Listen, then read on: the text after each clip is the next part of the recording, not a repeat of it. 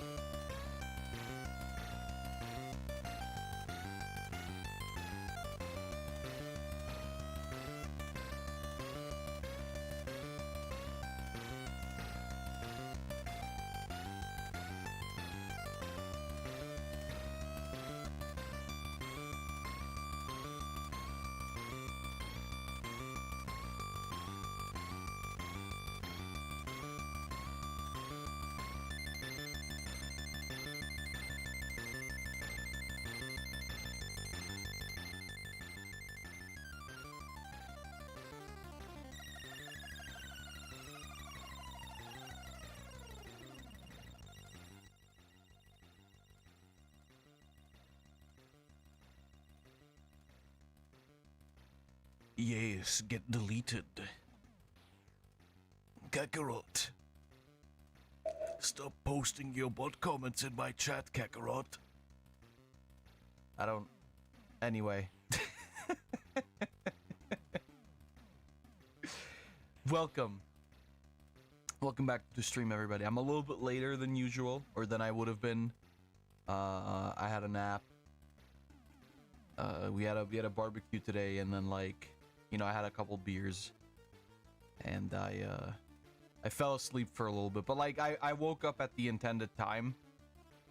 I was just like doing some stuff to prepare for the stream, so a little bit later, but it's fine. We can probably go for a while today. I just have to drink my energy drink. See, that was a new one. I don't think I've ever had like a fucking AI viewer bot. I guess that's the new meta though, isn't it? That's the new thing that happens now, is like, oh yeah, here, buy AI viewers because fucking kill yourself, that's why. But more importantly, it's that time again. It's finally it's a little bit early. We still have like 6 days in the month, like a whole week almost. But see you guys next Friday is the 31st. Yeah, it's our viewing stream again. I actually went and found a couple of new videos to add to the playlist, so we have some new stuff to watch today. And obviously you guys can share your stuff as well, so it's fine. Good morning, Mr. Slime. Well, it's not, it's like 6 p.m. But I took a little nap. It was pretty good. It was pretty nice.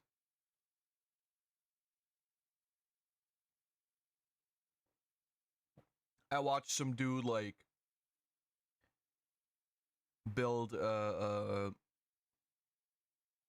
like decorate his end portal in his Minecraft world, and then Rose joined in, and we just kind of like fucking schnored away. It was pretty sweet.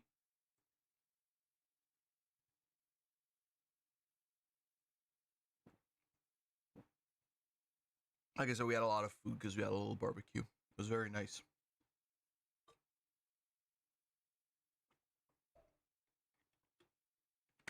But closing off the month, it's time to watch some fucking bullshit again. There we are. Alright, let's see. Top 5 funny PC building fails that will make every gamer cry. You know what? Fuck it. Let's see. Let's see what this has to offer.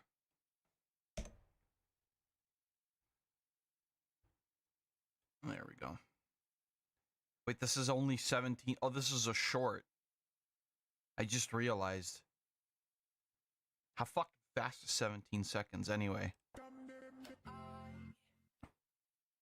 I feel like I've seen... Can we listen to that song? I hope so. Anyway, I've seen this one a billion times before. I'm like 99% sure that you can just slot this back on there and...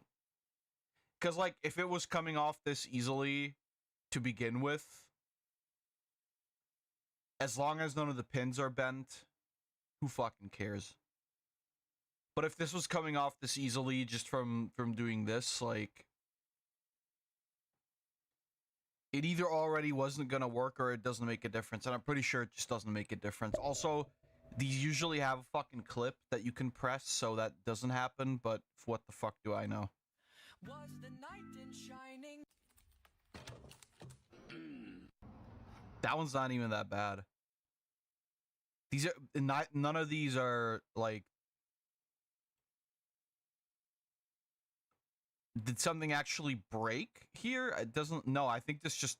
Yeah, no, nothing broke here. This is just, like, how this case is. Like, mine has a glass door, but this one's just like, it's just a probably magnetic plate or something.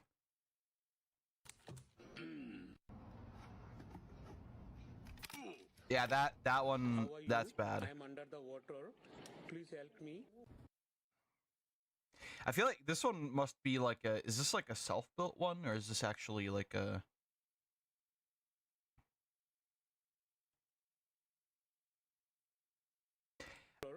To be fair, as long as you like immediately disconnect it from the power, which is why most PSUs have like a power switch, you might be fine as long as you dry it off. Okay, that one I can't fucking give you. I'm sorry, I can't give you any tips for that. You might be fucked. Can I? Yeah, you might be fucked. If that happens to you, I'm sorry. Alright, that last one, none of those were really that bad. Except for that last one. I think I need more liquid metal. What are you, fucking Solid Snake? I guess he needed less of that, didn't he? Why do I have YouTube open again? What the fuck? Oh, right, okay. Anyway, I have, like I said, I have some, I think a couple of interesting videos in here. These kind of just jumped out at me, and we might be able to you know, might be able to watch some more in this like area. But the reason why I kind of like fell into a couple of these is because I find some of these takes to be very interesting, because I don't know, man. I like USB-C. This seemed interesting. I don't know. Should I feel like I should just go. I want to see this one, honestly. The European Union is celebrating. All right, hold on. Is that an Indian voice that I hear? The rollout of the USB-C standard. No, that's more like a Union... Eastern European. All right. This is, by the way, this is old news. This is old news. USB-C has been a standard in the EU for a while now. Like, no new devices that have like charging capabilities are allowed to have proprietary cable standards anymore. Although maybe this video will teach me otherwise. Let's see. Is celebrating the rollout of the USB-C standard, the moment when every electronics manufacturer is required to use it and can no longer say, hey, what's up, here's my custom charger version 10, which we'll replace again next year anyway. They also can't cling desperately to a proprietary standard they invented years ago, one they monetized through... Yeah, but by the way though, Apple did that for a while, and they tried a million times. Exclusivity by slapping a licensing fee on every cable with that connector, making it harder for people to share chargers with friends who use phones from other brands. Yes, I'm talking about you, Apple, because for a little while now, thanks to EU regulations, we are here. We have USB-C, one cable to rule them all. But this created a completely different, brand new problem. This USB-C cable costs around $4. The one that connects the camera recording this video to a SSD costs around $13. This one was around $25, and this particular one can cost upwards of $200. Some clever nerds decided to X-ray USB-C cables, CT scan them, tear them apart, call it whatever you want. Okay, stop it. It was just a one-off joke. And they came to a fascinating conclusion. It's not a scam. The cheapest no-name cables aren't just sloppier when it comes to soldering. Inside, they're basically just wires. The more expensive cables, those contain full-blown, sophisticated integrated circuits, tiny computers essentially. And at one point, some madman even managed to run Doom on an Apple adapter. And that is exactly why all of this stuff gets so absurdly expensive. So what this boils down to, right from the get-go, is company make good product expensive and bad product cheap. What are they actually for? This one, the $4 cable, came bundled with a cheap desk lamp I bought off some sketchy online marketplace. So and its specs are probably random. It somehow powers the lamp and it's honestly all that matters. The one that connects my camera to a SSD drive came bundled with this SSD. I'm only guessing the price because it's a pretty short cable, which keeps the cost down, but it has to support really fast write and read speed. Okay, but I mean, okay, but different cables have different uses though, right? Like, that's not really... That was the same for regular USB. I'm not fucking tripping, right?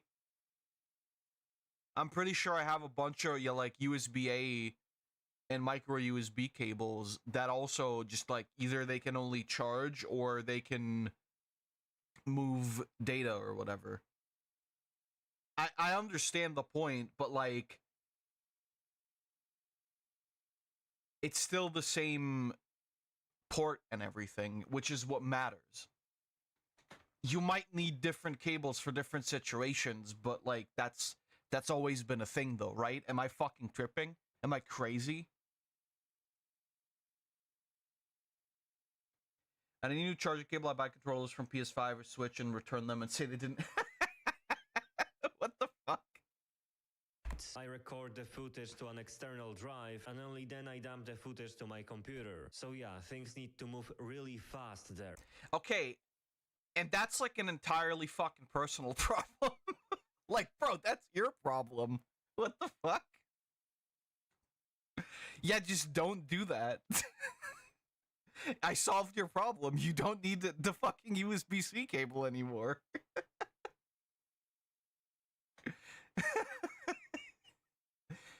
Well, in this very specific situation, this cable isn't great. Yeah, it fucking sucks. I agree, but like, just don't be in the situation then. I'm sorry.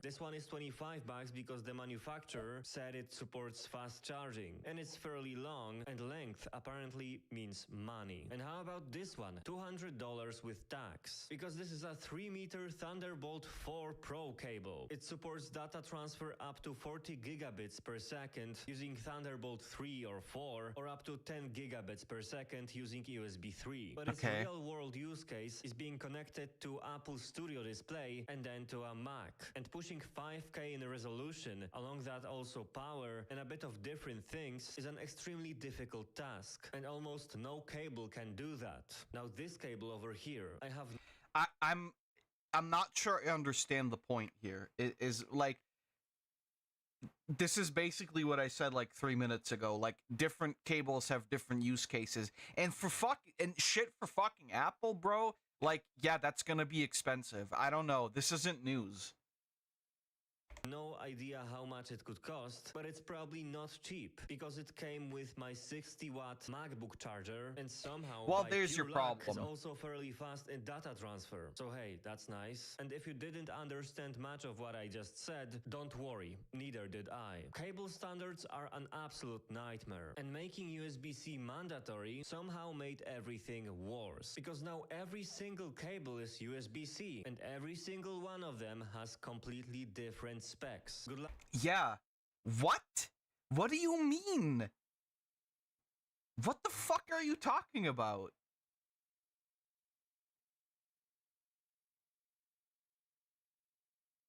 Yeah, they fucking do. Much like everything has different specs. Are you insane? Starting off pretty fucking well already. I knew this was gonna be a good video. What the fuck?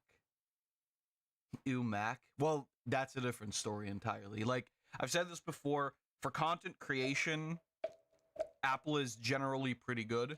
Everything else, it's just overpriced, right?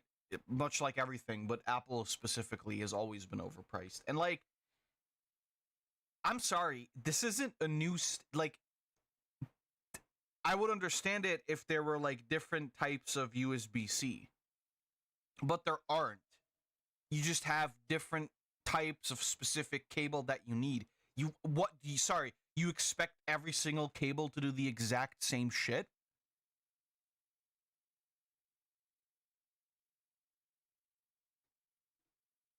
Going into a big box store and finding a USB-C cable that actually says USB-C, and every single one of them. Okay, why is this video? Okay, there we go. And making USB-C mandatory somehow made everything worse, because now every single cable is USB-C, and every single one of them has completely different specs. Good luck going into a big box store and finding a USB-C cable that actually supports decent data transfer, when most of what they have are just charging cables, and it's mostly not even fast charging cables at that. And also, good luck trusting a manufacturer with what they promise on.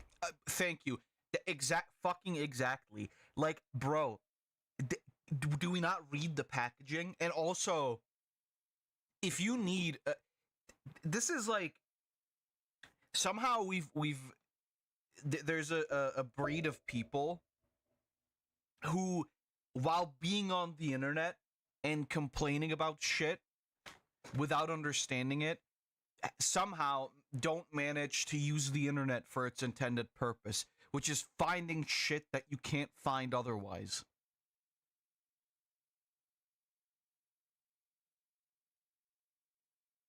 Right? Like, oh, I need this very, very specific cable that I can't find at any store near me. Well, I don't fucking know, man. You ever heard of Amazon? You ever heard of just the internet in general? Where you can research shit and find out what type of cable you can buy for what price? What is this argument? Oh, I can't. I go into a store, and the only type of USB-C cable I can find is the one that's meant for charging. You mean the thing that people use it for the most? You mean the thing that is majorly meant for? You mean the thing that the majority of the fucking population uses? Here's a way better thing to fucking complain about. Why the fuck am I not getting charger heads with my fucking phone or any product that I buy ever? Why is it that I have to use charger heads that are my own? Why do I have to buy charger heads separately because some fucking corporation acts like, oh well, if we don't put in the charger heads, then that means, thanks EU by the way, that's also from them.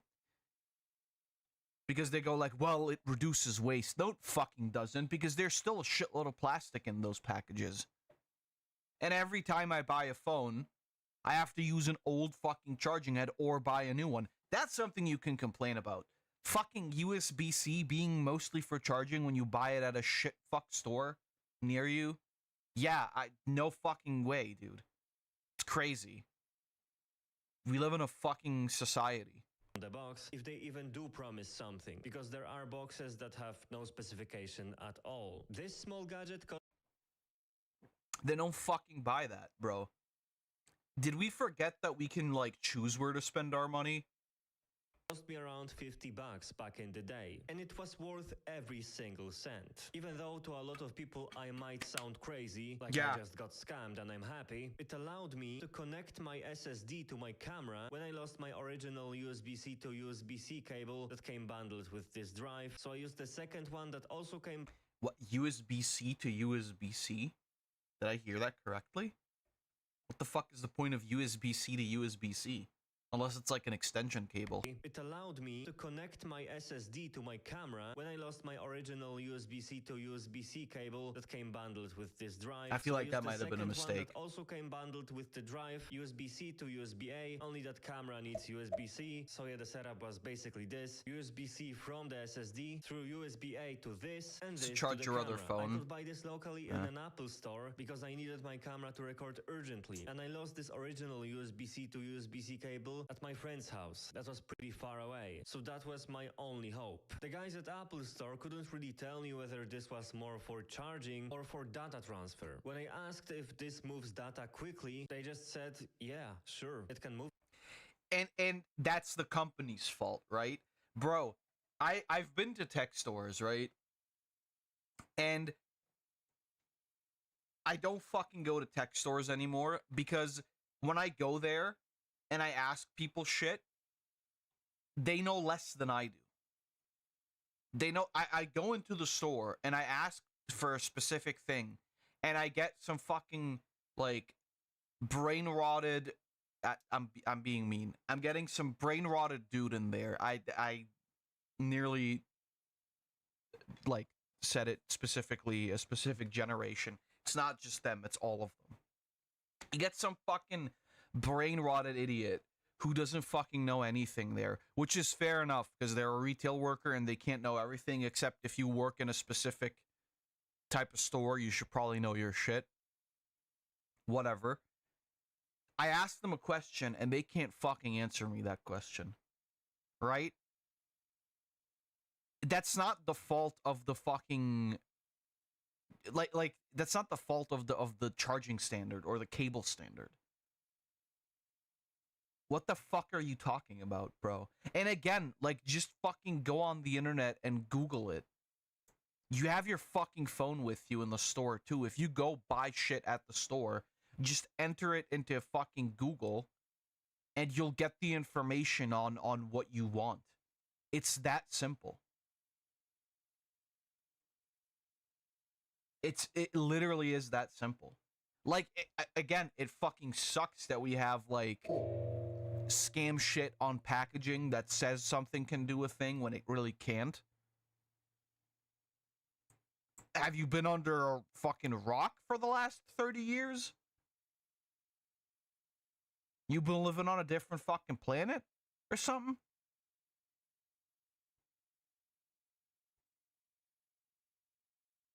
What are we talking about? Hey, ChatGPT, what's a good charger? I guarantee you, if you fucking ask ChatGPT what's like a good charging cable under $15 or under $10, it'll give you a pretty decent answer. I guarantee you. But yeah, I guess we can get mad at the EU and at USB-C cables. Bro, USB-C is the most goated shit ever. I never need to swap out cables. I have like 10 fucking power cables connected to things. And all of my devices I can charge with it. I can charge my headset. I can charge my mouse. I can charge my fucking keyboard. I can charge my other headset. I can charge my third headset. I can charge my phone, my fucking... my headphones, my earbuds, like everything. It's amazing. My fucking Switch, my fucking Steam Deck, like everything. And I don't need 20 different cables. I just called you broken 5 languages. Well, no, they're cheap headsets, that's the thing. And one of them is my work headset, so I didn't even pay for it. The only expensive one is the one I'm wearing right now. The other ones are either cheap or they're, like I said, they're for work. Although then again, I guess some of the work stuff I also bought. Well, oh no, they're also cheap. Like the keyboards that I use at work were also pretty cheap. And the mouse was also like $5, so like but you understand what I mean. Like it's fucking awesome. And sure, you know, like there's cables that are that do a lot of power. There's cables that do a lot of data transfer. Sure. But first of all, read the fucking packaging, my dude. And second of all, like, the crazy part is because we're thinking about cables, right? But here's the thing. Laptop chargers, same shit. They're all USB-C, which means you can use one laptop charger to power all of your devices. I can have one fucking power bank that can charge all of my devices. If I'm on the road and I have my work laptop with me, I can charge that off of my fucking car. I can charge that off of a power bank. I can charge that off of anything. Because it's all the same shit. It's convenient. And just because somebody doesn't fucking read what it says on the packaging or what the actual specs are or whatever. Yeah, I mean, fuck you, dude. If you're too stupid to read, if you're too stupid to do your research, especially like because I'm not talking about like everyday situations, right? I'm not talking like, oh, I bought this charging cable for my phone that says it's a fast charging cable and it's not fast charging. Like, okay, in that regard, you should be able to trust what's on the box. And if you paid for fast charging and you didn't get fast charging, I feel like that's a point where I can understand why somebody would be mad. But if you have a very specific situation for which you need a very specific cable, then go fucking research that cable on the internet. Don't just buy whatever. Like, obviously you're gonna get fucked if you do that. That's not rocket science though. Like, bro, seriously? Data, indeed. And good luck finding the specs on the box of this thing. There were no specs. Then so look it I up! took a blind shot. And somehow, it worked. But here's the thing. It was basically a lottery. Maybe if I dig through Apple's site long enough, I could find some useful info. But that's not exactly easy either. And that's... Oh yeah, that's so hard. It's so hard to go on the internet and fucking find shit out about a thing that I'm purchasing, that I'm spending my fucking money on. It's easily the dumbest fucking time in history right now, despite the fact that we have, I think, no, not despite the fact, specifically because of the fact that we have all information readily available. And we're not using it. It's like, how fucking, like, because it's different if it's like the 90s, right? And you can't know this shit, like the early 90s or the late 80s, and you can't know this shit because there's no internet, or it's not like readily available and there's no information available on the things that you're trying to buy, right? Fair enough. 2020 fucking 6, man. All the information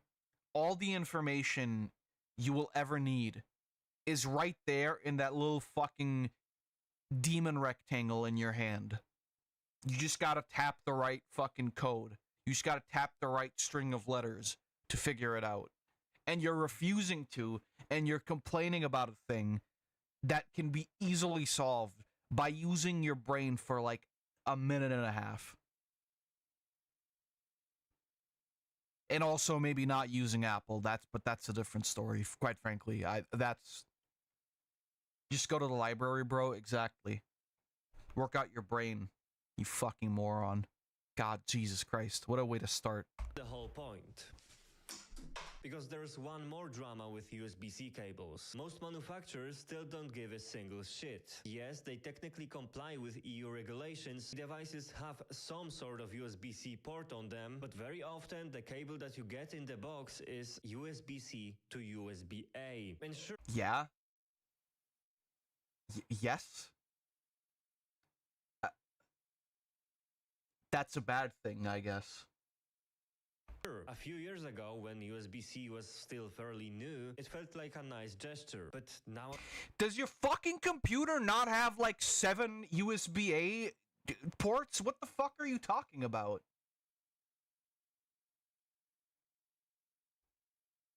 Genuinely, are like, what is this? I've entered the fucking stupid zone. Nowadays, shouldn't we have fully switched to USB-C by this point? Shouldn't we have But stopped we have bundling that. USB-C to What are you USB-A talking cables with about? brand new devices years ago? And sure, a few years ago, when USB-C was still fairly new, it felt like a nice gesture. But nowadays, shouldn't we have fully switched to USB-C by this point? Shouldn't we have stopped bundling USB-C to USB-A cables with brand new devices years ago? I mean, just pick a lane. And don't even get me started on motherboard manufacturers, who still stubbornly give you a lot of USB-A ports, a lot more than USB-C ones. The upcoming Steam machine is going to ship with only one singular USB-C port. I get conservatism, I get backwards compatibility, but this indecision leads to technological schizophrenia. And when I'm experiencing some type of fucking schizophrenia right now. What the fuck are you talking about? Yeah, let's get rid of the port standard that's still mainly used in like literally everything. What do you mean, bro? And mind you, I don't know about you guys, but like most of the things that I like, the fucking headsets that I've bought that have had like the dongles, right? They usually come with like an adapter, right? Like a USB-C to USB-A adapter. So technically, there are a lot of devices already that allow for that. That allow for like, oh, if you need the USB-A, you can use the USB-A. If you need the USB-C, well, throw that fucking dongle away because you don't need it. But it's like, what do you mean? What the fuck are you talking about? Oh yeah, look, fucking sorry. No USB-A for you because some fuck ass on the internet said like, hey, it's kind of old, isn't it? Never mind the fact that like you can get all, like, maybe not the exact speed, I will say, from USB-A than you get from USB-C, but like, what the fuck's the issue? And if you need more USB-C ports, well, fuck you. I don't know. It's weird. I'm fucking happy when I get things that are USB-A to USB-C or USB-C. Well, yeah, I guess it's the same thing.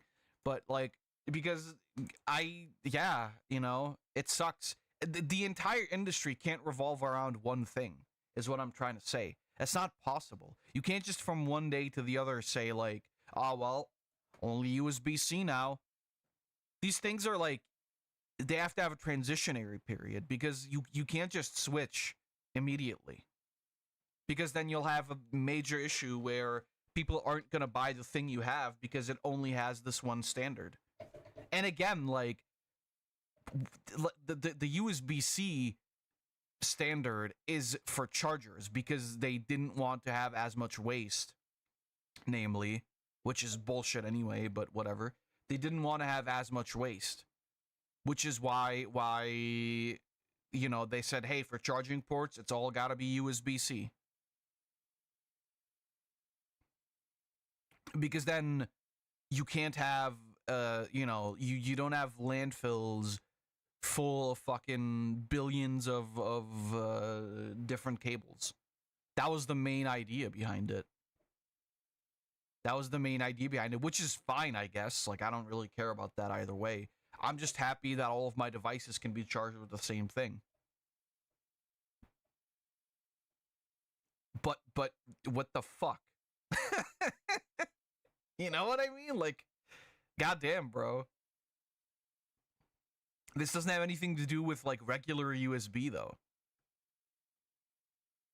What are you talking about? When you refuse to move clearly in any direction, you don't move forward at all. Both USB-C users and the hardcore USB-A enthusiasts get fucked in the ass. But let's pause for a moment. And let's try to understand how we even got to this point. USB-C didn't come out of nowhere. And this chaos didn't happen because someone in Brussels had a bad day. Because it was compromises and years of patching a single idea over and over that led to this poorly labeled monster we now pretend is a universal universal connector. Before we got a cable that could do everything except your taxes, every function used to have its own separate cable, one for printer, another for the keyboard and mouse. And every single one of those connectors needed its own drivers, and often a deep, sincere prayer for everything to actually work. It was a mess. And then a savior appeared, USB, Universal Serial Bus. As the name suggests, this was supposed to be the universal cable. USB was meant to clean things up, reduce the number of plugs and connectors, and make life just a little It really easier. didn't, And though. for a surprisingly long time, it actually worked. Each new generation of USB didn't flip the philosophy upside down. It just gently raised the bar. A bit more speed here, a bit more power there, but it was still the same idea. One cable whose core job was moving data to and from a computer. On top of that, technology simply wasn't as insanely widespread as it would later become. And this level of simplification was enough to satisfy hobbyists, home IT nerds, and tech enthusiasts alike, the kind of people for whom everything always somehow works. And then the smartphone revolution happened. Suddenly USB had to charge better and move data faster. And once everyone got used to USB on their phones, that familiar port started to feel like the obvious next step. Of course, this cable should eventually do absolutely everything. And so the word universal in USB started being taken painfully literally. The cable was now expected this is to do bad almost somehow? everything. Substandards began branching out, splitting, multiplying like it was their full-time job or something. Before USB-C, USB cables came with different plugs and connectors. USB-A is that nightmare you never plug in correctly until you look at it right. And even then, somehow it's still wrong, because it only works in one correct orientation. There's also USB-B, the weird printer connector, and it still never goes in the way you really want it to. One genuinely great thing about old USB was this. When USB 3.0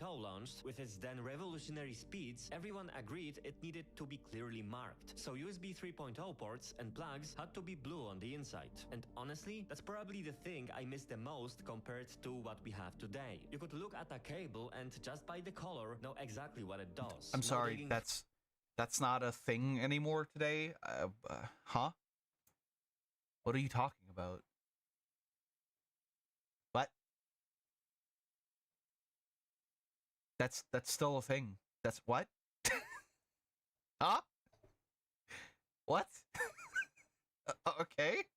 through marketing names, no reading fine print on packaging you'll throw away anyway, and then hoping you remember that this black cable does one thing and that other identical black cable does something else. Of course, there were also smaller versions, the so-called mini and micro variants. Mini USB-A showed up in some niche devices like higher-end microphones. Micro USB-B was everywhere in early smartphones, but because of its weird little design quirks, it loved to break under heavy use. And then there was the abomination, USB 3.0 micro B.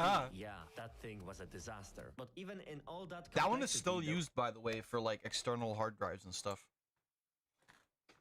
But only for that. there was a philosophy, because the variety of connectors Or made things mostly clear. for that. You could see it. This is a printer cable. This is a blue USB 3.0 cable. And that USB-C thing, that's some smartphone people nonsense. There were also companies that simply opted out of this whole Okay, so are we saying that it was better to have like 17 different standards?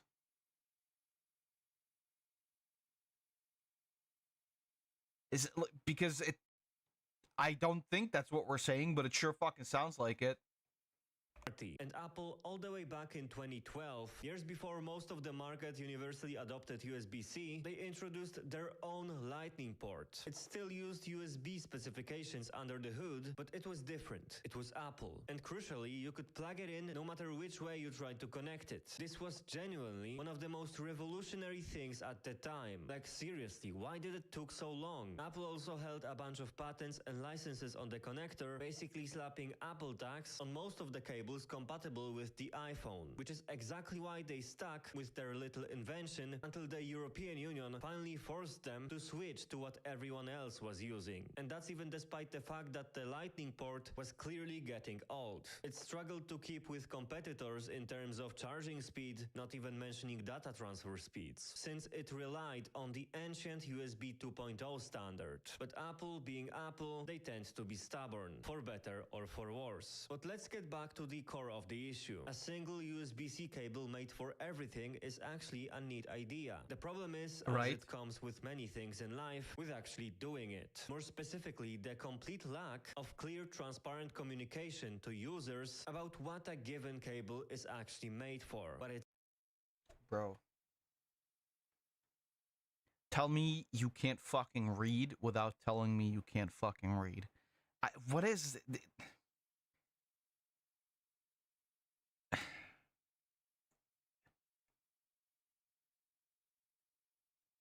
Shit, man. Shit. Fuck, dude. Goddamn. Goddamn. Fuck, man. Goddamn. Son of a bitch, man.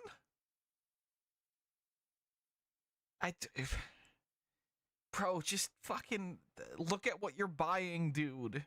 Do the research, man. good for, and what any of this even means, using simple standardized labels or markings, because a cable stating it supports fast charging doesn't actually mean shit. I could write that down on my dick, and what the fuck would that mean? It tells you fucking nothing. It changes nothing. Yes, there are special institutions meant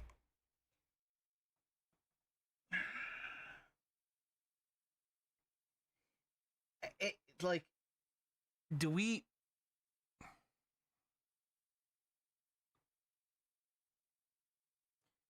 His dick does probably support fast discharge. To keep manufacturers from lying or using overly aggressive, misleading marketing, but I can already picture it. Some poor government official trying to decipher yet another long complaint from a lunatic that bought an overpriced cable and is now mad that it's actually bad. There is one more thing I want to address. A lot of people who oppose regulation completely miss the point. Introducing USB-C as a standard did not block innovation or technological progress. If USB-C ever truly becomes a limitation, the industry will apply real, justified pressure on regulators to move to something else. But that probably won't happen anytime soon, because there's simply no urgent need. Within the same USB-C connector, companies have been rolling out their own substandards and specifications for years now, and everything is labeled in a way that makes it nearly impossible to understand, making it very easy to get confused, misled, or to buy something that's simply not what you actually need. You can buy cheap junk with massive margins, or you can buy an expensive cable that's expensive for a certain reason. And the problem is, from the outside, they all look exactly the same. But that's why you fucking do the research, man. Like, what the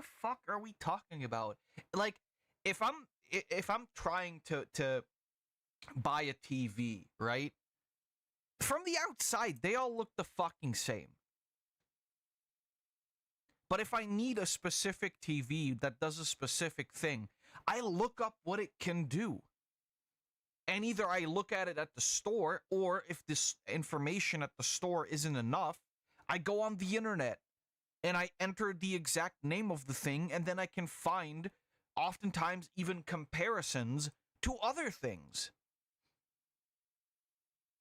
Like, I understand that we're talking about, like, oh, well, the lowest common denominator doesn't understand this. Yeah, well, fucking, you know what? That's their problem.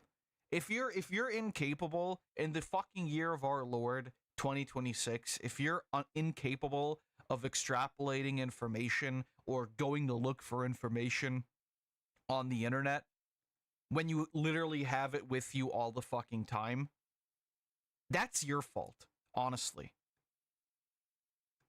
That genuinely, that is your fault. If you're not capable of going on the internet, if you're not capable of checking the thing you're trying to buy, you're trying to spend your money on, that's your own fault.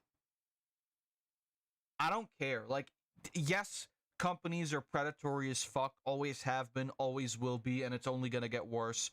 But there's a certain amount of, like, there's a certain amount of things you can do yourself to stop you from buying overpriced shit and being disappointed with it.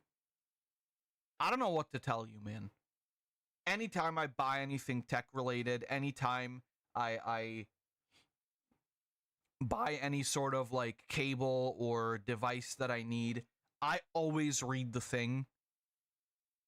Literally, every single time I read the thing that describes to me what it is. Unless it's, like, $5 and I don't give a shit. But if it's like over 10 bucks, over 15 bucks, I read it every single time. Sometimes I've missed it, I'm sure, you know, nobody's perfect, but I tend to read these things all the time because, like, I need to know, right? Sometimes the thing that I'm buying needs another cable or needs something extra. I don't know. I have no idea. But, like, we gotta have some form of accountability, right? There's gotta be some form of, like, thing where we can say, yes, the company is shitty. The companies are shitty for scamming us out of our money. That's what they've always done, though. So maybe we need to look at things ourselves and you know, check these things ourselves. And if I'm going to a store and I'm buying some second name brand bullshit that nobody's ever heard of, I don't know. Maybe I can't be surprised when it doesn't exactly do the thing that I need it to do. Or maybe I can just go look it up and see, does this do the thing that I do? And if it's not, if it doesn't, then I don't buy it. Like, what would you rather still be fucking around with Lightning and micro USB? Just because, oh well, micro USB, I know what that does. Bro, if you need a cable that supports a lot of data transfer, just look up cables that need a lot of that do a lot of data transfer. It's not rocket science. If you thought USB-C cables were crazy, you have absolutely missed. From the outside, they all look exactly the same. But if you thought USB-C cables were crazy, you have absolutely no idea what's going on with HDMI cables. Because HDMI is yet another port and another standard that is pure madness. Okay, but that has nothing to do with USB-C though. Was created in the early 2000s to solve a very specific problem: handling HD media on the new generation of TVs and HD players entering the market. Before that, there were several different connector standards, various analog formats, various scarred composite type horrors that I'm not going to get into today, but I do have to acknowledge them just for the handful of enthusiasts in the comments who would absolutely call me out otherwise. So a group of tech giants got together and said, alright, let's make a new port that lets you connect devices capable of playing content at higher quality than before, directly to a TV. At the same time, they tried to kill two birds with one stone. Along with the new standard, they baked in a set of anti-piracy protections. Yeah. The film industry absolutely loved that. And largely because of those DRM mechanisms, HDMI quickly made itself very comfortable in our living rooms. Meanwhile, on computers, for a long time, you could still rely on completely different connectors, like DVI. But eventually, everything blended together. We could argue that HDMI mostly won, and it made its way into computers, monitors, projectors, where it became sort of a default standard. The real problem started when 4K TVs and 4K computer monitors showed up. And then even higher resolutions and higher refresh rates. That's when cable bandwidth became a real hard limitation, and something new had to be invented. And even though HDMI has been evolving since the early 2000s, the whole thing is an absolute mess. On top of the original 1.0 spec, we kept getting these periodic patches: 1.1, 1.2, 1.3, adding smaller or bigger changes, mostly around audio bandwidth, or lifting arbitrary limits on supported formats. But the real schism started in 2013 with the announcement of HDMI 2.0, also known as HDMI Ultra HD. Now the cable could finally carry 4K at 60 frames per second. And actually, it's not frames per second, it's hertz. Why are you not saying hertz? Okay, here you go, 60 hertz. Because a display doesn't generate frames, it refreshes that them, was a which joke. is exactly why we talk about hertz when describing display capabilities, not FPS. But for the sake of simplicity and my own sanity, I want to use frames per second, because almost nobody understands this deeply autistic technical lingo. Okay, moving on. That evolution wasn't enough. So then came HDMI 2.0A, which added support for HDR, meaning a wider color range. Then HDMI 2.0B, which added support for HDR10, whatever that means. I mean, it does mean something, and it changes quite a lot. But explaining it properly would require about 100 side quests, so please let's keep going. Eventually, they ran out of letters, and that's how HDMI 2.1 was born. From now now on 4K at 120 Hz, meaning up to 120 frames per second. The maximum supported resolution jumped to a ridiculous 10K. Color depth expanded to HDR10+. You know what? If you want the details about color science in modern tech, just ask me for a separate video, please. No, Then came please don't. HDMI 2.1a, which introduced something that sounds very serious and very important, shifting HDR tone mapping responsibility from the TV to the source device. Then HDMI 2.1b, which was mostly a documentation revision and introduced no meaningful changes at all. And finally, in the big 2025, we arrived at HDMI 2.2,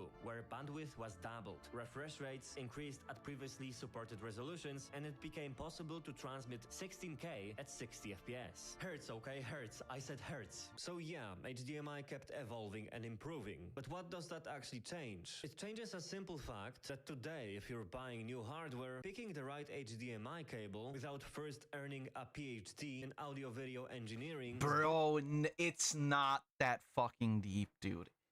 Like, this video is proving my point because he's literally, like, he's given us the information, right? So, like, I know now if I buy HDMI 2.2 that supports fucking insane levels of data transfer. Thank you. That's what you do, right? That's what the fuck you do. If, like, sure, under normal circumstances, you might need a PhD in audio and video engineering, but the crazy part is that, thanks to the internet, people who have a PhD in audio video engineering have already put the information out there, which means you can go on the internet and look it up, and then you can know it yourself. You can gather the information and the knowledge that you need to know what you need. So basically, we're at the start of the video again, where I just said, look it the fuck up. You know, just fucking Google it. Ask ChatGPT or Grok if you need to, or whatever other fucking Chinese spyware you're using to simulate your AI waifu. It's not that difficult. In the time where you can literally do all of this shit from the thing in your pocket, right? It's frustrating because on one hand we're talking about, like, well, the information age and everything has evolved so far, and cables are amazing now, but on the other end we're going like, how the hell am I supposed to know? Literal boomer. This is literally a boomer fucking argument. Like, how the hell am I supposed to know? Fucking read. This is the same. This is on the same level as grandpa getting frustrated because he can't put together an IKEA cupboard because he's not reading the fucking instructions, right? The same level. Genuinely. You're genuinely being a tech boomer if you're not willing to sit down for like 5 minutes and do the research. And if you don't care, then this isn't even an issue. If you're like, yeah, fuck it, man, I just want to watch Kung Fu Panda off my laptop onto my big TV, which you don't even need to do anymore. You don't even need an HDMI cable for that anymore because most TVs today are smart TVs, so if you have Netflix, you can just do that. But you know what I mean? Like, it's insane. It's insanity. Genuinely. That we have to, like, I have to sit here and yell at a random Eastern European man because he's too fucking stupid to realize that, hey, what if I just looked up the thing that I wanted to buy before I go to the store? I don't know. Borderline impossible. Here's how the HDMI standards look and sound on paper. Standard HDMI cable. Okay, sounds standard, and it is pretty standard. Bare minimum, absolute basics. High-speed HDMI cable. Now that sounds either more advanced or like pure marketing nonsense. But no, it's a real standard, and it is better than the previous one. Then there's premium high-speed HDMI cable, which is indeed better than the previous one, but sounds just like a marketing slogan, not actual buying guidance. ports. And of course, ultra high-speed HDMI cable, which is the best of the best. No, wait, because there's also Ultra 96 HDMI cable. Oh shit, Ultra 69. So try to imagine this. Your parents, your grandma. Or Nobody gives... My parents and my grandparents don't give a fuck. And they just ask me anyway! Which is the equivalent of looking it up anyway. It's just asking somebody who knows. Shut the fuck up, dude.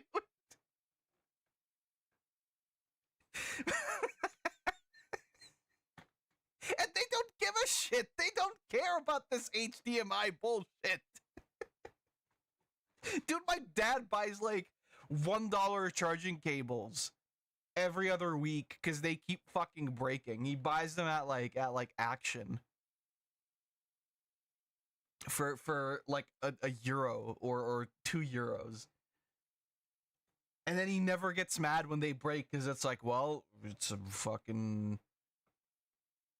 cable. It's like, fuck off, dude.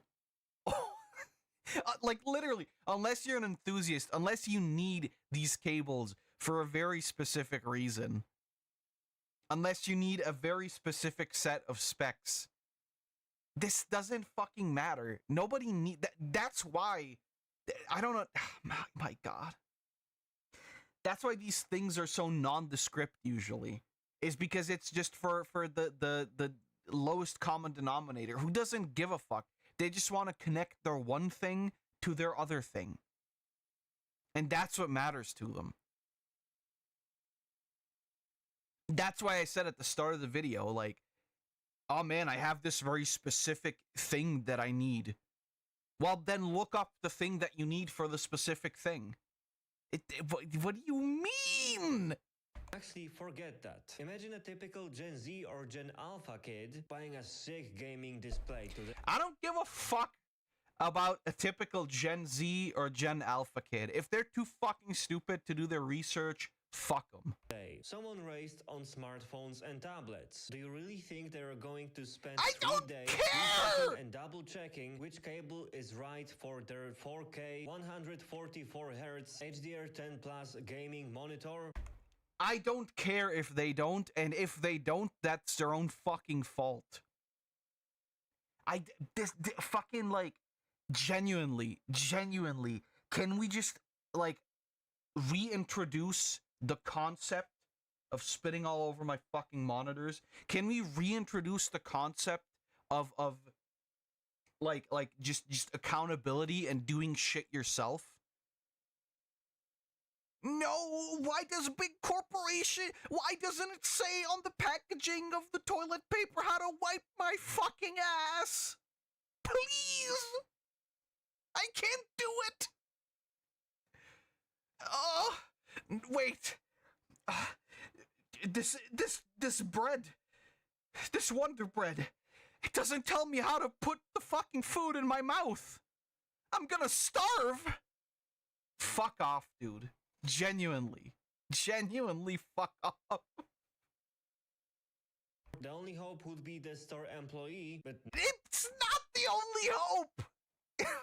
It's not the only hope! The only hope is that some fucking alien deletes us off the face of this fucking universe, so I don't have to listen to 20 minutes of some fuck-ass in his gay glasses talk about how fucking gay USB-C is, cause he can't hack it, that he needs to just type in the words to fucking Google.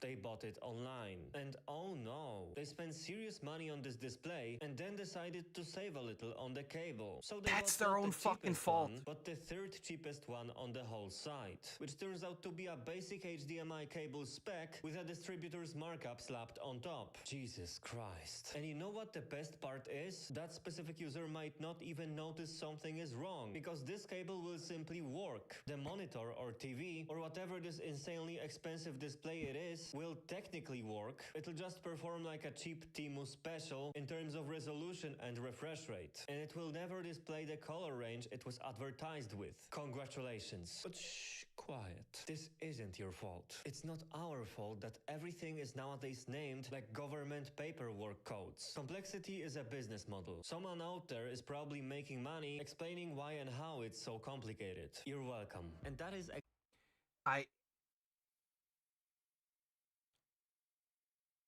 my head's gonna explode, I think. I think this is I get it, right? It can be daunting. Technology can be daunting. Anything can be daunting. Wiping off your dick can be daunting if you've never done it before. All right? You gotta start somewhere. You gotta start somewhere. You take matters into your own hands. If you're somebody who buys a really, really expensive gaming monitor or whatever monitor, then there is a chance, a rather high chance, I would argue, that you might already know what you're doing. If you're just buying expensive shit because you think expensive equals better, you're a fucking moron. If you don't do your research. Do your research. I don't care, bro. Like, I understand that we can say, like, oh, well, but it's confusing for some people. A lot of fucking things are very fucking confusing for a lot of people. Getting your driver's license starts with putting your foot on the pedal at some point, right? It starts with turning the fucking car key for the first time at some point. And either you figure out how to do it, if it's possible, yourself. You figure it out by somebody telling you how it works. You figure out how to do it yourself by checking the information that is archived and available at any given moment, right? It's got to start somewhere. And I hate this idea that, like, everything needs to be dumbed down and like made stupider for everybody just because some people are too fucking stupid to use information that's available to them. I don't care. I don't care if fucking John Broccoli Hair doesn't understand that their $700 monitor needs a slightly more expensive HDMI cable to actually do the thing that it's marketed to do. That's on you. That is on you.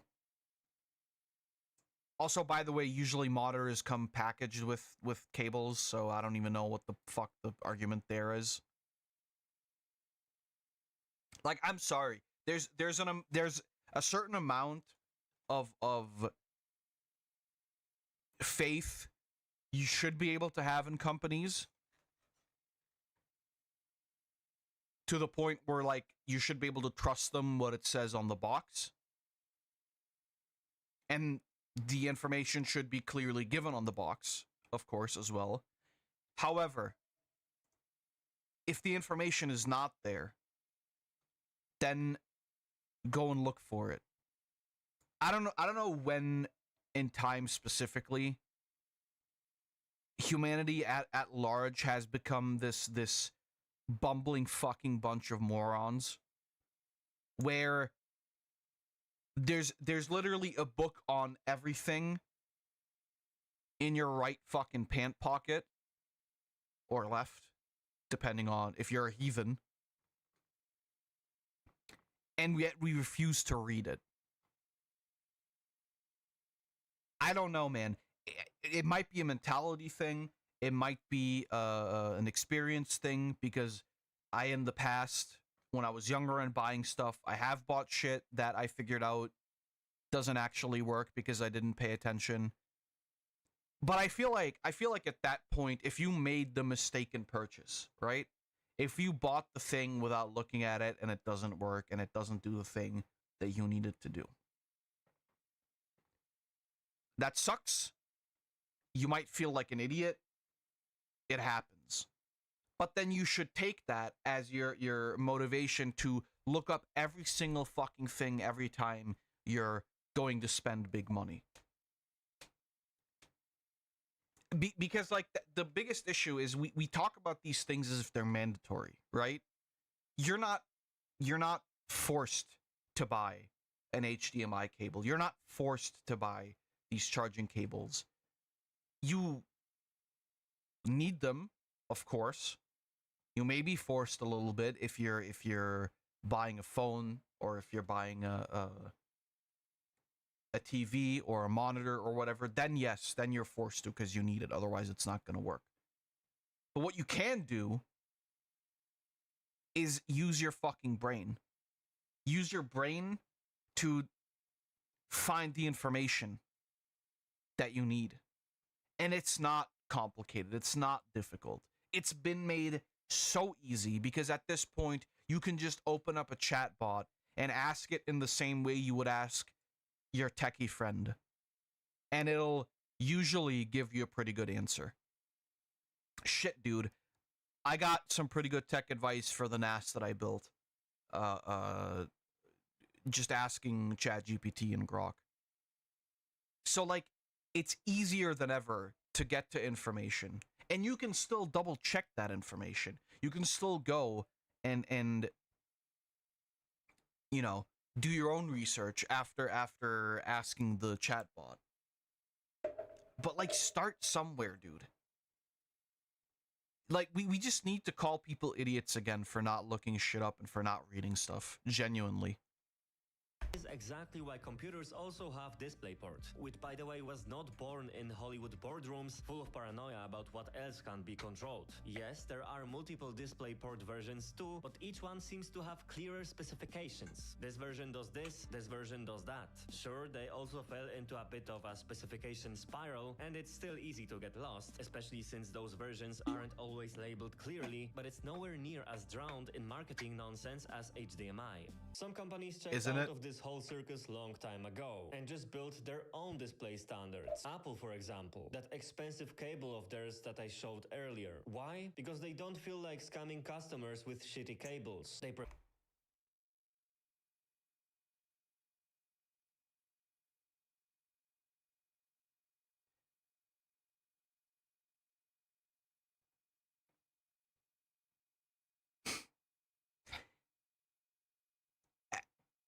Apple.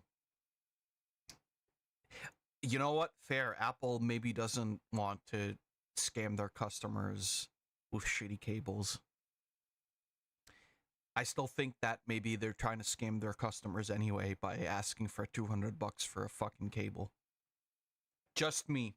Just me. I wonder what it's like to live in the mind of an Apple fanboy.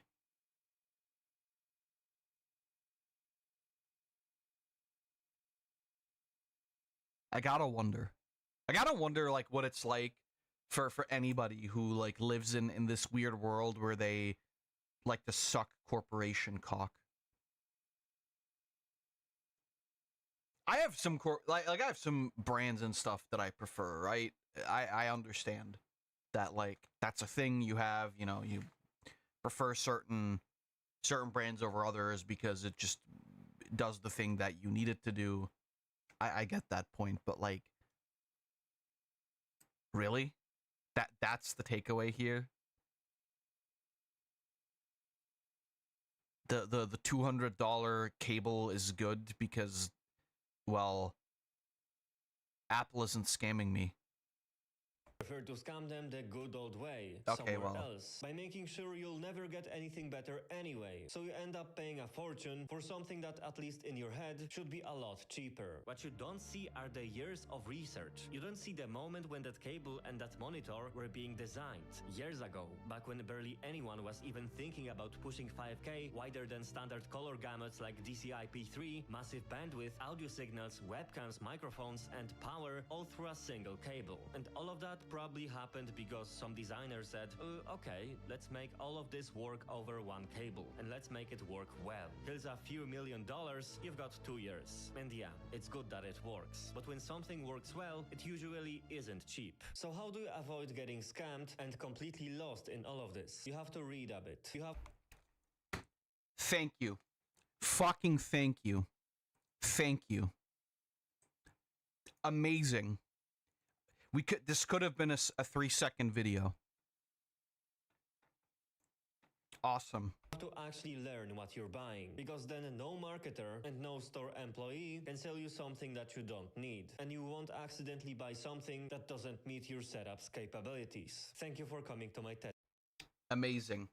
Fucking amazing. It's just the thing that I said at the start. Talk.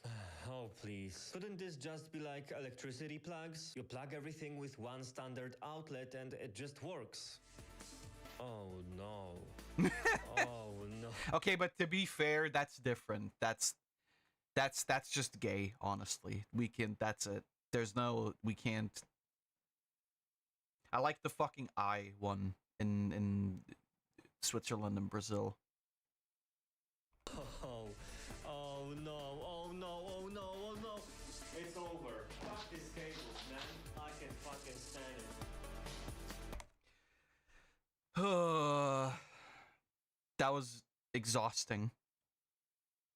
Through no fault of anyone but myself, though. Alright. How about good games with awful versions? Let's see. What you got to say, buddy? This is a 50-minute video. God damn. God damn!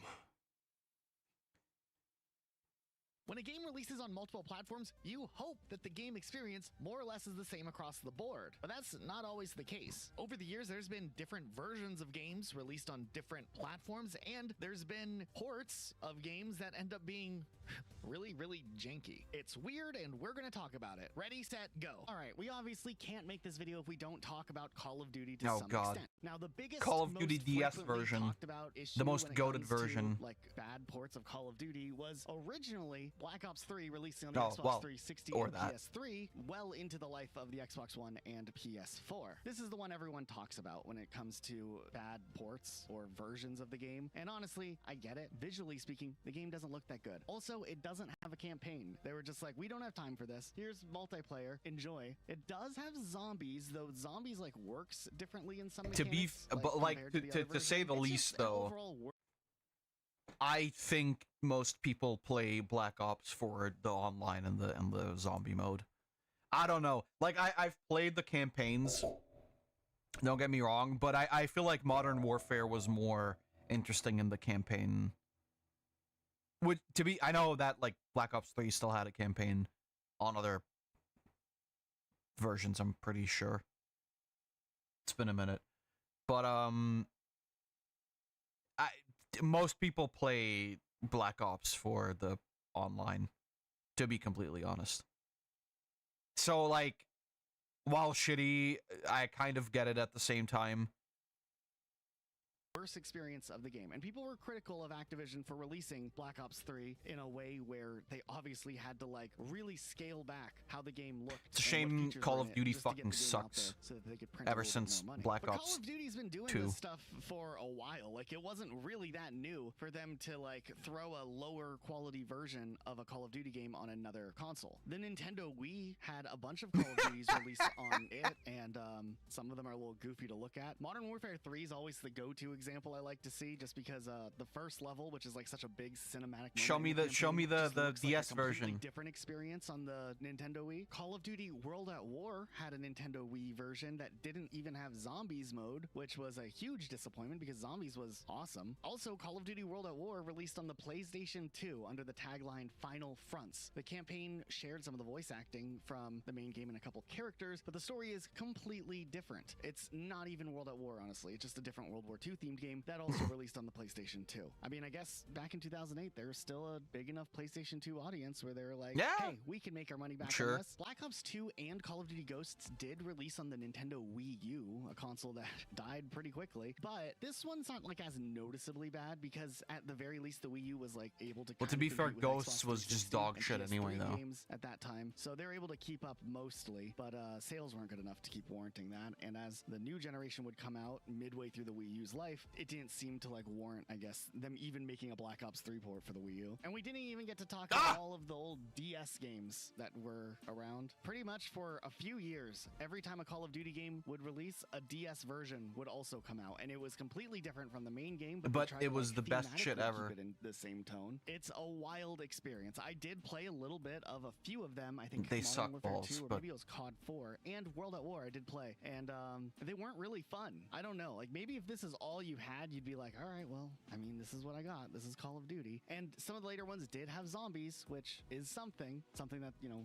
the Wii version of World at War didn't have, but it wasn't like the but it's like they're funny because it's just conceptually so hilarious. More recently, Call of Duty Black Ops 6 has been coming under a little bit of fire. Oh no, because they released it on last generation consoles, and the PlayStation 4 version looks really scuffed. I mean, I don't know what is going on here. I mean, sure, there's PS4 players out there still. They got to get them in, but at what cost? Oh my god. Damn. You know how it is when you're hunting for retro games. You scroll through listings, check photos, and just hope the games are actually in good shape. But what if you could actually see the game running before you buy it? That's exactly what Encore does. Shut up. No. A good auction. Dude, I didn't even realize we were in a sponsorship. Encore, it's free to download, easy to use, and packed with awesome deals and giveaways. Use our link in the description to get started. Dude, get the fuck out of here. Classified, coming out around the time of Call of Duty Black Ops 2. What? Instead of just making a port of Black Ops 2 for the PS Vita, they were like, hey, let's make a multiplayer partial port reusing Black Ops 1 stuff for the PS Vita. Wow. And do like a Spec Ops type thing that uses the multiplayer maps. It's a weird thing. Not quite exactly like a port per se or a version of a game. It's like a spin-off technically. Black Ops 1, dude. What was this? When it came to Sonic the Hedgehog, the PlayStation 2 so beautiful. didn't really get a whole lot of Sonic What stuff. is that? What was that scene? You're just as beautiful as the day I lost you. It did get Sonic Heroes, and I mean that was a W because it wasn't as bad as the Xbox version of Sonic Heroes, which what was that? Neither of the Sonic Adventure games, which did go together. And what was this? When it came to Sonic the Hedgehog, the PlayStation 2 didn't really get a whole lot of Sonic stuff. Like for instance, it got neither of the Sonic Adventure games, which did go to GameCube. It did get Sonic Heroes. I was about to say that's because of Nintendo, but yeah, the PS2 had Sonic Heroes, so that obviously can't be it. Oh god, dude, every time I see Sonic Heroes, I want to play Sonic Heroes again, but I just played it like 2 weeks ago. I just beat it again. I can't start playing it again. And I mean that was a W because it wasn't as bad as the Xbox version of Sonic Heroes. And I mean that was a W because it wasn't as bad as the Xbox version of Sonic Heroes, which ran absolutely terribly. Yeah, the Xbox version is dog shit. Shadow the Hedgehog, you know, the emo edgy. Because I tried to play that. I tried to play that on my phone too, and the Xbox emulator is just released on the Xbox 360 garbage. And PS3. So sorry, PS2 players, you're out of luck. Sonic and the Secret Rings released on the Wii, but Sonic Unleashed, oh baby, it's coming back to the PS2. Sonic Unleashed is an interesting game. So it was like a main Sonic game. It was developed for a couple more months than Sonic 06 at least. Sonic turns into a werehog. But while Sonic 06's development made it where it would be too hard to get Sonic 06 working on the Wii, so they forked it and did a whole Sonic and the Secret Rings thing, Sonic Unleashed would have a dedicated Wii version. They were going to avoid the whole issues that they ran into before. So essentially Sonic Unleashed would enter development on two separate engines, one being made for Xbox 360 and PS3, and the other being made for the Wii. Now, just to be clear, well, what Sonic about Unleashed PS2 on the Wii, though? It could have been the same exact engine as the Xbox 360 and PS3 version. I couldn't find like definitive answers, but it was a different build specifically for the Wii in mind. It wasn't like how the Xbox 360 and PS3 versions were like built at the same time. Yeah, what about the PS2 versions though? Those versions. This one was developed like separately during the same time, simultaneously. But here's the thing that's interesting is that the game has the same story. It has the same like location. The concept of having like werehog levels and running levels are there the same. However, the level designs are actually different, and just some things about the actual levels and gameplay gameplay are different as well. Also, some of the cutscenes are altered, not necessarily like the 3D pre-rendered ones, but the like smaller like ones that could have been done in engine so that they could run on the Wii. But at the same time, they were like, hey, you know what? We have this Wii version. Let's go ahead and make a PS2 version there we go. based on the Wii version. So then we have another downgrade of I did play the PS2 version of this. I never played the PS3 version. That interesting of a downgrade, really. It's just there's like worse graphics on the PS2 version compared to the Wii version. Sound quality's also not the best, but it's just an interesting instance because we were like, okay, we have Sonic Unleashed for the Xbox 360 and the PS3. Then there's the downgraded version, which is for the Wii, which, you know, has some technical changes so that the game still like works and feels like a similar experience, even though it's not the same experience. And then we have maybe I this should play the PS3 version, bastard child. Have at it, PS2 fans. And that was Sonic Unleashed. What an interesting time. Now, when it comes to games that have really bad ports across the board, there's definitely a lot, but we wanted to focus more on the ones that have like a really unique story or some interesting angle to it. Batman Arkham Knight is one that's often brought running up when Doom it on my comes left to nutsack. PC versions of games being not good. Released in summer of 2015, the PC version was kind of a joke. Like, you played these games too, huh? Optimization ever. There were frame rate drops, crashes. There was a lot of stuttering. Even if you had like the best PC, the game would not work right. There was a lot of backlash. It reminds me of from this Crisis. happening. Warner Bros. Actually ended up choosing to delist the game from Steam and work on some fixes, and they eventually would re-release the game in October of 2015 with some fixes. But man, the reputation was a bit rough. There are other examples of this specific scenario where especially PC players getting a worse version of something that console players had. It's kind of weird how that dynamic was really common. Yeah, it's really crazy. Like I guess because the move from console hardware to PC hardware was just so daunting. I've always kind of explained it to myself and to other people as like the idea that with console hardware you have very specific, like, you know, with console versions you have a specific set of like specs that you work within when developing a game, whereas for PC the possibilities are endless, right? Like very rarely are two builds exactly the same, even when they use the same parts and everything. And especially in this era, like kind of the I guess advent of really like PC building becoming a thing, like gaming PC building becoming a thing. This was the era basically, you know, where like the console versus PC wars actually made sense. Nowadays, there's hardly any difference because most games are already made with like different versions for PC and the consoles that exist. But back then, PC wasn't mainly a gaming thing. At least not at large. Not the same way it is today. Where PC players would be left out to just have like some weird jank version of a game. Things have kind of shifted since then. Sometimes the PC version of a game is better and the console versions are the worst versions, but nonetheless, the Batman Arkham Knight story is just one that like we couldn't at least touch on, even if we're not going to go into every single time there was like a bad port for frame rate issues or just like, you know, bad optimization. But yeah, Batman Arkham Knight, whew. Initially, when starting to put together this topic, the first game that came to my mind was Mortal Kombat 1 for the Nintendo Switch. Do you guys remember how bad that game looked and how bad it was compared to the other versions for like Xbox Series X, PS5? Which I find a weird thing to compare to anyway, because like, I don't know, I wouldn't put the Switch on the same level as these consoles, right? I know that we have a lot of people always joking about this kind of thing, but at the same time also like, I mean, what do you expect, right? The hardware is so much weaker than a fucking PS5 or an Xbox Series X. I feel like a lot of these things often boil down to like expectation management, where it's like, okay, well, if I go into a game playing it on the Nintendo Switch, obviously most of the time it's not going to be able to look the same way it does on like a God forbid PC, but on a more powerful console. I don't know. I get it, and it's funny, and I don't think it's an issue to laugh at it, because, again, I do think it is funny. But at the same time, also, like, you kind of gotta curb your expectations, right? By the way, we'll continue with this in just a moment. I'm gonna go to the bathroom real quick.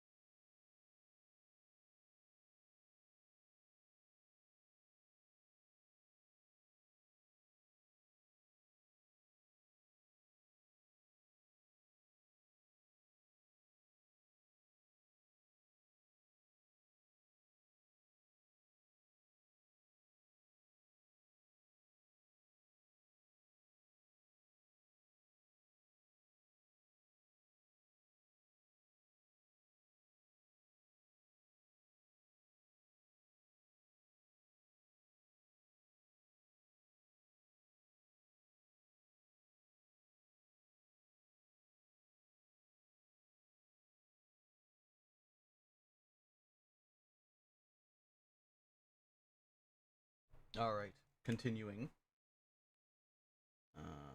There we are. Yeah, like I said, I don't know. With like certain versions, I can kind of understand why they're not as good, especially on something like the Switch. And PC. It was just one of the worst graphical downgrades we've seen, and probably one of the most recent examples we're gonna have on this list, because this game came out less than 2 years ago. Now, the Switch has never been the most powerful console, and me and Elijah will actually talk about that a little bit later on in the video, but damn, Mortal Kombat 1 for the Nintendo Switch was just rough. Besides the obviously noticeable graphical downgrades, there was also a ton of performance issues and missing content, going as far as some fatality effects and stuff not being in the Switch version. And honestly, the more you think about it, the worse it gets, because this was also a $70 game. Yes, these two versions I'm showing you side by side were the same price tag. One looks like a modern Mortal Kombat game, and the other one looks like someone demade Mortal Kombat 1 for the N64. And while the developer acknowledged some of the issues and did some patches to fix some stuff, there's still a lot of performance issues as far as I can tell from doing some research on the patches. And obviously the horrendous visual downgrade is not something they can, you know, update with patches as easily. So the game still looks the same. It just runs slightly better. You guys remember the console, the 3DO? No. Yeah, me neither. I mean, yes. But there was a port of Doom for the 3DO. Oh, yeah. Was this the one that didn't have music? Essentially, the company Art Data Interactive purchased the console rights to Doom, but they didn't have a team that would actually be able to do a 3DO port, so they like shopped around. No, that was studios, that was another one, I think. A lady known as Rebecca Heinemann, who worked at Logicware to work on a port. She apparently had made the Wolfenstein 3DO port, so they were like, oh, this person can do it well. Heinemann accepted the job under the impression that you know, they were like well on their way with the project and just needed like someone to come in and clean it up and optimize stuff. But as it turned out, nothing had actually been done yet. Matter of fact, prior to taking the job, Heinemann was under the impression that there was like new levels in the game and new enemies and weapons. Like the CEO who had talked to her like hyped it up like this was the definitive coolest version of Doom ever. Still, you got to get the bag. You got to finish your job and do whatever it takes to, you know, fulfill the requirements of your contract when you take the job. Doom. So Heinemann ended up reaching out directly to id Software and was like, hey, I have nothing and I don't know how I'm supposed to port this. And id Software was like, hey, here's the source files. Maybe that'll help. And how goated. Heinemann had 10 weeks to just put something together with no support from the actual company. So I mean, kudos to Heinemann for like getting it out the door, I guess. But the Doom 3DO version is very interesting because it is probably the worst version of Doom. It's impressive that this game was able to even exist and release and get. I forget like, which one was the one. Weeks. Like from a was it the Sega CD version that didn't have music? Yikes! So, like, but it was like as close to the PC version as possible. Transfer audio that was like set for the Atari Jaguar. The drivers weren't. No, it was the Atari Jaguar. So that was the Heinemann one. Went to like the, you know, Art Data, the company that hired her, and was like, hey, what do we do about music? And the CEO was like, don't worry, I'm a part of a band. Wait, what? So here's the wildest part of the whole Doom 3DO journey. The music that the CEO and his band recorded to replace the actual Doom soundtrack actually was kind of good. I mean, okay, listen to the Atari Jaguar version. Wait, didn't the... No. Okay, never mind. So, what? Fuck, which one was the version then that didn't have the music? Replaced it with, recorded by the CEO's band.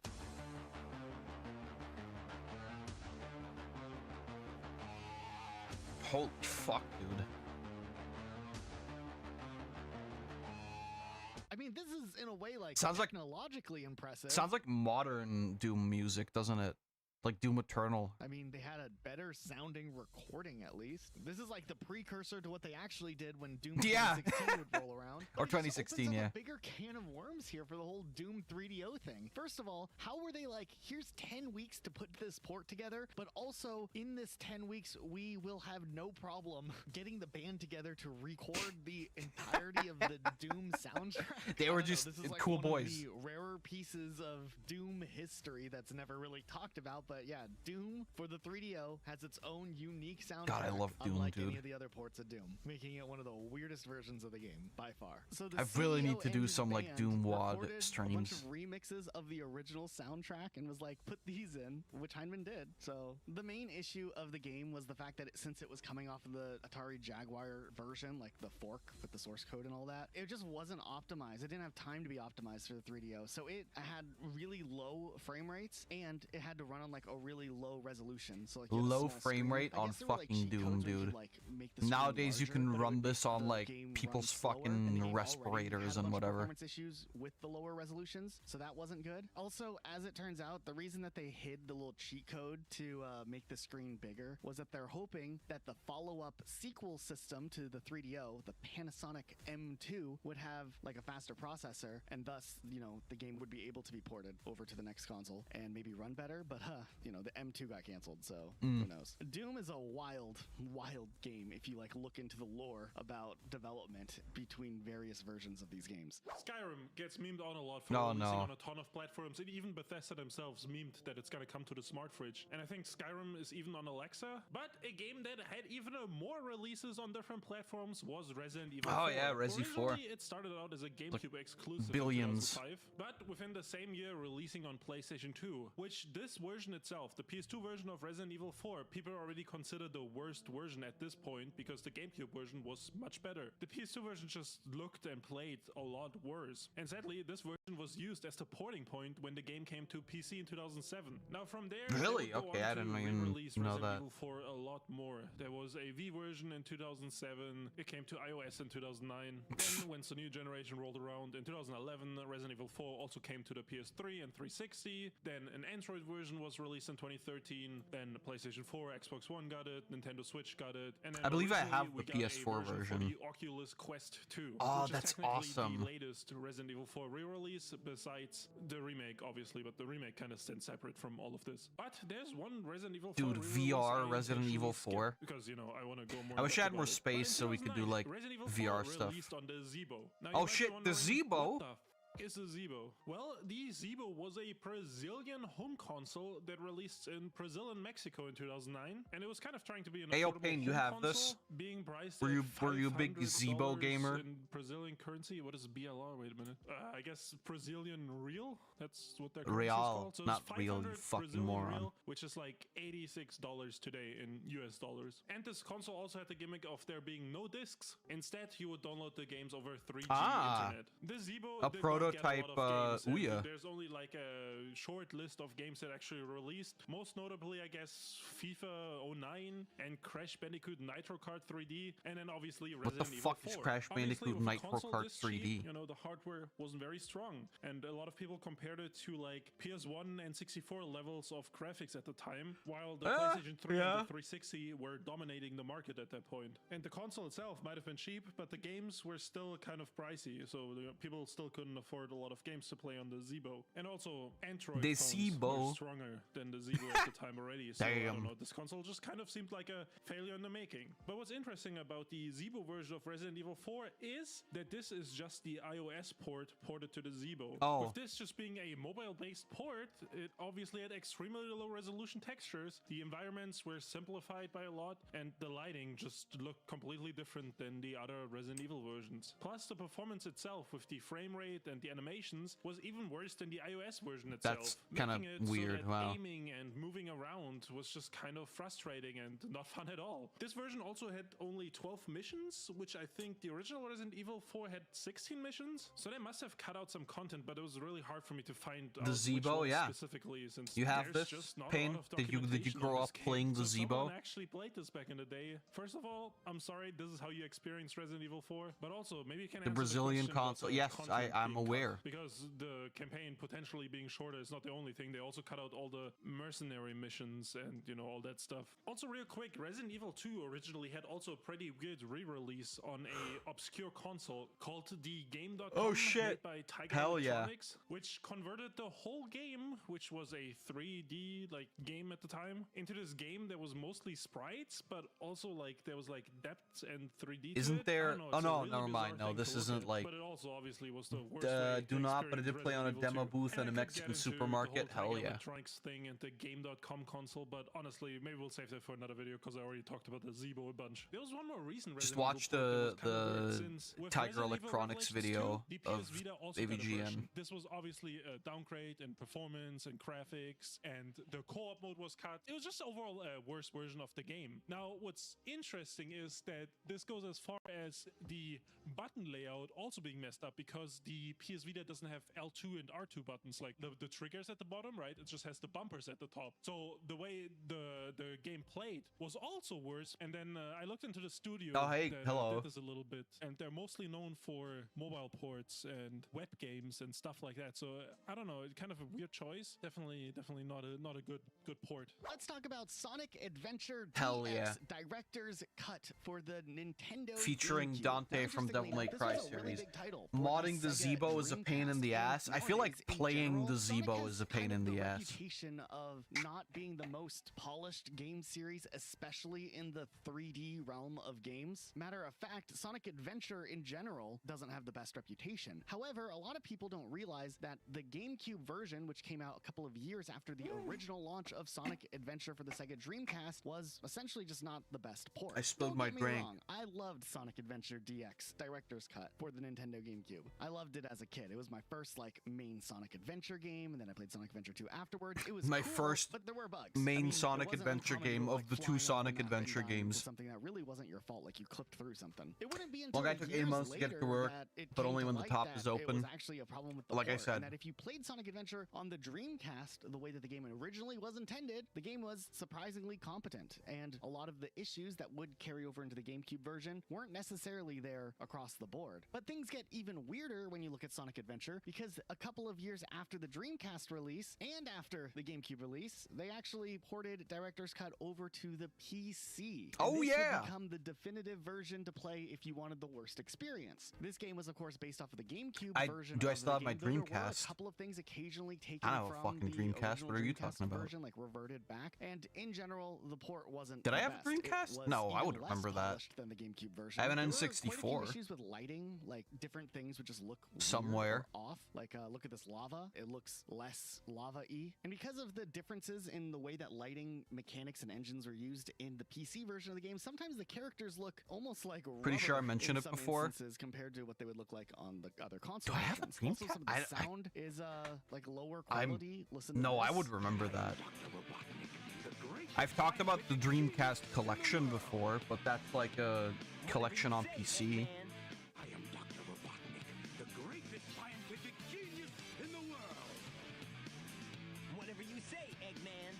So yeah, there's just a few like oddities to this version of the game, making it an even worse port than what some people considered to be the worst port of Sonic Adventure Director's Cut. I wasn't quite sure if Minecraft for the new 3DS Minecraft! counted on this list, because it's not necessarily a bad game. It's just that all the other versions of Minecraft are much better. This version released for the new 3DS in 2017. Oh, this- exclusively yeah, on I've the seen eShop, this. Even though I think there is some level of physical release, at least in the US, which I think was the only country that got a physical version of this. But yeah, this was just a heavily modified version of the Pocket Edition, which was a version of Minecraft that was made for weaker phones, so it already was a weaker version itself. I think I bought the Pocket Edition back in the day on my iPod Touch, and I would play it at school. It already was kind of a I don't weird know how version. I people always play preferred when I got Minecraft home and I was able on to play phone. Minecraft on It my sucks. computer. Anyways, I'm getting off track. This version was kind of limited with the frame rate that it could hit, and also there was a limit on the worlds and how large they can be, I think, which might have been something that just came with the Pocket Edition. I'm not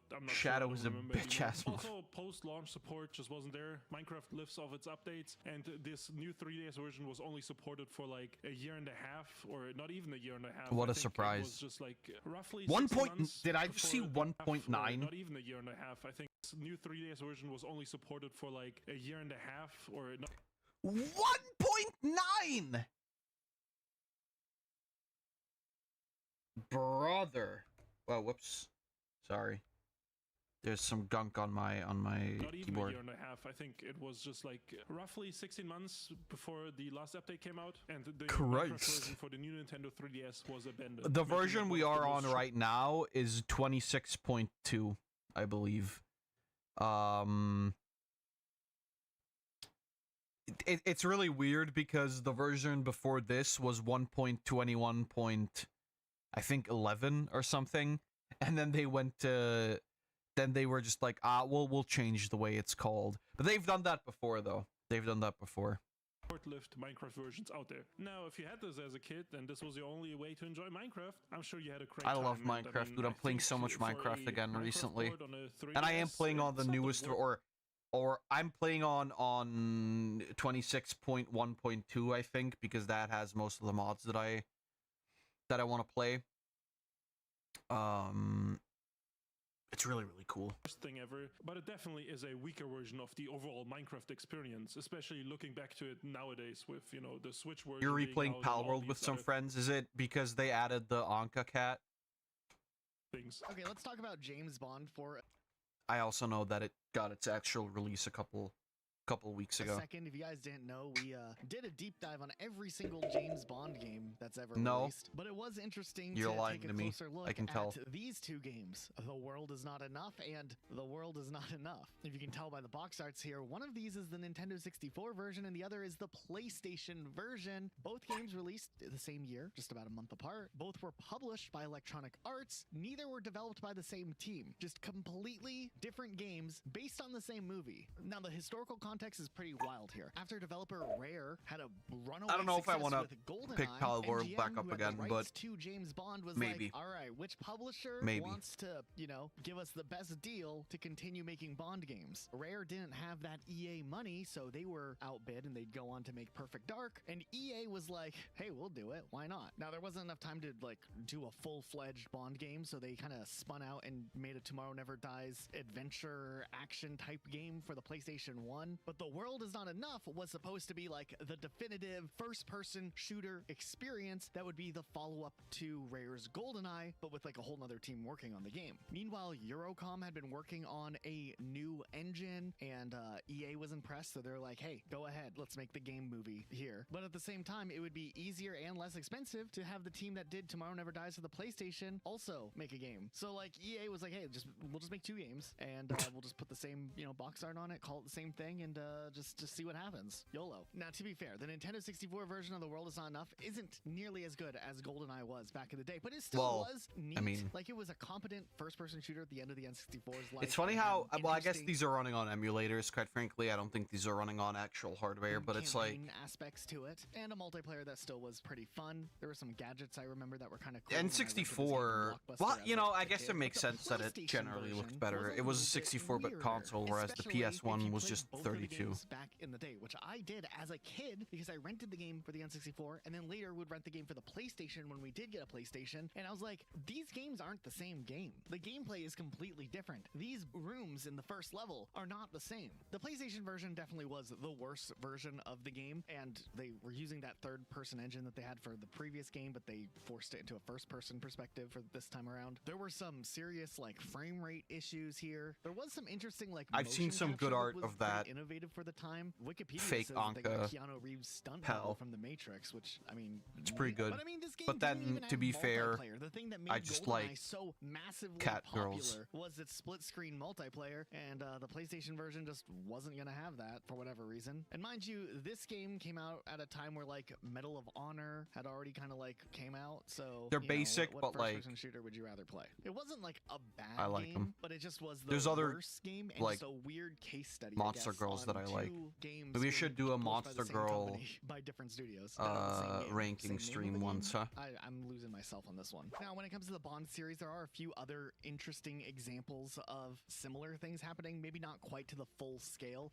Nightfire, my favorite Bond game probably ever. I mean, maybe GoldenEye still Psycho over that, but a Mantis. game that felt really good as a Bond game, super underrated game, had a bit of a wacky PC port. It wasn't just like a port of the console version. It essentially was a rebuild. Sunday of the streams game ranking in just a Monster modified Girls. version Well, I of the don't really Half-Life do engine. Sunday This streams version's anymore, just, like, but notoriously worse than the console versions of the game. And this kind of opens up the discussion. it would just be a for stream lot ranking of Monster Girls. licensed games. I mean, if you were a gamer in the mid to late 2000s, I'm sure you saw a ton of Oh, hey, licensed look, games Shrek that were most Super of the time Slam. really It's low not that. quality. And that was like the standard. Every once in a while, Do we there'd be a count good licensed game Leo's- that would come around. But these Lio's licensed sister from games Dungeon would always, Meshi? like, release on so many Well, different it would would be and there'd like version differences across the board. It would be especially like, when there's, you know, some Disney Pixar movie just getting a game ranking movie, and then they'd species, do, like, a not DS version or specific something like that. characters. The DS version obviously would be a Like, completely different build than Fallen the console version. That makes sense, but that was something really commonplace. I is a felt like we had to touch character on it and not like slightly if we were going to make this topic of a video, because species, that was right? I such a like big Fallen. time of, like, the Don't get me whole wrong. era.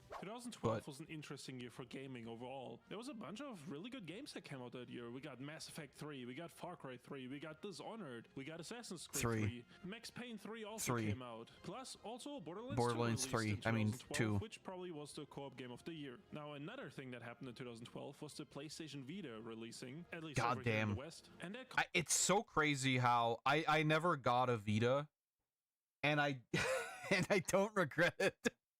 Even though I fucking loved the shit out of my PSP. I didn't even have like the good PSP. I had like the PSP Street, which didn't have any online capabilities, and I think was just a shittier version of the regular PSP. Fuck man, we gotta play some PSP games on the stream. I haven't ever done that. We gotta play some PSP games, man. console was off to a rough start. Within a year, major publishers like EA, Ubisoft, or Activision stopped making games for the console because of low sales. Sony themselves I played never so put much Vice franchises City like God of War, Stories Gran Turismo, or on Infamous, or whatever they had at the time on the PlayStation Vita, on which the is something they PSP. would do with the PlayStation Portable years ago. And even by E3 2014, Sony themselves barely mentioned the PlayStation Vita at their own showcase. So Hey within, girl, you want to like, watch 2-3 the movie years, it was Ghost Rider on my pretty clear the PlayStation PSP? Vita was gonna be a failure. Crazy, Now, right? I was a big And the player- PSP is like the console itself is like great for emulation too. PlayStation Portable enjoyer, and so I did pick up the Vita and I did play a bunch of games, you know, starting from 2012 onwards. And while I personally had some fun times with the Vita and there was some interesting little games on there, there was also some really bad ports that were held back by the Vita's hardware limitations. In Dude, my Code opinion, Veronica. The most notorious one was Borderlands 2 for the PlayStation Vita, which released in Looking forward to 2014, it again. 2 years after the original Borderlands 2 release. This game God, I fucking struggles shaved to maintain today, 20 and it feels so FPS fucking and, wonderful. often dipping even below that, which you can clearly see from the footage. It's hard to aim, it's hard to walk around, it's hard to like even talk to NPCs and stuff. And forget about it when there's some intense combat sequence or even an explosion. I would love to because play the frame rate is Borderlands just gonna series. fall off a cliff. And obviously because the PlayStation Vita, they also had to The downgrade problem is graphics that and like visual clarity, which does Borderlands not help 1 is at really all really when, boring. the game is already What is started that so frame long, rate, which you're right? also not able to see as much detail from the Borderlands get-go. Borderlands There's this 1 weird is really hopping really going on boring. with the Borderlands enemies 2 because is the very render good, distance was also and 3 low. is It was fine. just kind of a mess of a port. But, like, Plus, the NPCs themselves, I don't or know. the AI was just dumped down because I don't want to have to go through 1 to be able to play 2. but that's what I assume. So the game overall just Eh. kind of felt like a way worse version than Borderlands 2 on any other platform. Now, if you ever played Borderlands 2, what made Borderlands 2 special was a 4-player co-op. It was really fun to hop on with 3 other friends and, you know, play through this massive And also, campaign. yeah, It was like- actually a really good co-op game. One of the very few games Just said that we lost the naturally footage feels of like a 4-player Borderlands co-op 1. game. Now, the PlayStation Vita version cut that down to only 2 players. I being don't able to think play, that's gonna which could work. be due to the hardware not being able to handle 4 How players would at a that work, time. Payne, I when like I'm to believe streaming that they it? just knew you weren't gonna fight Oh, it your got friends deleted that off own my a PlayStation channel. Vita. Now, this port was outsourced by Gearbox and not developed by them. It was developed by Iron Galaxy Studios, who have a long track record of making all sorts of ports and stuff. And they're also the ones that made the Batman Arkham Knight port for the PC, which we talked about earlier. Ah. So it kind of comes full circle here. You Also, got hacked Borderlands or 2 obviously copyright had a lot of strike. DLC, and That's some of not the how DLC that actually works. never made it to the PlayStation Vita, even though the Borderlands 2 Game of the Year edition with all DLC already came out the year prior to this. Overall, this is just the worst version of Borderlands 2 you can play, which, you know, is a great game if you play it on anywhere else besides the Vita. In our last video, we talked about a game that was kind of a spin-off, but also a port. It's a weird mix of it. Dead Rising Chop Till You Drop for the Wii. It came out like a I've year and a covered half wars, you know. after the first Dead Rising game came out. That was just a wild game experience. It had a lot of like things cut out of the game, but more interestingly, it reused assets from Resident Evil 4 for the Wii. I don't know how this happened. I guess it was utilizing the same engine and they didn't want to like port all the guns and weapons over. So they were just like, you know what, whatever, just throw them in there and call it a day. We already talked about this game not too long ago, so I don't want to like talk about it for forever, but Dead Rising Chop Till You Drop. Dead Rising Notably is worse also a version of series Dead that is like Rising really 1 really for those fun. Wii kids out there. Hey, I But see you. Also, I think something we didn't really mention in the I last section don't we did on this know game is that I there would was want way to play less it on zombies, stream. Which I feel like the appeal of Dead Rising on the 360 was that there was hordes of zombies you can mow through, but on the Wii version they were limited.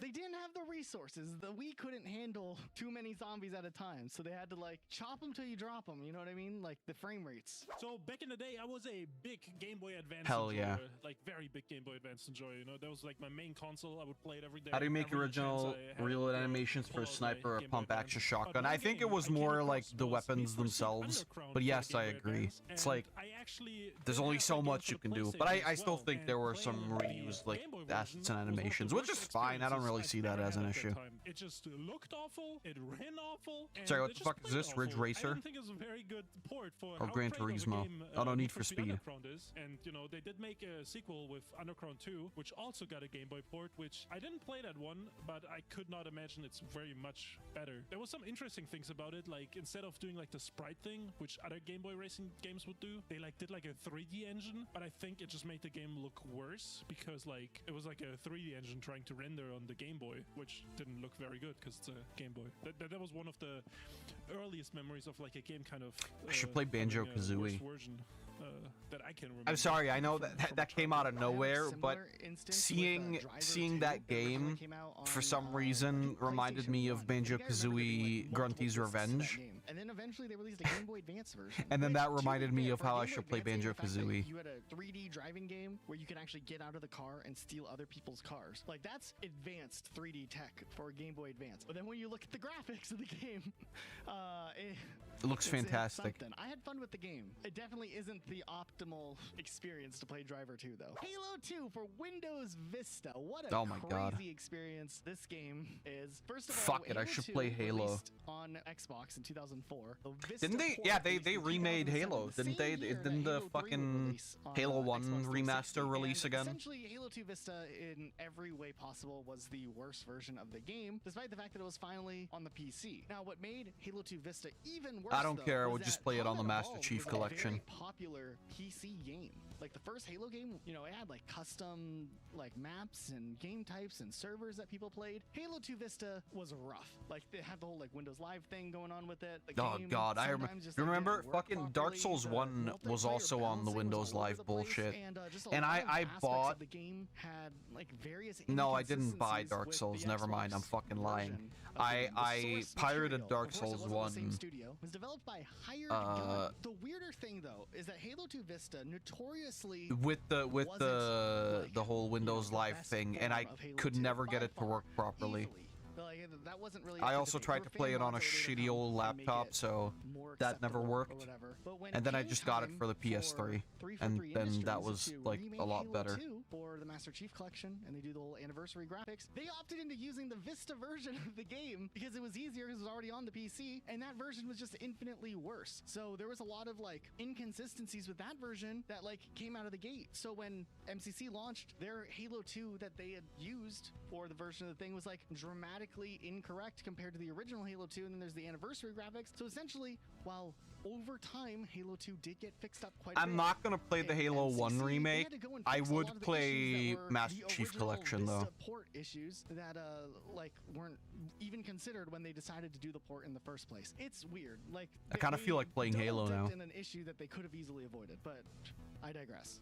I just don't know why. Now, there's always a lot of criticism when it comes to Nintendo Switch as a console, mostly due to its like actual performance capabilities. Now, Nintendo Switch is old now. Like, it came Spanish out Phantom in like to say Halo 2017, died on and Reach. it's Everybody says 2025, that. and we're finally getting word about the Switch too. But with that being said, then obviously the Nintendo Switch doesn't have the same power capabilities as a computer or an Xbox Series X or something like that, but it is really impressive what the Switch can do. Like The Legend of Zelda Tears of the Kingdom, a great example of a modern game that still runs really well and is impressive, you know, for making the capabilities of the Switch be utilized to the best of its abilities. But sometimes other games make their way onto the Switch where it's a pretty big downgrade. It's not the best looking thing. And interestingly enough, Fortnite is probably the weirdest game on the Switch Like, obviously, Fortnite's a really popular game, but Fortnite on the Nintendo Switch, I want to say, is probably the worst way you could experience Fortnite in today's One made with ecosystem. If love you, and the other is watch just for performance money. Plays of Fortnite, Well, or you just try Fortnite on Nintendo Switch, it's a pretty big downgrade. Visually speaking, it's to be fair, good. why would you want to play Fortnite on console anyway? It fucking sucks. Character models. I mean, take a Fortnite sucks in general, but if you're gonna play it, just play it on PC. really long time to load in. It's weird. The performance isn't the best. And it's interesting that we live in this era where mobile phones have gotten so powerful, especially through the Nintendo Switch's life, where you'll probably have a better experience playing Fortnite on like an Android phone, or if you could figure out how to play it on an iPhone, or even through the cloud, than you would actually playing on a Nintendo Switch. Now, I do think when the Switch 2 gets released, Fortnite will get a big upgrade and it'll look a lot better. My mother-in-law but I'm plays surprised that Fortnite has on managed to survive PS5. on the Switch, barely. That is a with the fucking performance that it does cursed have. sentence. Fortnite isn't the only game that this fits into. There's a lot of other games out there. A notable one, Overwatch 2. Like, imagine playing Overwatch 2 on a Nintendo Switch. It has to be like the most insane experience that exists out My there. mother-in-law Competitive FPS plays game Fortnite that is, like, on the compressed PS5. down to be able to perform on a Nintendo Switch. What a it's an fucking- insane concept to begin with. There's What a a lot of other sentence. games that I'm Also surprised welcome. had a Nintendo Switch release. The Outer Worlds is on the Switch, surprisingly. It's Dude, playable. my You can play mom the game, only but when plays you like start phone looking at the games. graphics My dad side doesn't by play any side fucking from, like, video a PC games. Although version granted, my and dad the was Nintendo never Switch much of a version, gamer. It's almost comically Mostly just like worse. I mean, I get I they're guess trying like to make it work. They're trying to just let you have the experience arcades. on the go. My But it mom is was kind of interesting to a see that pretty the big reason that gamer there's this back in the discussion day. about, like, is the Nintendo Switch going to be powerful But she doesn't enough play to run like a certain game, or is the hardest Switch part 2 about gonna be, Overwatch on big Switch is to upgrade? find because people. a lot of these I feel like the third-party hardest. games Well, no, I are guess seeing current significant Overwatch downgrades, is fine again. especially now with how old the Switch is. I It's said cool this that these before, games but like released while there, but they're Overwatch was definitely, like, the Overwatch 2, weirdest, lowest quality like version. They also released these games all of my at fun full was sucked price out of me. often, right? At, like, But worse now that versions it's like of, back to old being, you games know, even, quote unquote regular especially I was thinking, like, Overwatch. Assassin's Creed 3 had major It's kind of performance cool issues, again. even though it's I don't like know. an I like old playing game. it. Like when did But while it Assassin's was Creed 3 come out? Like Overwatch 2, it 2010s, just felt and somehow stinky. the Switch port is like really bad. Like, Hardest it part can of Overwatch barely is run being a at, like, turbo 20 version. FPS Exactly. consistently when you get to, Do like, I the think bigger my environments, mom even though it's could like beat a the five Soul or, Saga? more years older There than is the no console itself, fucking and then they're way. charging, like, There like, is the price literally, tag for that. dude. My Also, I just mom. think it's wild that the Nintendo Switch The has a last version of thing I Ark, know like that that she survival played game. That's another on like insane as in an multiplayer game actual to video be trying to game play on your Nintendo Switch. I don't know. Maybe it's just me, but that's was like insane. fucking Also, remember how Rayman. years ago now, Genshin Impact, that mobile game, was announced for the Nintendo Switch. Where is it? Still not here. I We got don't the believe my announcement mom trailer could and ever literally beat nothing else ever again. And, Dark how Souls. many years It has would be been since then? hilarious to I looked it try. up. It was 5 years ago. They It would be announced, hilarious to try. The problem is Nintendo like Switch port of that Genshin wouldn't Impact. work Still not because here. my Still mom no word on it. No barely official speaks cancellation, English, but and it Xbox wouldn't be a eventually got very it, and it entertaining wasn't even stream. ever announced for the Xbox until way later. The main reason Genshin Impact never came to Nintendo Switch is the I should fact play that they didn't Dino want Blade. to do the Fortnite Overwatch 2 route of having a substantially downgraded That's that version from what Dino you would Dark get on, Souls like, a game, mobile right? phone, just to get the game to run, because it is a pretty expansive Josh game. says And if his you think about mom it, a can Nintendo beat Switch is my like mom in $300, Fortnite. Yeah, probably. and a mobile phone usually costs Fucking $1,000. yeah. Most It makes sense likely. why the technology is different. You're getting a console for $300. But at the You same did time, recommend that one. That's right, Payne. I don't psychologically, it's still know. weird that a console I don't know. is, you know, Fucking quick side tangent. This is really mean. This is really mean, and it don't take this like seriously. I feel like when you have a backdrop like this, I don't know. Actually, no. This feels no. You know what? Never mind. This feels less performative than some other backdrops that I've seen. Never mind. sometimes struggling to keep up with phones nowadays. It'll be interesting to see more games come, because I think more third-party developers are like down for the Switch. Like, we know Xbox has said that they want to bring Call of Duty to the Nintendo Switch. They're probably waiting until the next Why? Switch comes out to do that. We don't want to have another, you know, Black Ops 6 PS4 debacle on their hands, I'm sure. But dude, imagine we had Black Ops 6 on the Switch. That would be insane, dude. I would main that. Rainbow Six Siege on the Switch. Grimshire? Dude, The fuck we is can hope that we Grimshire? can Now I have to release look this Siege up. Mobile on the Switch, I guess. Nah. Siege Mobile is never coming out. I don't Yeah, I believe it guess, exists. it's I like- think the only reason they announced the little thing with the Joy-Cons, the This is mouse like a thing, farming game. is just strictly for Rainbow Six Siege players. You're right. Actually, it did. They're gonna The a built-in zimming. built-in simming. Did actually, I didn't think about it, but that's actually a good point. You You know? have one controller as a mouse. and Dark then the other furry one farm sim I'm is like obsessed your with. walking stick. I don't know if farm What sim was is the for game I me played, for like the streams. Crossfire X, dude. I remember that you had the controller in one hand and your mouse in the other. No, it was I aimed with the controller and I walked with the keyboard actually because it didn't work like in the beta. So I was actually more scuffed. I miss Crossfire X. I hope it comes back one day. It won't. So good.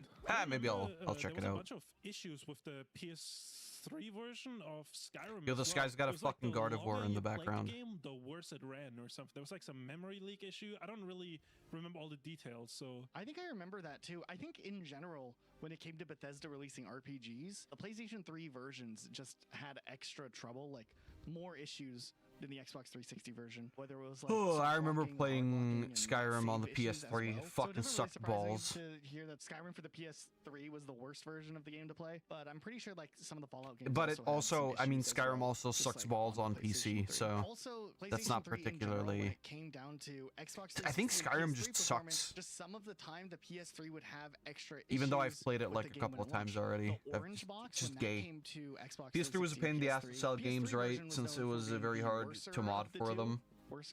Worse of the two. There was just like a lot of performance issues. The Xbox version was just at least functional, and the PS3 version was had not the bad. issue that the Team PS5 Fortress 2 has apparently right was, now, really which is messed up that on the PS3. So that was just a lot of fun as well. So yeah, the it didn't really PS3, come like, out with a did lot of have, like, games when it strong hardware released, in it, and it could and perform also really for a well, but I long think it was time just a lot after that. harder for third-party developers to figure out, like, Eventually, what the it differences turned were out when programming fine, things for but the Xbox 360 and PS3, and sometimes not things so would much for the overlap, and PS5. PS3 versions would I suffer played because of that. Skyrim on the If you PS3. were Yeah, a me too. gamer It was in, ass. 2014, there was the And $600 bucks, big and $600 consoles bucks. that games would release on: the Xbox One, the PS4, and the Wii U. And usually, much like with the Switch versions we talked about, the Wii U versions were the worst versions of these Man, mainline games. sometimes You I know, we see had, like, Call some of Duty games we gameplay talked or about Battlefield earlier on the Wii gameplay, U and stuff like that. But and another I'll game feel that like, I man, remember I kind of want to being play these reviewed games very again. badly But was then I Watch Dogs realized, for the like, Wii U. oh, It the just newer seemed version, the new Wii U was not able to handle an the open new world, GTA-style game like Call of Watch Dogs. Duties all And suck obviously balls. The resolution was lowered, the texture were lowered, the And it's NPC just like, count was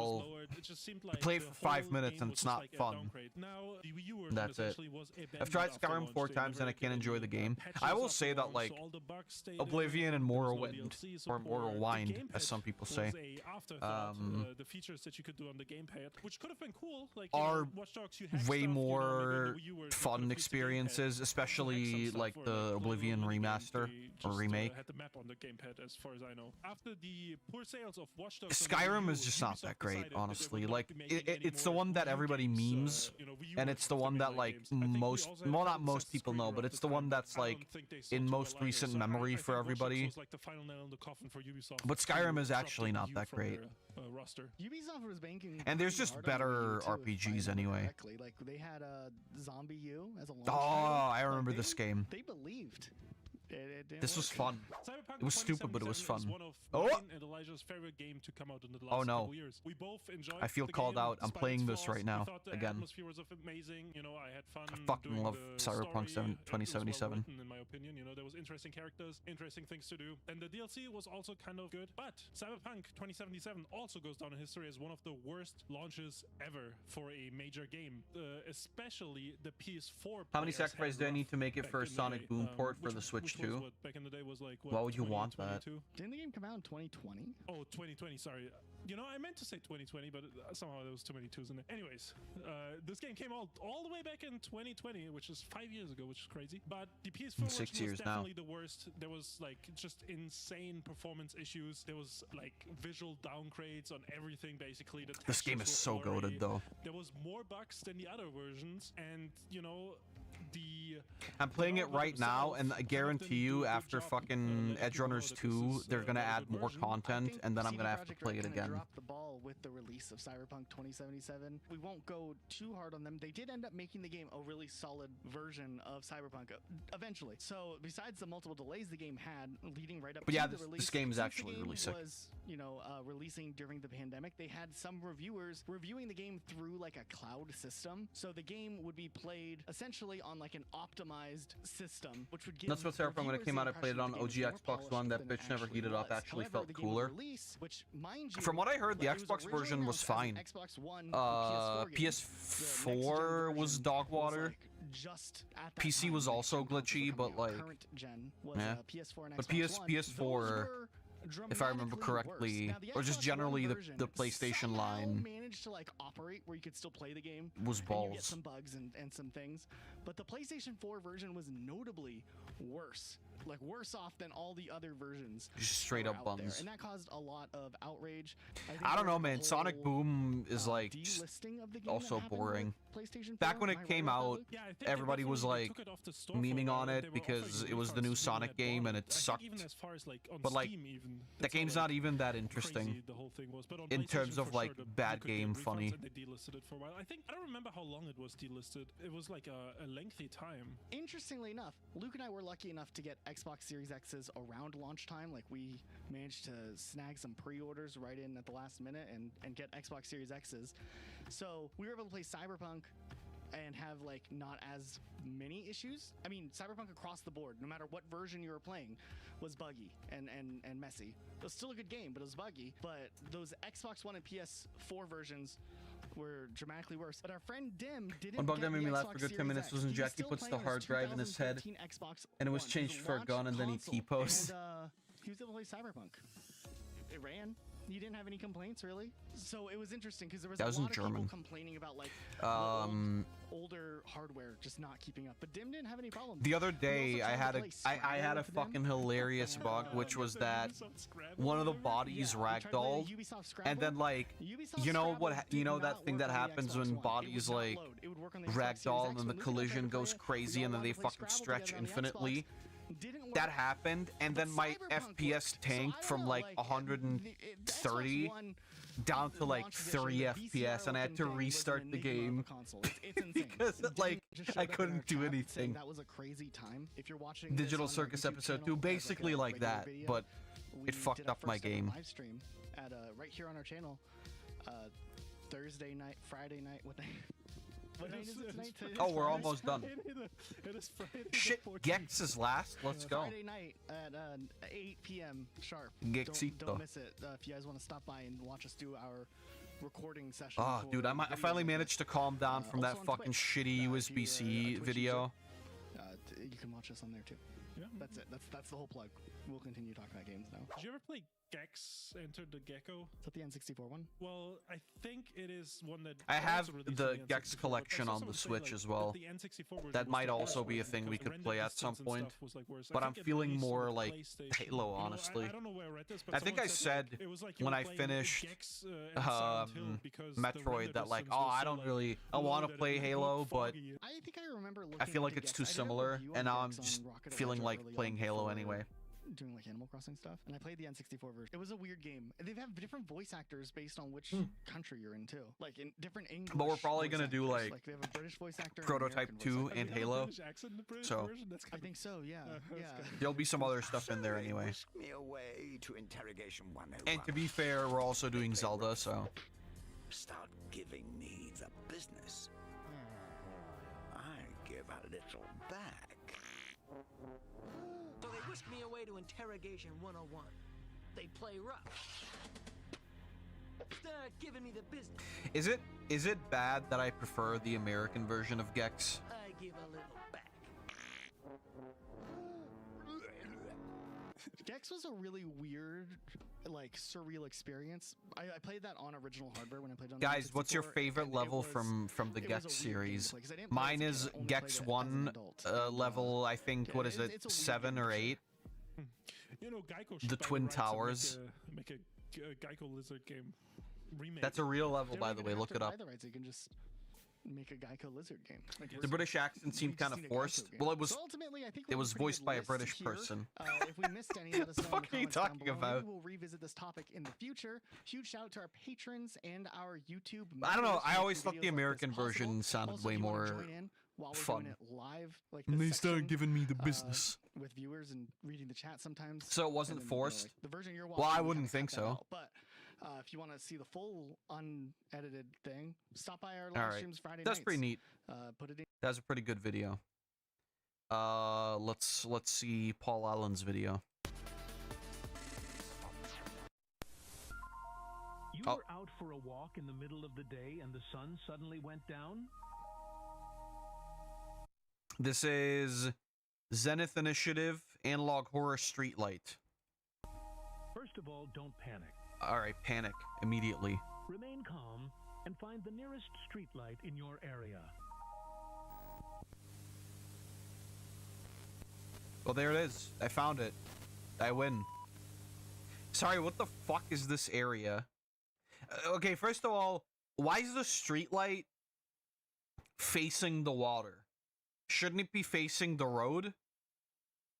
Second of all, where the fuck are you? What is this hell zone? Do not move away from the light. There might be danger in the... Oh shit, dude. It's H.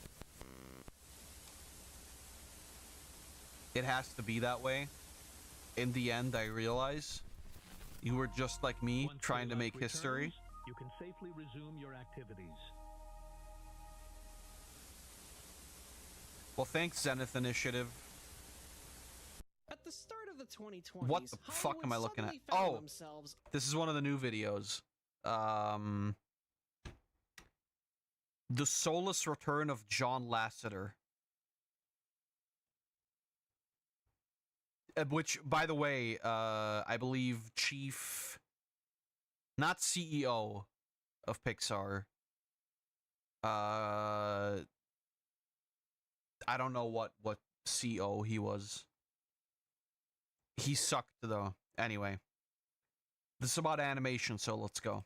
Unable to film live action shows. Dude, and I'm so fucking sad. I'm so fucking sad we're not getting more Inside Job. It was so good. Dude, it was like Rick and Morty, but for smelly fucking chud girls. Which I'm not, just to be clear, but I liked the show a lot. It was awesome.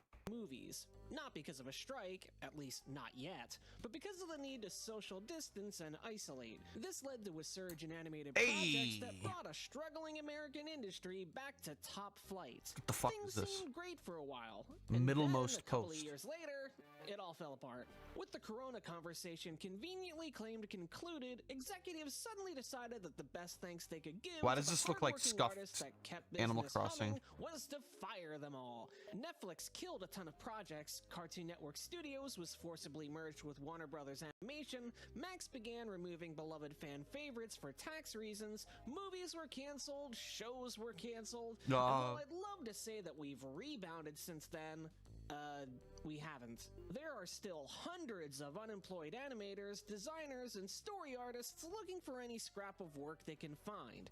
And it sucks. And it's insulting. And if a solution is coming, we haven't seen it yet. Independent animation may seem like the new wave, but for every Has-Been Hotel or Digital Circus, there's a bunch of pilots that... Are we using Has-Been Hotel as like a good example? I think it just means like indie animation that is like, well, I don't know, is it indie though? Like is would you say that, can we really say, I don't know, is Has-Been Hotel really indie animation? I guess kind of, but I mean they're fucking funded by Amazon. Vivzy Pop is a hack. Well, okay, that's besides the point, true as it is. Never become series, and even more pitches that never get off the ground. What the fuck is this? This looks goated. This is like Powerpuff Girls, but cunty. Well, to be fair, some of the Powerpuff Girls characters are also cunty. The adult ones, anyway. After all, Has-Been got the funding of Amazon, and Yeah. companies like Amazon or Netflix are no longer buying. I guess to be fair, I guess fucking Digital Circus also got funded by Netflix, though, right? Then it doesn't matter what you're selling. It's clear that the animation industry... You know what? The saddest part is that as much as I think that Has-Been Hotel is definitely like dog shit and just makes no sense in terms of writing and story and whatever, and is really just FuwaFuwaP playing dolls with her OCs, I'm still gonna watch the upcoming seasons. So, I guess I'm a fucking loser. Is in dire need of a savior, and after watching today's movies, I sure know who it won't be. That's right, the pasty Hawaiian shirt-wearing dweebus John Lasseter crawled out of whatever hole he was hiding in to You know what I find fucking crazy? Is that it seems like nowadays every Pixar movie is just literally the same shit. Is that not fucking insane to think? Pixar, you know, the studio that revolutionized 3D animation. Fuck you for that, Pixar, by the way. But like the studio that revolutionized 3D animation is now just like the dough face smirky girl slop machine at this point. It's kind of fucked up. Never grow up, kids. Studio started as a simple collaboration between Skydance Media and a Madrid-based studio known as Ilion. Prior to making Luck, they were most known for the films Planet 51 Oh, and this the one! absolute fiasco that was Wonder Park. To be clear, Wonder Park's implosion had nothing to do with them, but definitely a studio that could benefit from some leadership with experience. And all the while, Lasseter would be This is the building one up a where the second aliens studio are in Los racist. Angeles, hiring hundreds of artists and launching multiple film projects, including Spellbound, which released this past year. And this would all What be the fuck great is and wonderful Spellbound? if you just pretend that John left Pixar amicably. But we know better than that, and so should Skydance, whose internal investigation, I guess, determined, nah, it's fine, he'll make us money, bring him in. The allegations against Lasseter are out there, and he didn't exactly refute it all. They're free to hire him, and I'm free to criticize them. And you better believe I have some criticisms because, wow, these films are not very good. In Luck's case, it's really not very good. This I'm gonna also talk just about looks both like films and why I every think both Pixar fail in movie their own nowadays way, ever. and films You know, don't have like one either, so I'm just following their quirky, formula. I also have no ambiguously interest in racial ragging on the artists themselves. girl. That's not to say I won't nitpick or critique visual elements here or there, but that's Skydance kind is a of new it. operation, one arm of which is being built from scratch, so they're learning as they go. And if you weren't aware, there's sort of an unspoken rule in the industry not to disrespect other artists, because they could be hiring or recruiting you in the future. Not that I plan on moving to Spain or anything, but there's plenty to break down about these films without just railing on the art. I will say that Luck is a little more stiff and awkward in its animation, but Spellbound mostly looks perfectly fine. I like if you, And there are some frankly, if you put those two movies side to side, those two frames that we just saw, I don't know if I could. This is a legendary soy face pull, by the way. I would not be able to tell you if those are two different movies, and I feel like that's kind of an issue, you know, when I can't tell if something is Disney or some other studio or whatever, right? By the way, still legendary soy face pull. I gotta say, I'm quite proud of myself. Things artistically that I find funny or flat that I will mention, but most of the flaws come down to the storytelling itself and what I can't confirm but Oh shit, assume hogs. are corporate mandated decisions. So enough. Why are the preamble, hogs just sit giving back and relax emeralds? as we explore.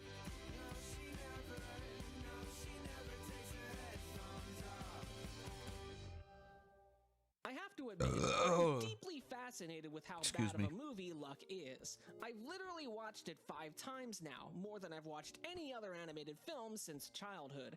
This $140 million movie dropped unceremoniously on Apple TV in 2022, to absolute thudding silence, despite having John Lasseter attached as well as Simon Pegg, Jane Fonda, and Whoopi Goldberg. Okay, Wow. Whoopi Goldberg also voiced the talking bat in Everyone's Hero, so I guess the last one isn't a surprise.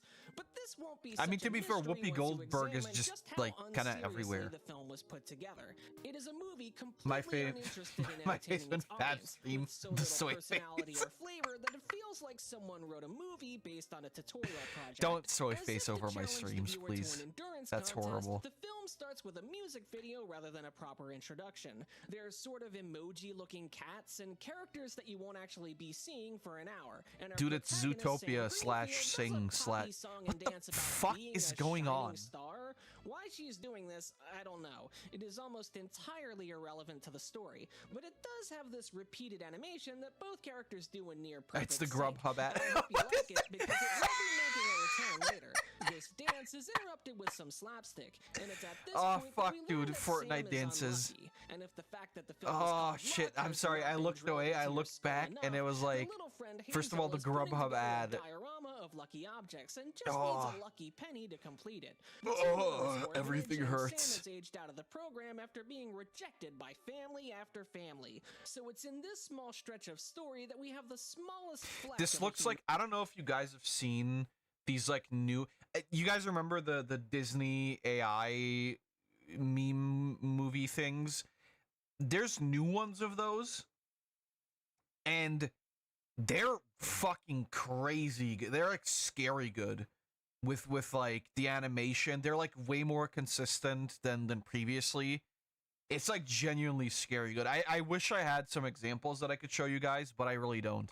elements. Sam has been beaten down with endless disappointments, and doesn't Sam has want been the same beaten thing to down, happen to literally. Hazel, who has now been herself rejected by her first potential The family. Grubhub and ad. There's a little something here that I think could be Grubhub interesting if it was perks give you explored deals on the further, food you but love. Let's get back to the concept of luck here. Sam's situation is framed as being at a sort of rock bottom, that she's been completely failed by the system and dumped out, never knowing the joy of having a family. And this is Damn. considered bad luck. But maybe there's something I don't know about the American orphanage industry, but the fact that Sam is not only given a free apartment for a year and a job and a laptop and a smartphone What the fuck? seems pretty damn fortunate to me. Yeah, I was And good. don't What the hell? That's like sick. Holy shit. I should become an orphan. just mean that in a Fox News, poor people have Kill refrigerators your parents. way. I mean, look at Don't this do that. place. YouTube, It's that's a nice. joke. Twitch The worst also. aspect is the windows sometimes don't shut all the way. They could have made it a total junker, a rat trap, but it's a cozy loft and it's well furnished. Her boss at work is also incredibly forgiving and patient with her. I feel despite like the biggest issue nowadays in a lot of these movies is that like they're kind of scared of depicting things, like sometimes depicting things shittily, right? And, like I don't really like they want to project this image of like, oh, everything fucking sucks, but they're scared of making everything fucking suck. I guess when you're a multi-billion dollar corporation, you don't want to make it seem like other multi-billion dollar corporations are trash, especially when you're all owned by the same company anyway. Look up what all of the things that BlackRock owns. But I don't know. It feels kind of disingenuous. Not only disingenuous, but also it feels like counterintuitive, because it's like, oh fuck, dude. Like, I'm supposed to feel sad for this character who's never had a family and who's kind of down on her luck, but like, okay, but she has a job though, and also a house, and also like appliances, and like they're honestly kind of all right. Like, okay, what? No, I don't feel bad for you. You're lucky as shit, dude. It's not how aging out of the system works. Half the time you're lucky if you have more than the clothes on your back. I would have assumed, right? Triggered by the fact that this craft store is obviously modeled after Joanne's. I don't know what the fuck that is. I'm European. misfortune she brings. Glitter! Sam is meant to be ridiculously unlucky, but what this ultimately means is that she's a little clumsy and stuff tends to malfunction or break around her. It's a very Looney Tunes application of the concept, which does result in some fun visual gags and choreographed events, but it's more of Okay, a but death that was by a just- thousand that cuts was and some straight fun up visual gags and A fucking Tom and Jerry thing. Scratch that. That was straight up like any Hanna-Barbera or like whatever other cartoon.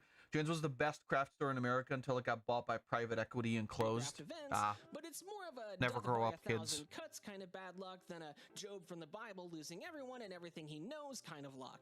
I also think that some Jobber. of the moments of bad luck don't make a lot of sense. Jobber Like his she wife. can't find a pair of matching socks in her drawer, but couldn't she just sort them? Now Sam has been living through bad luck for so long that she is often prepared for it, like this scene where her bike breaks down and she quickly fixes it. And that's admittedly a nice bit of character. Unfortunately, where the story is going, Sam is going to be taken completely out of her element and will become a bumbling pratfall factory. So this trait doesn't last very long. Oh yeah, Aside from Michaels Sam and just Hobby being Lobby, a and very Hobby Lobby is determined literally woman. evil. While enjoying a sandwich, she decides to share some with this cute black cat. Not a good idea. He's gonna shit his guts out. She discovers a penny on the ground, which turns Well, to be out fair, the I would exact too. kind of lucky If penny it's that got like Hazel's egg, been I'm looking dead. for, and it is very lucky. Suddenly, everything starts humming along perfectly in Sam's life. And if the film was just about this lucky penny Nice. and Sam using it to cheat Thank you her for way the up ladder double and build an blue thumb extravagant people life soy for face. herself, I wonder if that would be more interesting to watch, even if it would lead to a more generic lesson. Instead, she loses the lucky penny when it falls into a toilet and the censor flushes it, because she tries to do some Mission Impossible shit instead of just reaching in from underneath and grabbing it. When Right. she relates this to the cat, yeah, I'll come back to this later, something unexpected happens. To her, not to us. You've seen this 1,000 times. You did what? You flushed my panty down the toilet! What did you do? Okay, Scottish is Yeah, not the cat isn't as what I cute expected. When he talks, huh? He makes a break for it, and we are treated to what I consider the quote-unquote high point of the film, a comedic chase scene through the city that allows for gags of both extraordinarily good and bad luck to crisscross. It shows that the artists can have some fun when they're allowed to let loose.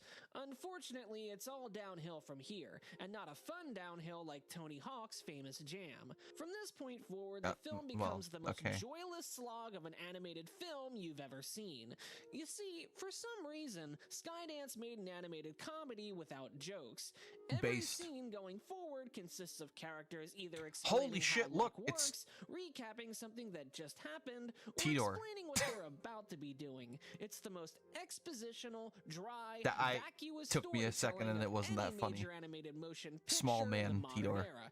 Just to give one example, Sam relates the events that happened to her to a I enjoy how non-talking nobody cat in the two background is moving, by the way. separate scenes. Here they are. My friend, Hazel, could have been one step closer to getting adopted today, but it didn't happen. Her weekend visit got canceled. Remember I told you I wanted good luck for my friend Hazel for her visit tomorrow? Well, guess what?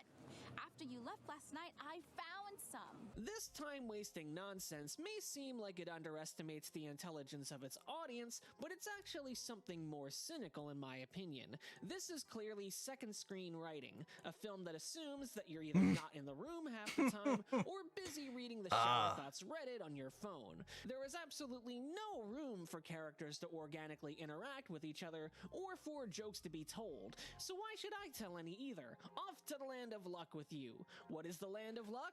Well, it's supposed to be an imaginative, fantastical world full of mythical creatures, all providing luck to the human realm. But like a field Cockroach. trip to a cemetery, you'll quickly wish you were doing something more exciting like multivariable calculus. This world is boring the instant Sam arrives, featuring a bunch of office buildings and highly inconvenient forms of travel. Why is pedestrian traffic handled via a series of tiny platforms, rails, and This is like a Dr. Seuss bullshit land, but stupider. Because the Dr. Seuss bullshit lands are usually like, I don't know, there's like 50 fucking meter tall buildings, and there's a family of like 80 children living inside. Well, and also the parents, obviously. But and then there's like, I don't know, the dad is like the mayor, and they're living on a fucking speck on a flower that an elephant is holding. I should watch Horton Hears a Who again. But I don't know, it's like wacky and cool and funny. This is just like, dude, check it out. It's Croatia, but like fucking better. but also more boring. Wings. How about just a fucking train or monorail? Arrives, featuring a bunch of office For some buildings reason, and highly the player is inconvenient really forms of travel. Why is pedestrian traffic handled fuck you via a today. series of tiny platforms, rails, and swings? How about just a fucking train or monorail? And why does this all look like Willy Wonka built an office park? Well, when John Lasseter joined Skydance in 2019, he made massive changes to the film, replacing the original director and screenwriters with entirely new ones that he had worked with previously, and asked them to change the film into a Monsters Inc. style corporate satire. Except, I guess, for the satire part. You know the episode of The Simpsons where Bart's class goes to the cardboard box factory? Well, what if they made the manufacturing of the boxes needlessly complicated? It starts with research and development wings, which as far as I can tell are just a bunch of writers' rooms. How do you so I'm not sure research where the R or D and are. develop Their ideas luck? are printed on leaves, which then get carried by ladybugs to these pigs, and the leaves form clovers, which the pigs breathe on, and then they become luck crystals, and the luck crystals go into this randomizer, which then become luck dust. And then the luck dust is sent out to luck lines that connect to the human realm. This is It's like the world's B-movie, least dude. interesting yes and session. Personally, if I was Sam, I'd be pretty livid that my life has all been one cosmic joke to these skit writers. But that would require Sam to be multidimensional, and there's How no many time joints for do you that when think they there's all smoke this while fake making this movie? whimsy to None. That's the joylessly issue. describe. So Because if what you're even is the fucking point of butt all this? fuck high off of Besides some none, skunk Sam weed wants to get a pussy new hair lucky shit, penny for Hazel, you write and better Bob movies. is missing his own. The two strike a deal to work together to get one, which involves nabbing one during the sanding process, which is handled via this convoluted Celtic pattern of a conveyor belt. How is this efficient? Especially if one little hiccup causes the whole thing to collapse. Oh, there's It's just Tidor. manufactured whimsy to try and make things seem more delightful than they actually are. So when that fails, they decide they need to hijack a drone at the command center to retrieve the original Lucky Penny back on Earth. If that's a little confusing for you, don't worry. The film explains in excruciating detail what they're doing. In order to provide a distraction for Bob, oh boy, are you ready for this? Sam does the song and dance from the beginning of the movie right down to the same dancing animation. They thought this was such an iconic dance move that they even included it in the credits. But it is also the lamest checkoff device I've ever seen. And it raises a question perhaps as pointless as the device itself. If Sam can sing and dance this well, why is that not further integrated into the story and theming? As a character, Sam Greenfield is kind and steadfast, and that's about it. The fact Nothing that can she's ever make unlucky sense. is not a character trait, that's just stuff that happens to her. She lacks a path of growth. She's the same person at the end of the film as she is at the start, just with a different perspective on things, which we'll get into later. After a couple of setbacks, Sam has to go to the other side of the land where bad luck resides. And okay, the good luck side of the world is this mishmash of dull and wacky, but what is the bad luck side like? The Evil. same. It's the fucking same. They could have made it different. They could have made it a bunch of ruins and buildings on fire. They could have done anything other than it being the exact same thing, but nighttime. It's here where Sam meets John Ratzenberger in a tiki bar. but this Detroit? time behind How the counter rude. But yes. rather than in front. He tells her that when Trump builds, the world watches. What? Wait, sorry, that was just an actual tweet John wrote. He shows Oh, Sam never mind. that having Okay. bad luck isn't necessarily all that bad. That's one of the benefits of bad luck. It teaches you to pivot. I never really thought about it that way. And if that seems like an odd sentiment to you, you're not alone. The film is building to a core message that I don't really agree with, and you're just gonna be scratching your head. What the hell more are as these we guys? Continue. There's this sequence in the in-between which directly splits both sides of the world. Don't think about the gravity situation, it doesn't matter. We get introduced to the film's zany character, Jeff the Unicorn, whose sole Aren't they gimmick all is being zany? a German stereotype. Root monsters? Recently, I have reverted to my birth name. Heimdall! Heimdall. Like, you know, the little doll, but first with a Heim in the front. He's in charge of running this machine that keeps bad luck particles from sticking onto things, because I guess that's something that can happen? Are there good luck particles that stick to things? You're thinking harder than the film does, you need to quit that. Sam and Bob strike out here as well, and we go to plan G or H at this point, which is asking this luck dragon, who I guess Luck is the dragon? boss of luck. There's no such equivalent on the other side, despite the symmetry. She really hates bad luck and gives Sam a new penny, which Sam selflessly gives to Bob instead of keeping it, so he doesn't get in trouble for losing his own. And this sacrifice would have weight if it mattered even a little bit, but Sam doesn't go back home. She instead goes to Heimdall, I plan like the guy in J, Ragnarok, which is right? sabotaging Jeff's machine in the in-between so that only good luck goes into the randomizer and Hazel can get adopted. But this causes an overflow that overloads the randomizer, destroys the luck stones, and completely severs the connection between the world of luck and the human realm. I've been sitting on this for a while, but I think it's finally time to talk about the film's attempt to make luck into a tangible system. It's a complete fool's errand. Yeah, The right. connection is severed, I the never luck get like dragons- there are some movies that can do this because the concept, like fucking Inside Out. That's what it's called, I think, right? Like Inside Out works because emotions are quote unquote tangible enough to where you can say, because, you know, if we're looking at it scientifically, emotions are just different chemicals in the brain doing shit. But you can kind of flip that over to there's these little guys living in your head that control your emotions or whatever, right? Like that works. That works because that's a tangible enough concept to where you can turn it into something like this and it'll be like, all right, you know, it's fine, it'll work. With something external like luck, that doesn't really work, right? That's what I was thinking at first too, but no hey. human will ever experience luck again. And instead, you've made sure that she and Okay, no but- other humans will ever experience luck again. Okay, but so if they can't experience luck at all, that means they can neither experience good nor bad luck. Which means what's the damage?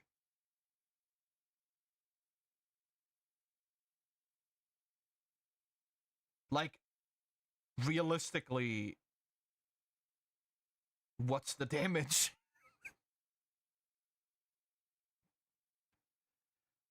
They're out of a job? Fucking so are animators. Tough titties, that's how the world works.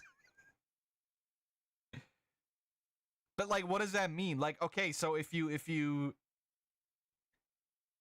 can't experience luck, that also means you can't, because like, it's not, see, here's the thing. The way it would make sense is if inherently there was a thing, you know, like some form of crystal or some form of source of energy that creates bad luck, right? And then through these guys doing their work, they're able to turn the bad luck into good luck. And now because this bitch broke everything, there's only bad luck anymore. And like, okay, then you have a reason to like try to restore everything. And then you have, you know, like, okay, now actually some bad shit is happening. But if there's neither good nor bad luck, then what changes? You know, like, I don't know. What's happening now? Random chance doesn't exist anymore. Does that mean that everything happens or nothing happens? Everything is a 50-50 chance now. What's the difference? Well, to be fair, everything is a 50-50 chance. Either it happens or it doesn't.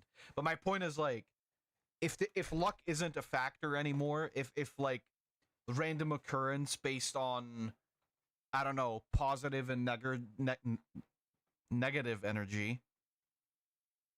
I was a little bit ahead of there with my word. If positive and negative energy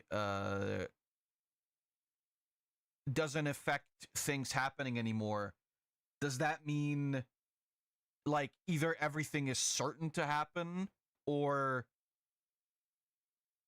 like nothing happens?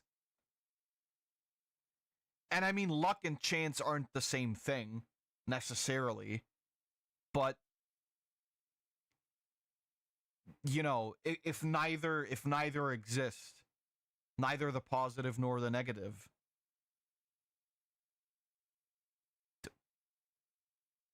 well, I don't know. Let's keep watching. Maybe we'll figure it out. I'm sorry. What do you mean?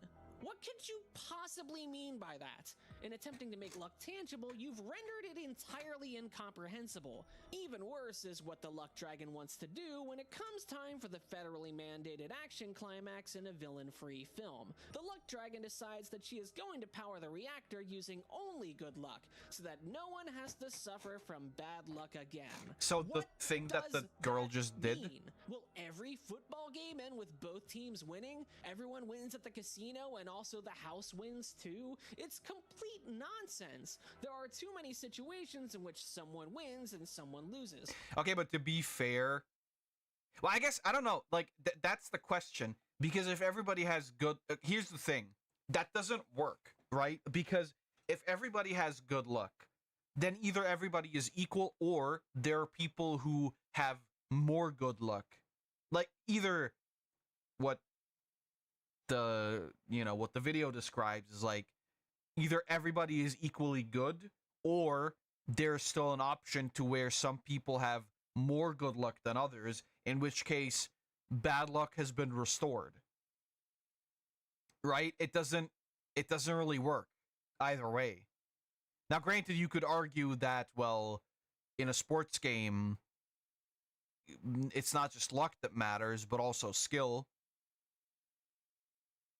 I would argue mostly skill.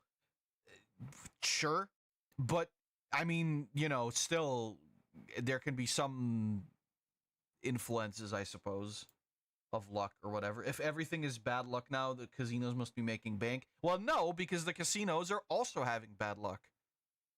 Someone has to get the short straw, and in fact, the overall messages of the film are quite crummy as well. Let's put the tangible nature of luck aside for a second. Bob says that what makes Sam such a good person is that she's willing to sacrifice her own happiness for others. Or to help, even if helping might stop you from getting what you want the most.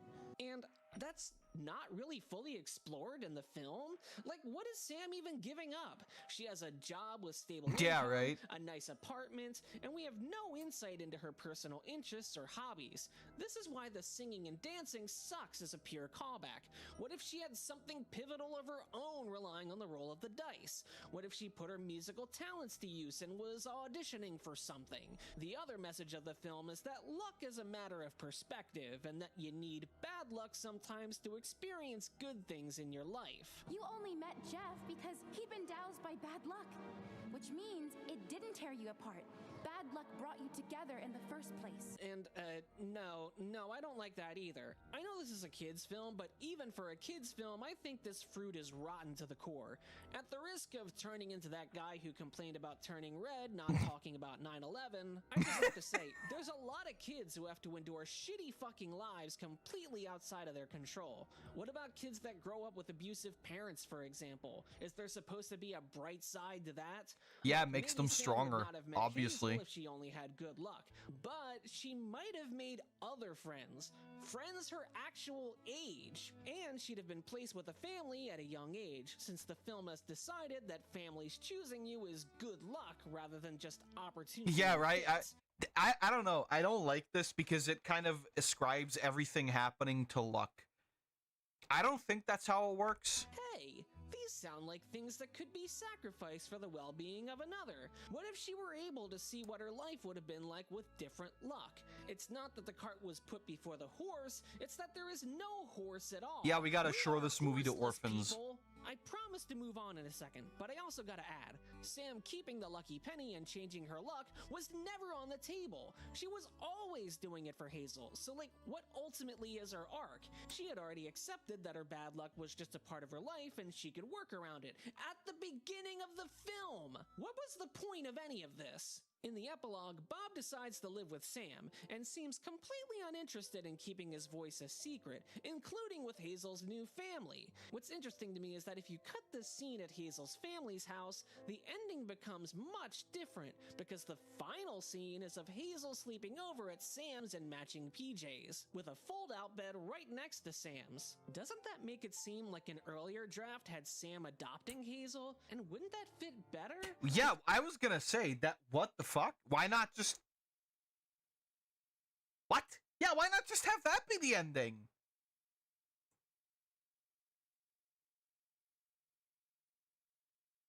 The fuck? Bruh, these new age writers are dog water. They can't do anything right. Because Hazel would experience all they the can bad do is luck write of a she family smirk not choosing and her, she but that quirky bad luck and eat creates the hot chip and opportunity lie. to be a part of Sam's family. I mean, admittedly, we're talking somewhat implausible odds that an 18-year-old fresh out of the orphanage would just be able to turn right around and adopt someone else from that same orphanage. But this is also a film that says that luck is a bunch of joke prompts written onto a leaf, so...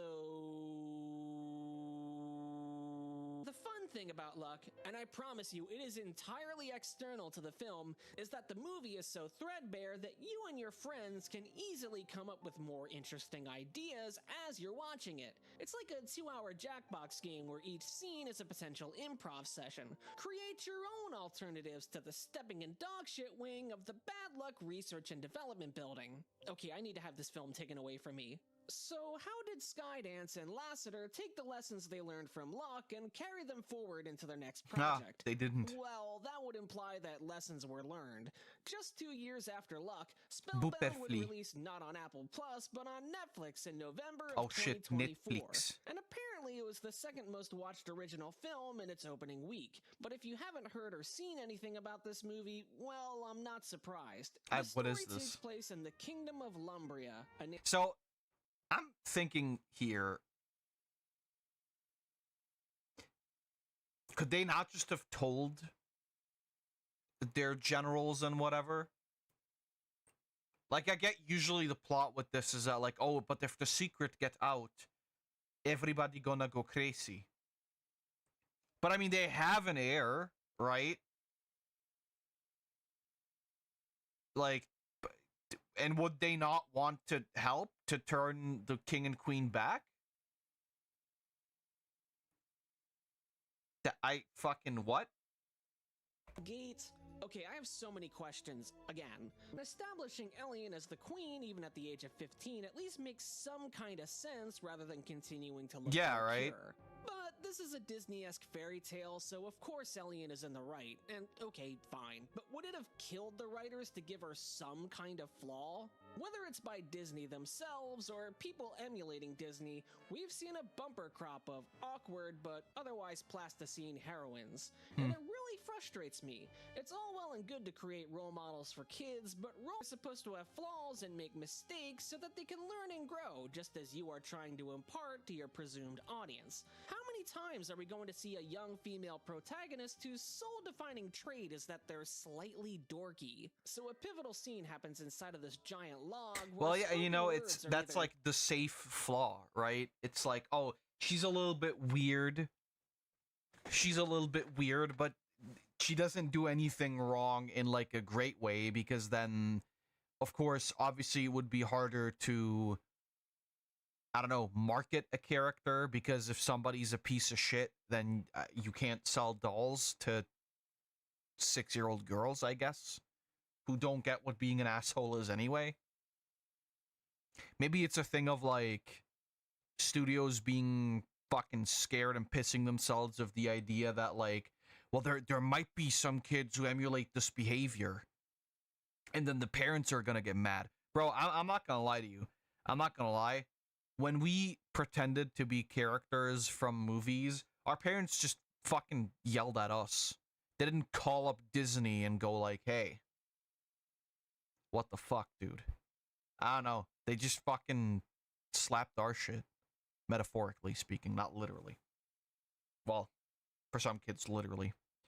blue happy bubbles or red angry lightning. It's a silly scene, and further punctuating the silliness is what happens when the monster parents realize their child is in danger from all the ricocheting angry beams.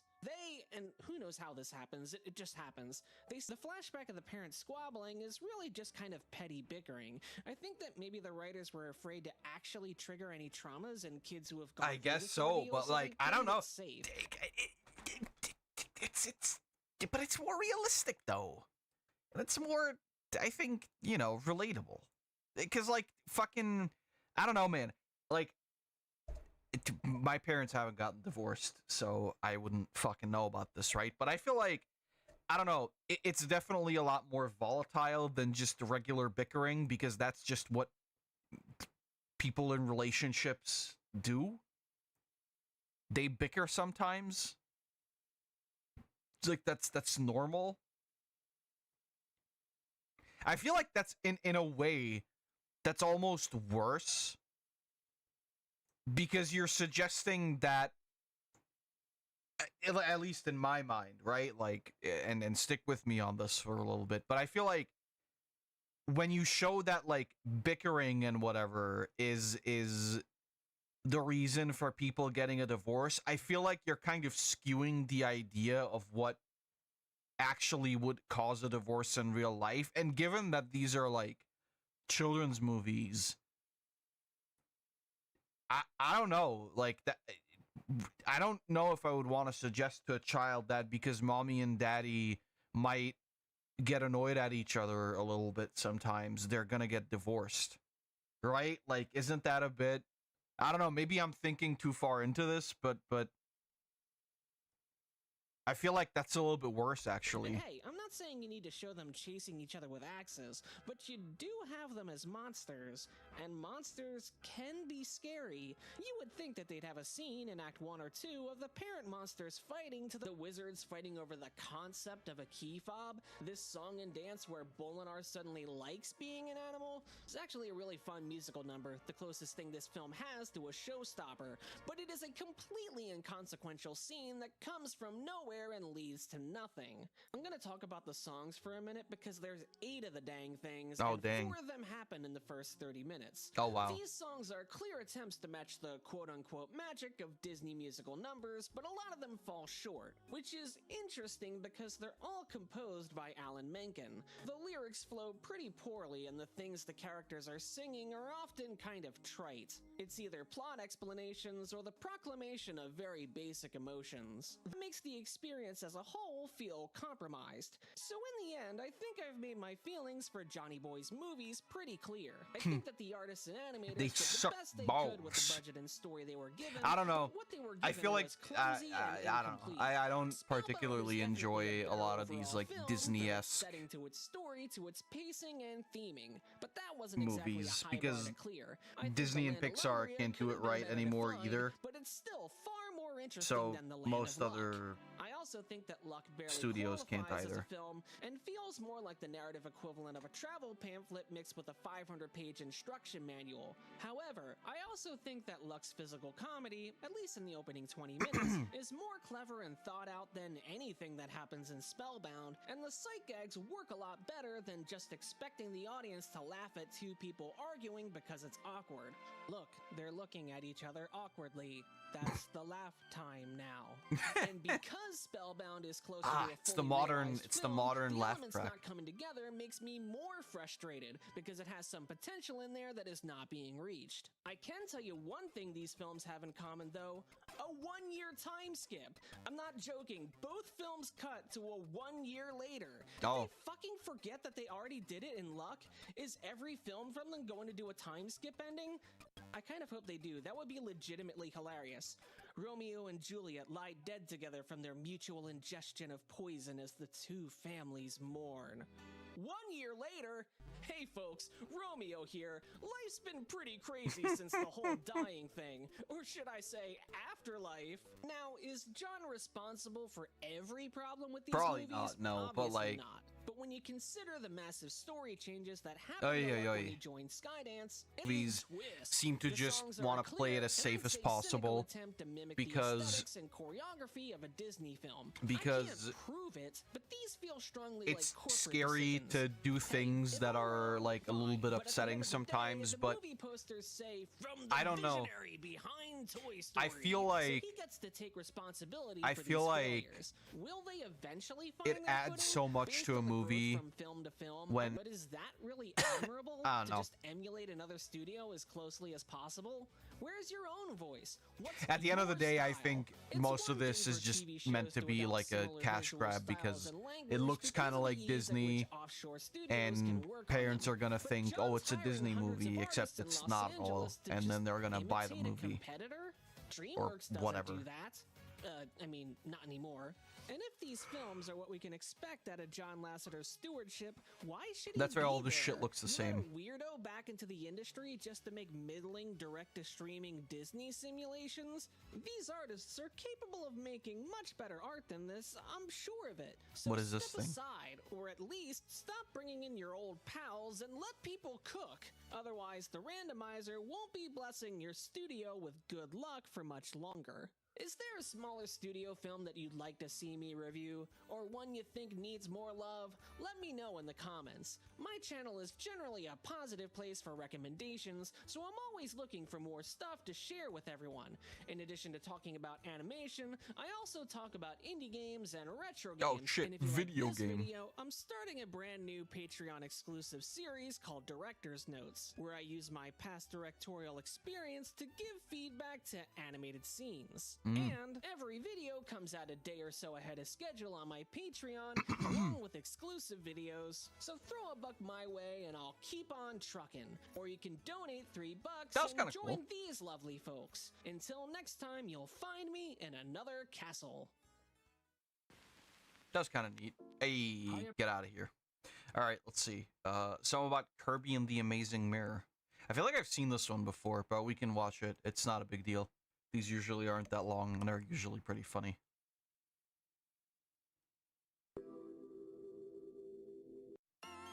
A shadowy figure is unleashing chaos on the peaceful world. Oh no.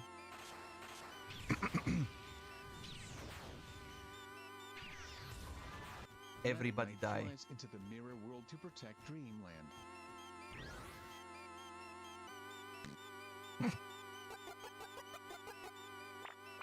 Hey! The green guy.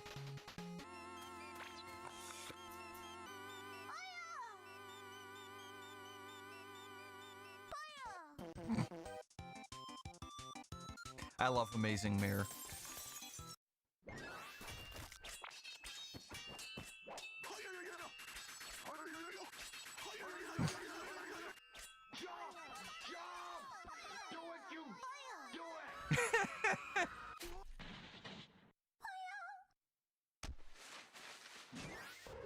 Oh no! Fuck you, Pit. Oh.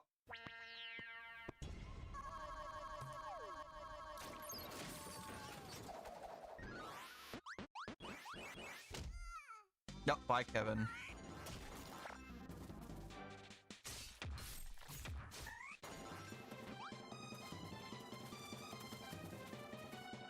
I should play this game too, huh? Hello, motherfucker.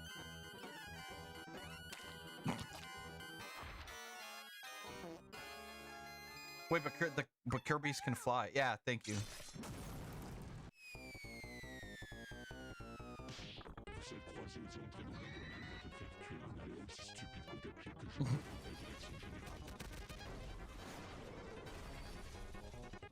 Dude, Kevin did it again.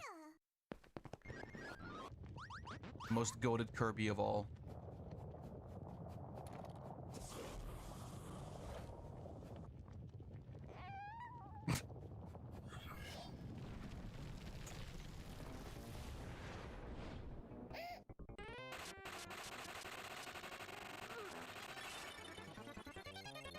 Slap him.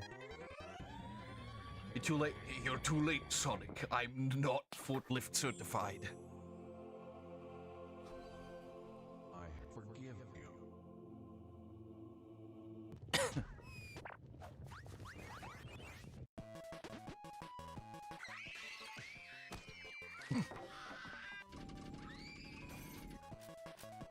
When your cousins come to visit.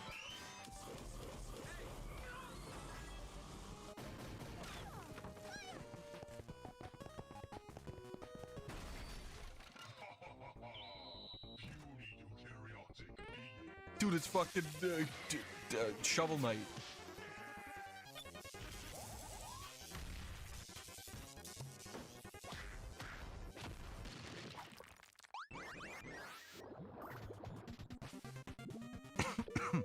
Oh no. Oh, he's fine.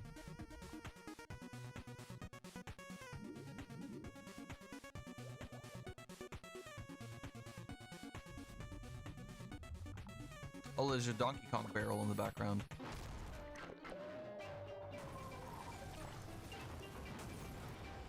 It's Baby Shark.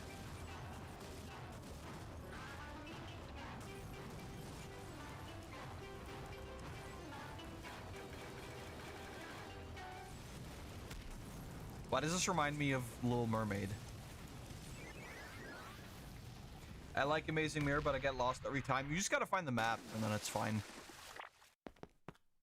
I should play it on the stream again. I did it years ago, but I would do it again.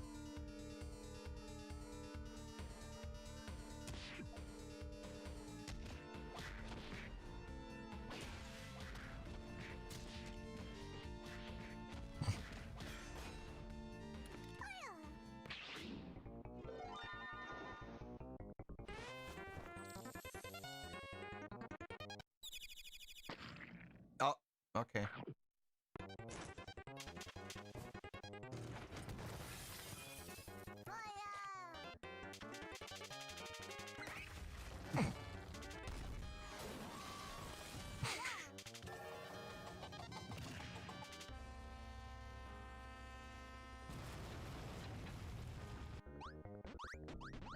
Oh no. Gaped open.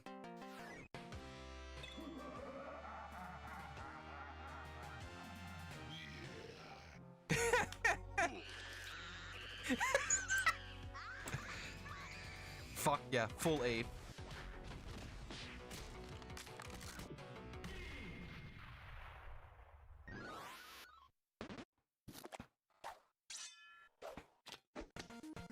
Oh shit. Sus.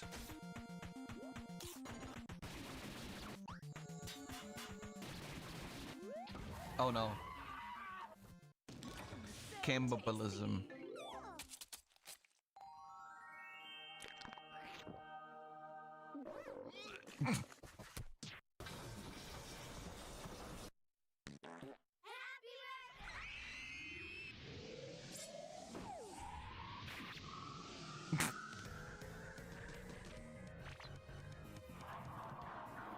Oh fuck, Shadow Demon.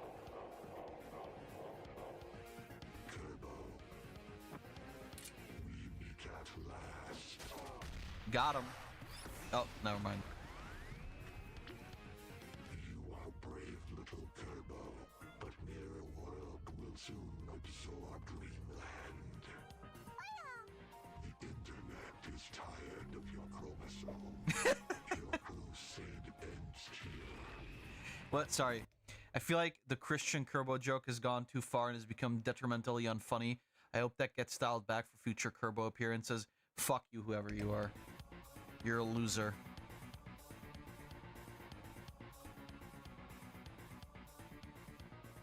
Deliver me from mine enemies, O my God. Defend me from them that rise up against me. Deliver me from the workers of iniquity, and save me from bloody men. The mighty are gathered against me. Awake to help me, and behold.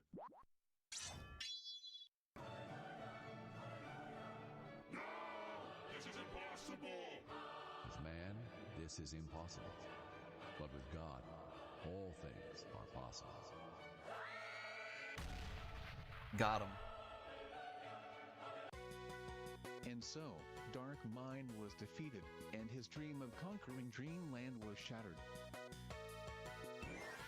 It really do be like that, though. When you get somebody who's like, oh, the joke not funny, it makes the joke just so much funnier.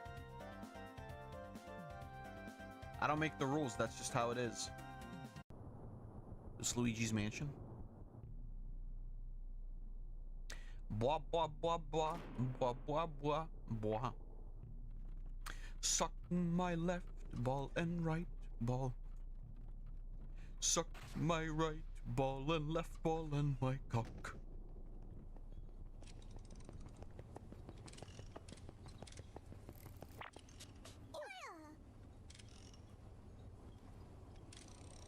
Alright.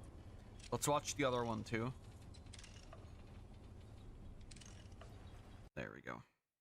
Ba-boom. Show me the money. Something about Donkey Kong Bonanza speedrun animated. Let's go.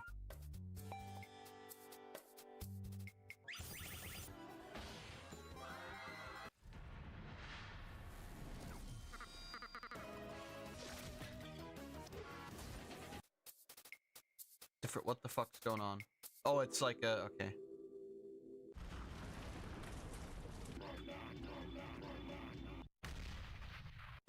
Dude, Bonanza was so fun, honestly.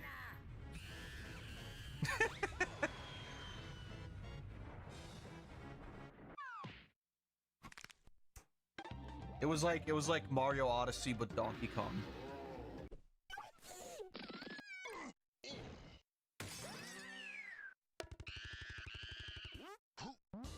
That was the wrong noise, but fair.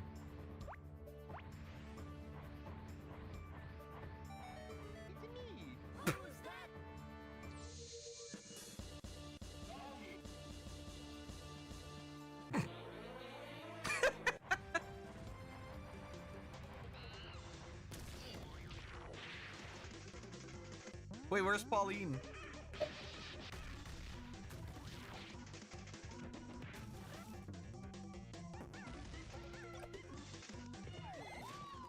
Oh, there she is.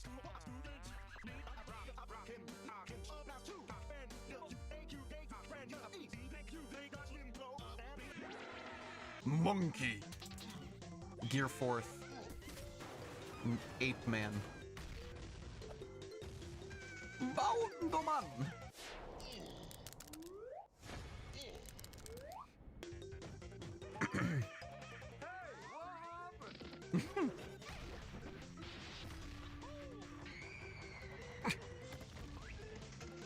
I've never seen a speedrun of this game, but like, I'm sure it exists. Based.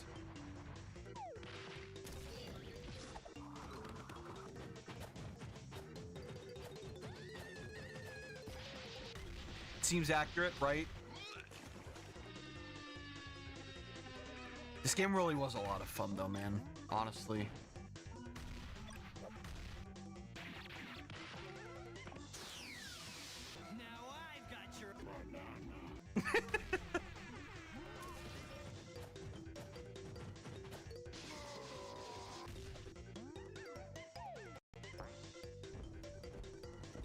I don't think I'd ever revisit this, but like...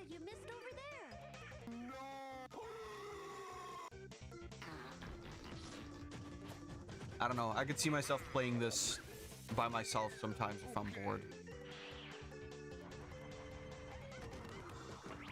You know any David White songs? Sorry, what was that?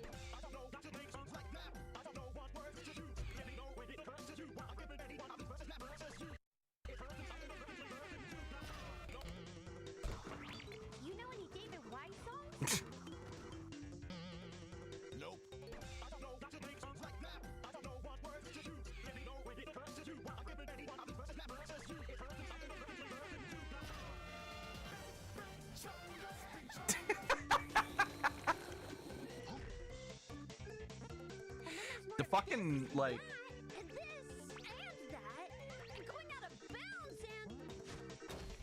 The music for the transformations was fucking cool though.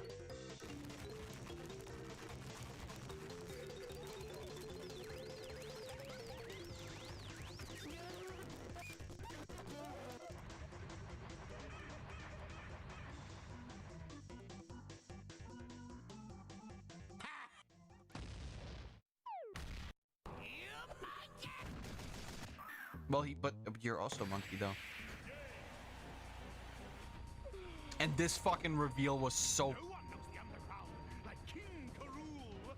this reveal was so fucking... crazy.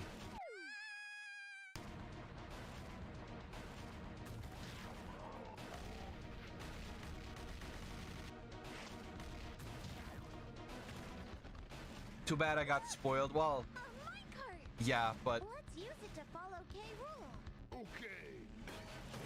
just in general, it was so fucking good. The bananas. Your wish has been granted.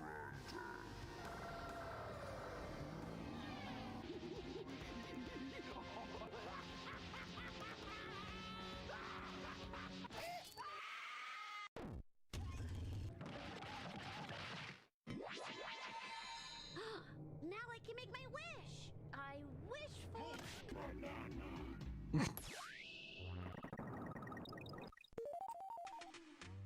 That was awesome. Holy shit.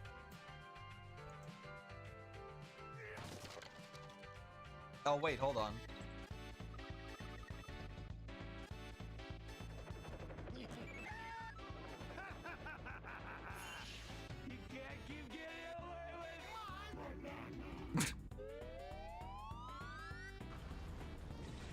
And then the final boss was fucking crazy.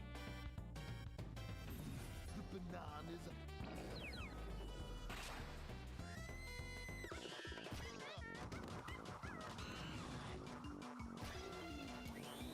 It was so good, man. I hope that if we ever do get another, Donkey Kong game, it's gonna be similar to this. It was so hyped, dude.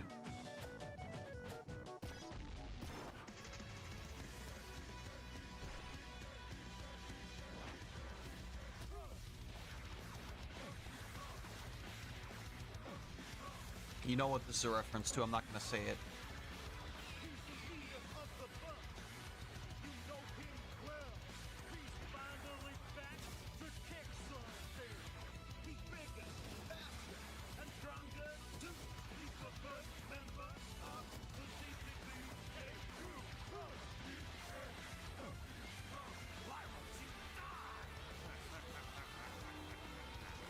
Bananas.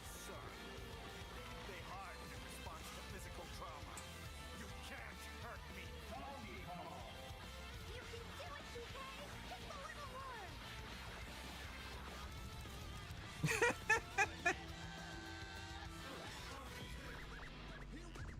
Here we go. Yeah, you did it, TK.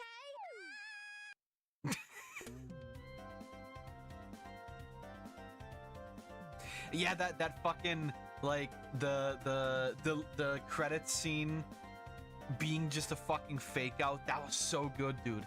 I just remembered that because I saw the earlier thing and then I didn't realize, but like it was so fucking goated, dude. Honestly.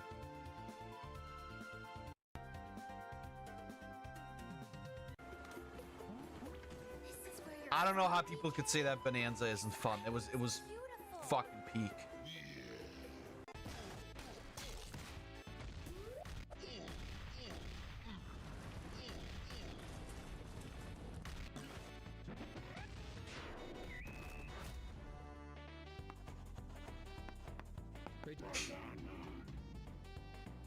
Alright, that was pretty awesome. Alright, let's see about... This is a Pal World video, I think.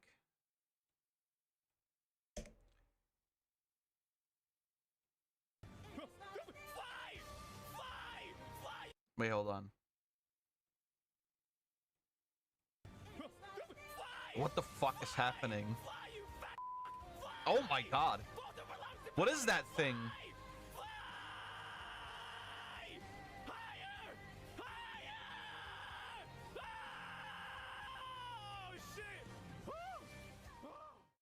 What the hell was that?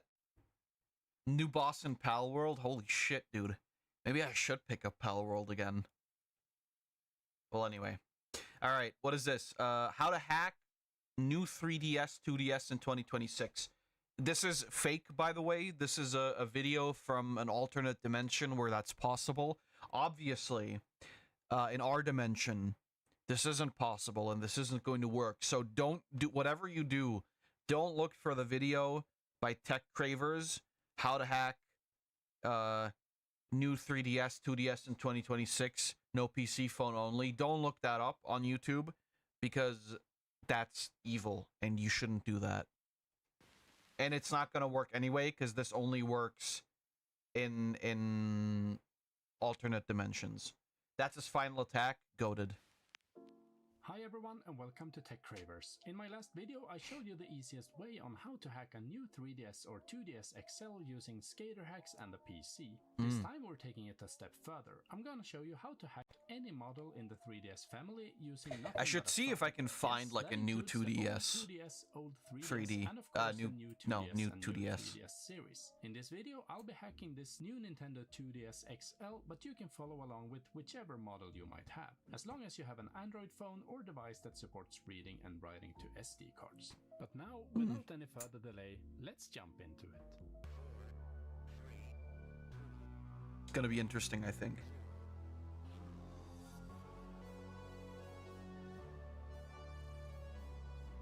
I want to see how alternate universes do funny things with their consoles. Or any Android device that supports micro SD cards, you'll need a reasonably large SD card. I'll be using this Nintendo-approved 128GB card from SanDisk. And of course you'll also be needing an Android device. In this video I'm using a Pixel 9 Pro Fold, but you can use whatever you have laying around. Finally, it's helpful to have a micro SD card adapter. Since the Pixel 9 Pro Fold only has USB-C, I'm also using a small USB-C adapter to be able to use my micro SD card adapter with my phone. It might feel a bit clunky, but it will work just fine for what we're about to do. To prepare your phone and SD card, start by heading to Google Play Store and download the two apps. Said Archiver, which is a simple app used to manage, extract, and Okay, by the way, we'll continue watching this in a second. I just gotta use the bathroom. So I will be returning in a moment.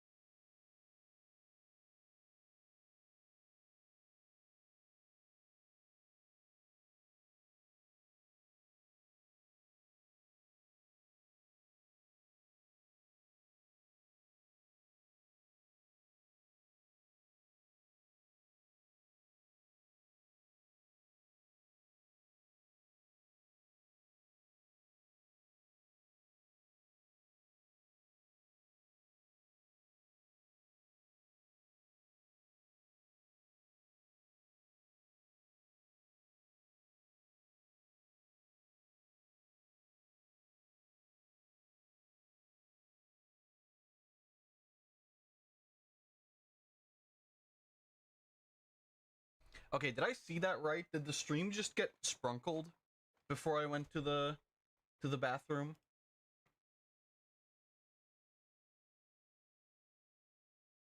I think it did, right? I wonder if it was this video or when was that? Hold on, let me check. Cause I did see that I got an email about it. 2136. Was it this video? The Nintendo part was chopped? What Nintendo part? Like the what do you mean what Nintendo part?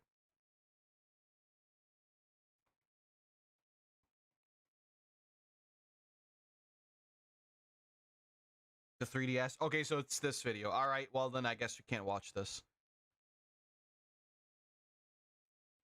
Sorry, I guess they don't want people to fucking watch their vid. Well, it's on stream. It's on stream, so I kind of get it. All right, we'll skip this then. Subscribe to Tech Cravers for more videos like this in the future. Catch you in the next one. Tech Cravers out. So, what do you do in this situation? Oh right, it's this video. It's this game also. This is a classic. So, what do you do in this situation? That's right. Game devs have pushed the medium to the limit in pursuit of the ultimate ninja game. It's a rich concept to explore, deadly, even mystical assassins pulled in every possible direction. Nin quiet, nin cute, nin kill. Ninjas are great, but aside from some key bullet points, there's plenty of wiggle room for developer vision. Saboteur, Ninja Gaiden, I'm not early watching titles were built on more of the aesthetics and challenge. those New ninjas were videos. cool, whether 2 they is were enough. Slinking around or killing boxers. The introduction of the third dimension contextualizes gaming's obsession with technological advancement in an instant. Countless new visions. Maybe we'll ways check to out some engage food stuff gushed in a little from bit. The first pipe of possibility.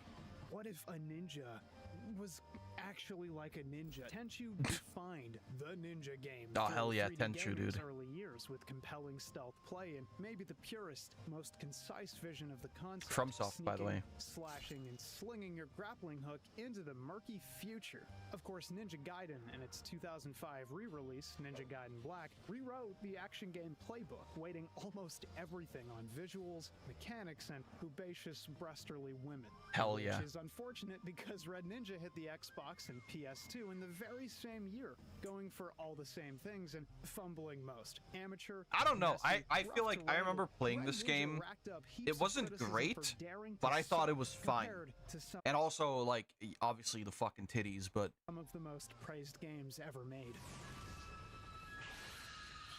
Oh my god! This is awful! Red Ninja was hardly the first rough ninja game. Look at iNinja. What is this, guys? What are we doing here? A game where you decapitate an innocent old man in the first 5 minutes? that's kind of goated actually. What have I done? Why are we still here? Just to suffer. Loading into Red Ninja, it's easy to take a look at the scores and think, sure, I get it. You're supposed to sneak around, but you don't really have to sneak at all. Enemies notice you for seemingly no reason. Sometimes you get away with murder. Things weird. The camera's rough. It's stiff and... Hold on a minute. Wait, hold a minute. Turns out, Red Ninja is not a bad game. Red Yeah. Ninja is cool.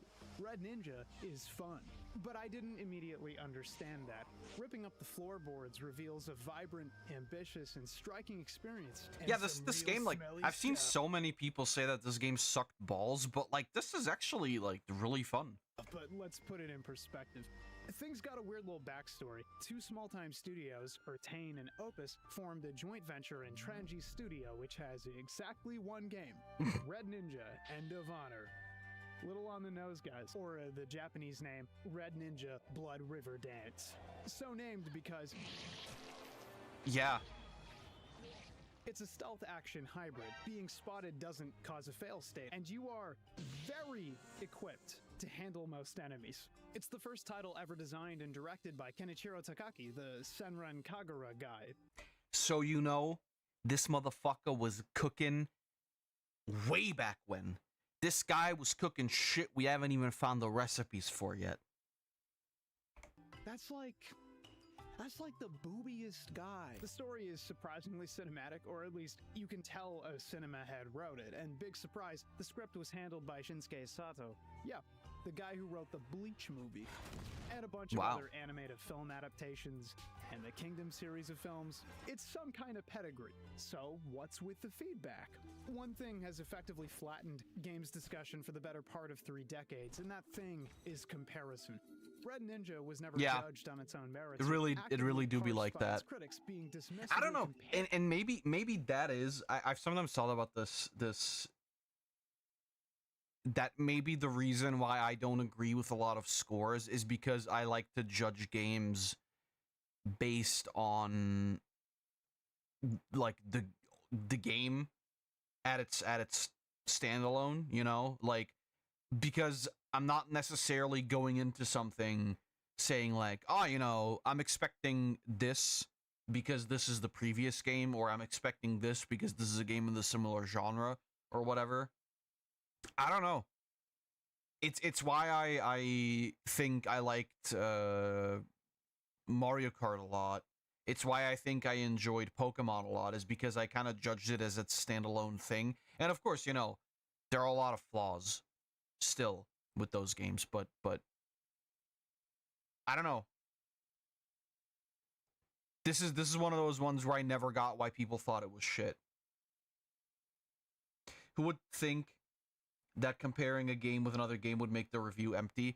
Game reviewers, especially these days, but also I think even back in the day, are just fucking losers, honestly. Like, there were times when you could believe them when they were talking about games, but honestly, I think what happened to game journalism is just the fact that, like, I've said this a billion times before, at some point, it became about churn out an article before everybody else does, no matter the quality of that article. And the moment when these reviews became so commercialized and corporatized, it lost all meaning, because an IGN, a Metacritic, whatever, they're all getting these games and then they have to be positive about them. And you can argue that that's the fault of the developers, but I would argue that it wouldn't matter so much if an IGN or a Metacritic got their review out on release date and not earlier, because that's the thing, right? It's like the reason why they're always so positive about these games is because they want the games early so that they can write out articles early so that people will click on their thing first. I think, though, quite frankly, it wouldn't make a fucking difference. And that's why game journalism is dead. There's like nothing about game journalism that is ever going to be like believable or what's the word that I'm looking for? Genuine anymore, because it's all just about the money, and it's not about conveying information about a game. And, you know, we can laugh at like the Cuphead dude and whatever, like that's funny, but it's kind of sad also that you cannot trust game journalism anymore, because the problem is, like, how else are you going to get info on what game you're going to buy? What you could do, obviously, is wait simply and watch, like, you know, long plays and whatever to see if the game's something for you. I don't know. I wouldn't trust game journalists anymore. Seems FuwaFuwaP was overshadowed by Ninja Gaiden, which I find weird because those two games are not similar at all. Ninja Gaiden is way more like action oriented, whereas Red Ninja is like, it's pretending to be a stealth game, but not really. Tenchu, Splinter Cell, games that are decidedly stealth first. Most critics of the era were quick to note Red Ninja's unique qualities, seduction, the Tetsugen, but soon waved them away because the core was not sufficiently palatable compared to what they knew. It was just a Tenchu knockoff. After all, why look any deeper? Anything with ninjas and stealth pretenses is Tenchu. Yeah. I mean, obviously. GameSpy, 30%. IGN, 40%. XPlay, 40%. showing that all of these companies have been gay for so fucking long. How the fuck are you gonna give 30% to a ninja girl titty game that's actually good? It's because you're fucking gay. It's because you like men. You like big, fat, fucking sweaty cocks. That's the reason why. No person in their right mind would look at this game and go like, actually, this sucks fucking ass. You know that meme where it's like the guy pointing at a thing going like actually this fucking sucks, and it's like just a sign of the best thing ever or the coolest thing ever. That's everybody who ever said bad things about this game. That's you. You're the fucking meme. You're the soy jack. You're not the Chad. You're a fucking loser. And your harvests have perished. And your manhood has shrimpled. And your concubines ran away. There. You fucking suck. You're a disgrace to the Emperor and all of China. That has nothing to do with the ninjas, because those are Japanese, but... The worst ninja game. These scores sound extreme, and on a first play, I could see it, but there's a that piece one. Of context. Nowadays, Thank you, if Payne. I emulate a video game, I tend to play it without fundamental alterations, except for the occasional widescreen patch. Because I like them thick, and some PS2 games natively support 16:9 display already. So I, ignorant, clicked on the 60 FPS patch. Why not? I thought, surely it's only an improvement. I played a broken, ridiculous nightmare game. Not completely awful, not unbeatable, but worthy of the 30 to 50% critics gave it. Worth a little vom. Certain mechanics were totally broken. I couldn't access the character's bullet time super move, and I thought I was just missing something. Physics broke in bizarre places. Enemy hitboxes did not register. I couldn't grab this ledge, except in a very particular way. One boss wouldn't act how it was supposed to, forcing me to finagle the AI into cooperation. It was absurd, almost unplayable. But I watched a couple long play videos and got suspicious. So, figuring I made some terrible mistakes, I went back to basics. No patches, mostly faithful presentation, knowledge in hand, and it was a totally different game.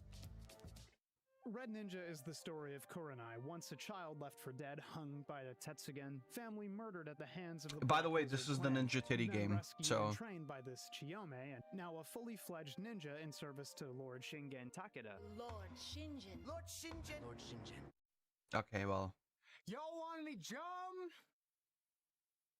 Y'all chewing jam? Okay, it's not that big a deal. It's just a little... Steven Spielberg death. Kurenai, master of the very weapon that Steven Spielberg death. It's a compelling hook. There's some pretext to all the painting she gets up to.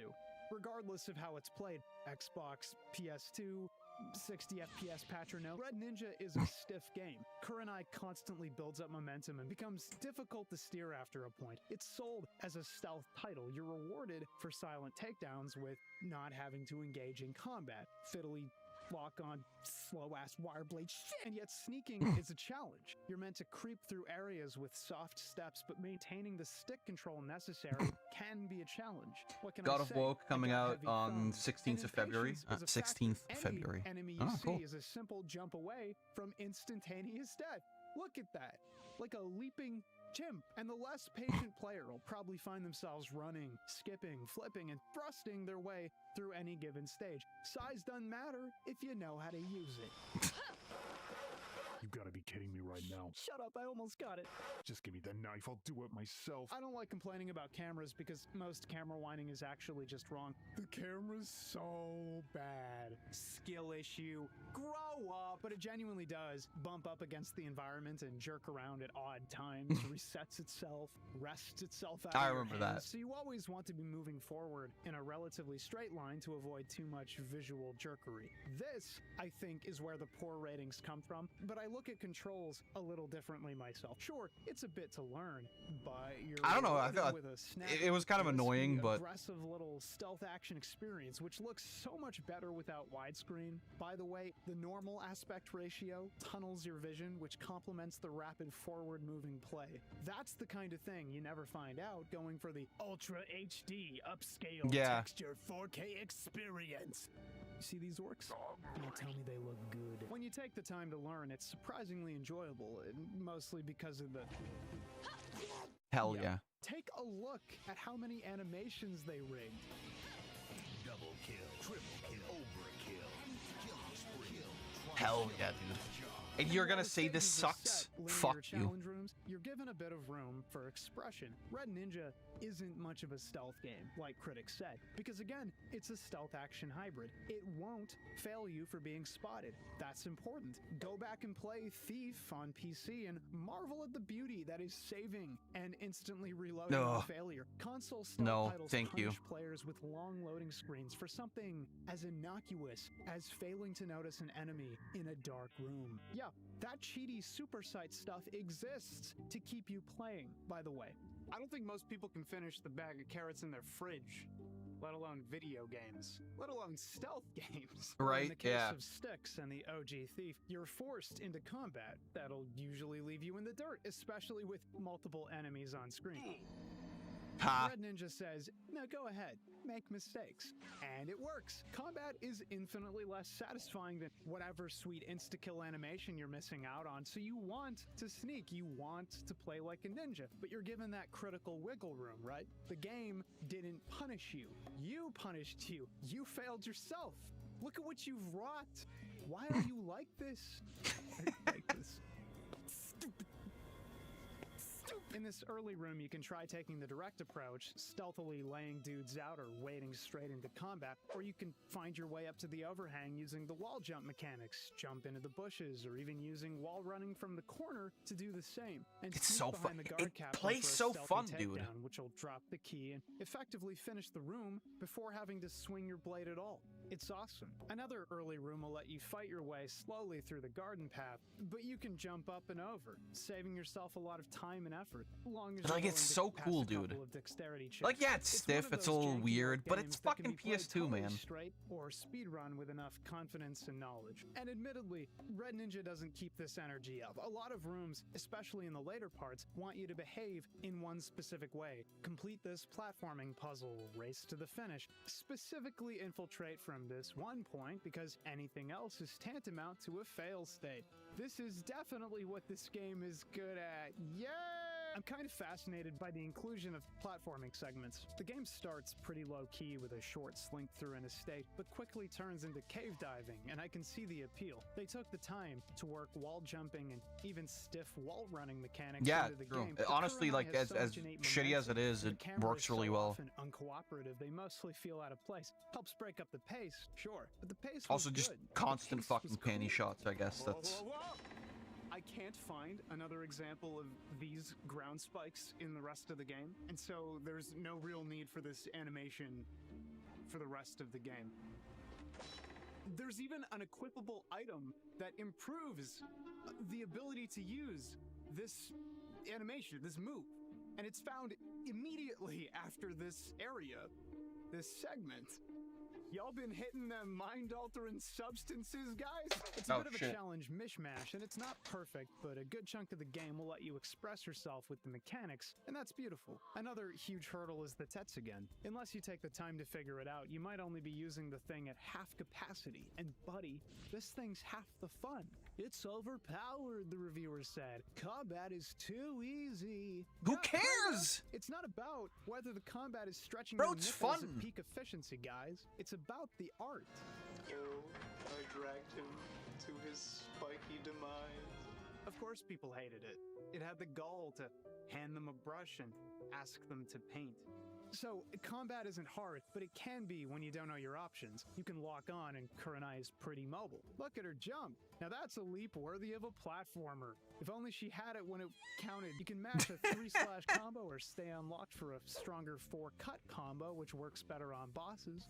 Tricks of the tray, you throw it with a tap to hook into an enemy. This tethers you and the target. The Tetsugen is a bladed wire, so you can use that tether to slice other enemies. It's so giving you fucking solid sick, crowd control. dude. Another tap will return the blade, either ripping the poor sap apart or taking a good chunk of their health. It's pretty phenomenal for a PS2 game. The trick is, God, imagine if we got this. Well, if we got it remade, it would suck, but yeah, while locked on and right after throwing it, you can hold up or down on the stick to target an enemy's head or feet. Suddenly, you can decapitate enemies or lop off their legs. This isn't actually relevant to the Tetsugen, mechanically speaking. A dead guy is a dead guy. My legs! My leg! My leg! Jesus Christ. Like I said, combat isn't hard. It's about how you choose to paint the scene. You can also do a really big move. There's a really big move. Halfway through the game, you're given a new tool. This weighty flail thing, which will let you grab dudes and drag them over for a clubbing. No, no, no, no, no, no, no! It also gets used for a few boss fights to interact with the environment. Jerk off no jutsu! But there are benefits. Suddenly you can use the wire to wrap guys up on poles. You know, you're given the option to spare some regular guards if you're not particularly why would you though? Fail at stealth. Of course, that's not the only thing the flail's good for. Nice! Fuck yeah, dude. Hell yeah! Red Ninja is easily the most violent game I've ever played on. Ah, it's so cool. Forget Drakengard. Forget God of War. Red Ninja lets you hang people. We're talking body convulsions. We're talking choking noises. This game is awful. It's the blood cherry sitting atop the absolute mountain of corpses you make. Things irredeemably wretched, disturbing, and visceral from top to bottom. Feels far more real than necessary. And that's the thing. Red Ninja may have had arguably rough graphics for its era or whatever, but it's a I don't even think brilliantly that's true, realized honestly. game with lush, serene environments, genuine ambience where it's required, quaint little locales that allow the player to walk in and wreak utter havoc, ultra kill murder everyone in sight with ambitious, striking animations. Game's awesome. At some point, you stop looking for the next great thing and start looking for kicks, novelty, whatever this is. Not to mention the thing's physics can result in crazy stuff like this. I don't Hell care if the game's messy. It's fun! You guys are mean, it's fun! You pick up a lot of items that alter the game in small ways. You can stun enemies with blow darts or toss kunai to make noise. Smoke bombs act like get-out-of-jail-free cards. There's a super jump consumable. Water shoes, which are completely missable, by the way, while the menu is a little clunky, so I can imagine casual players not really bothering to engage. A lot of opportunities open up within levels for players willing to experiment. It's a shockingly violent experience, enough that it was censored in Japan and Germany. Let's see. Really? The Japanese version, body parts can no longer be cut off. Ah. The German version, blood splatters removed. If you get injured, the screen doesn't turn red. Pools of blood removed. Blood Thank you, stains on the Germany. walls removed. Body parts can't be cut off. Corpses Thank you, disappear after a Germany. couple of seconds. Every single Self-kills fucking time and with all these blood losers. removed. Every single. They're so Red gay! You can be the juiciest peach in the orchard, and some people just don't like peaches. It's actually kind of impressive that Red Ninja failed to make headlines. Might have pulled it off around 2010, 2012-ish with the Fox News crowd, and not for no reason. Make no mistake, this was a controversy waiting to happen. I guess concerned citizens were tired from getting outraged over a manhunt. More than video game violence, Red Ninja is outright scandalous. Just take a look at this promotional art for KuruChuu. Goated. They knew what they were doing. Goated. Goated. This game's popular with women?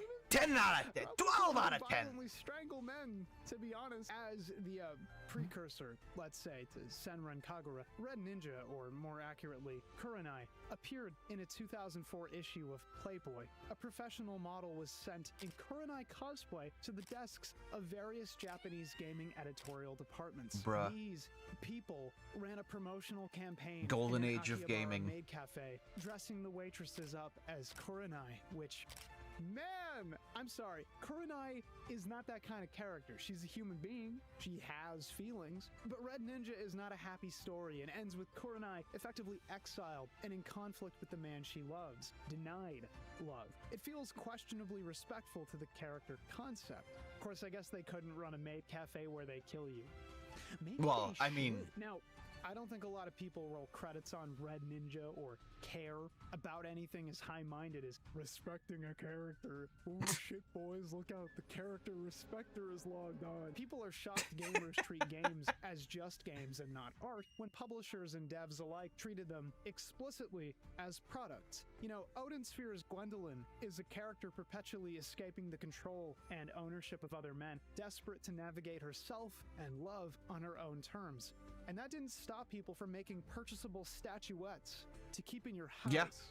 How them grapes taste, Gwen? And maybe I should cool it anyway. I knew what I was getting into, to some degree. Red Ninja marketed itself with a particular mechanic, the ability to attract the attention of guards by showing a little skin, wooing them into a false sense of security for the perfect moment to strike. Get fucked, this is idiot. what I'm talking about. I think Red Ninja may firmly be on the side of the young woman who feels like the only thing anyone cares about is their skin, their body. It's not a perfect mechanic. Sometimes it sets enemies off, sometimes it makes you instantly detected. I think it's meant to handle single enemies in lonely hallways when they refuse to move, but even that's a little questionable. Showed my ass and he's mad. I didn't consent to this. I especially like how she changes outfits later in the game. Like, whoa, you brought your ninja suit? Yeah, it helps me do my job better. No. Then why weren't you wearing it earlier? I appreciate the skimpier outfit anyway, the way it leaves a little trail as you run, the way the stage palettes are constructed to ensure you're the brightest thing on the screen at any point. She stands out, she belongs there. It's solid. Even the costume swap maintains a bit of red, though it's less elegant, let's go with that. Like I said, it's a messy game. A lot of cool ideas, a lot of vulnerability to uncharitable criticism, a lot of vulnerability to legitimate criticism. For one, the thing's not really set up well for boss fights, but bosses you will fight. If Red Ninja leads as a stealth game, it abandons any real pretenses during these battles. It's you, your opponent, and your crappy little blade. Good luck.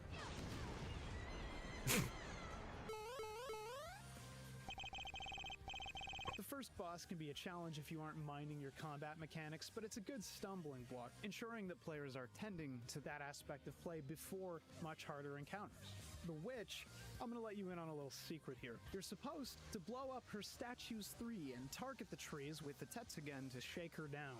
That is when she isn't flailing around like a weird gibbering freak. But you can just pull yourself up and start swinging and jump right up on out of the boss room.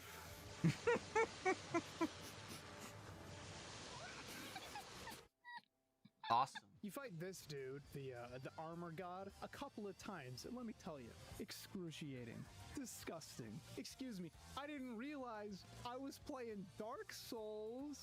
Snake Lady, excruciating, disgusting. The issue here is Kurenai's friend here is poisoned during the fight, and it is shockingly precise, requiring expert precision to avoid getting bowled over by her fire attack and slashing her down in time. I like this cannon dude, not because the fight is fun, and not even kind of because the fight is fun.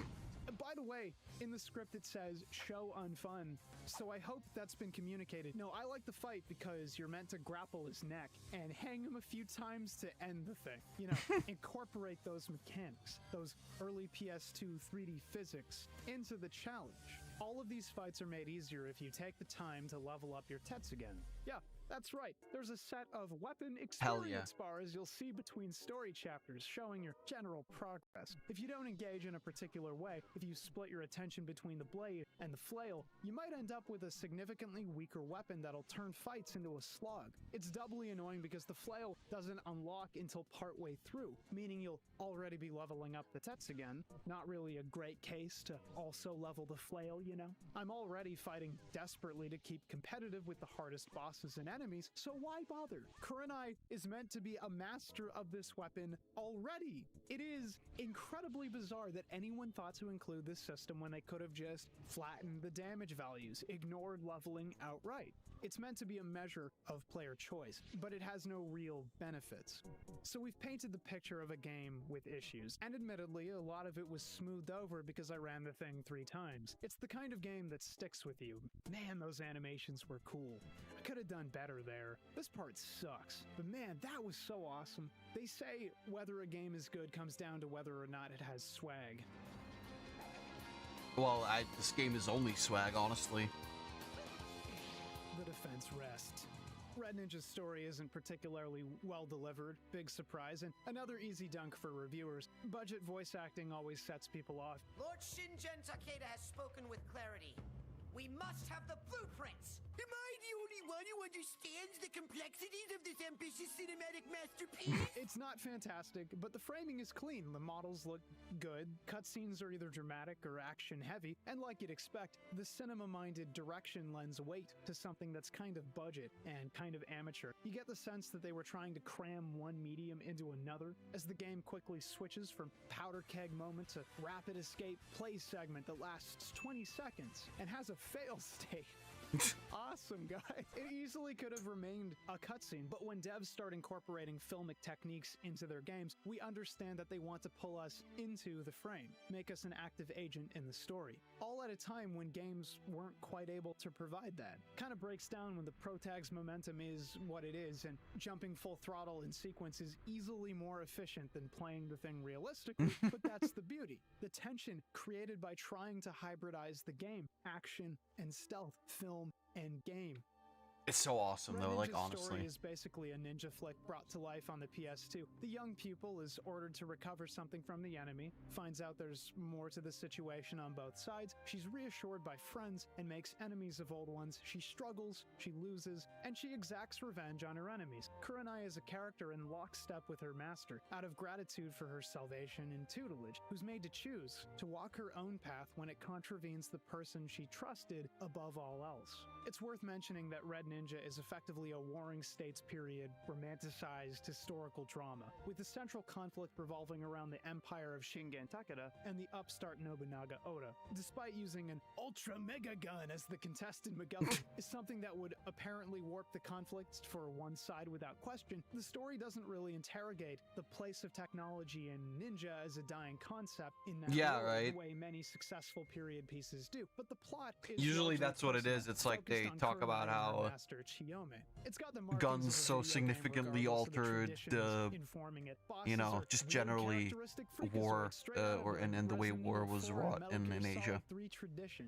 Never underestimate the narrative value of a really weird guy. It's got all the camp of its contemporaries too. Look at her go! Listen, when it comes to video games, I don't need the next great American novel. I need whatever this is. The plot devolves into a race against Chiyome as she attempts to usurp Takeda's nephew, the dweeb from earlier, and bring about the late emperor's vision, something she tried to manifest by manipulating the very clan that ruined Kurenai's life. There's a lot of moving pieces in the background that don't quite connect in a tangible, meaningful way. People have called the thing cliche and hammy, but I think it says something true and beautiful regardless. Kurenai's story is an acknowledgement that you will make enemies for taking your own path, that you will find yourself alone and shamed for daring to do something as radical as trusting yourself and prioritizing what you believe is right. The price of your new life is your old one. One question's left. Is Red Ninja the worst ninja game? You already know the answer to that question. Doesn't make it good, but if we can praise Xenogears for ambition, we can do the same for this thing. It taps into familiar tropes and does things the other ninja games could never try. Won't catch Ryu Hayabusa extending his gigantinormous man-titties out for enemies, but Kurenai is willing to do what it takes to get the job done. How many ninjas get a sweep-bladed wire and actually have to interact with the environment? Listen, yeah, right. Ryu Hayabusa uses the walls as a stepping stone to murder. To Kurenai, the stage itself is a canvas. Every room a painting. Ryu Hayabusa has a story, Apparently. Red Ninjas has something to say. What I can't believe is just how awful I thought the game was before playing it how it would have been played by anyone else. It's all too easy to dabble in forces you don't understand and wind up with a completely warped view of something. So many games are made better on replay, if only because familiarity can smooth over the bumps. Yeah, and that's all it's it very took true. to jump the game up from the worst ninja game to something I really like. Hey, it's K-Bash. Hell yeah. Huge thanks goes out to my $4 patrons. Check them out. Beautiful. And That was sick. That was a good video. I've had this in. we are so K-Bash. I've had this in the. You know, I've had this in the playlist for a long time. I've seen this meme like 20 fucking times today. I really like it. Alright, let's see. Games you can't buy anymore. Didn't we see this one already? I feel like we've seen this one already.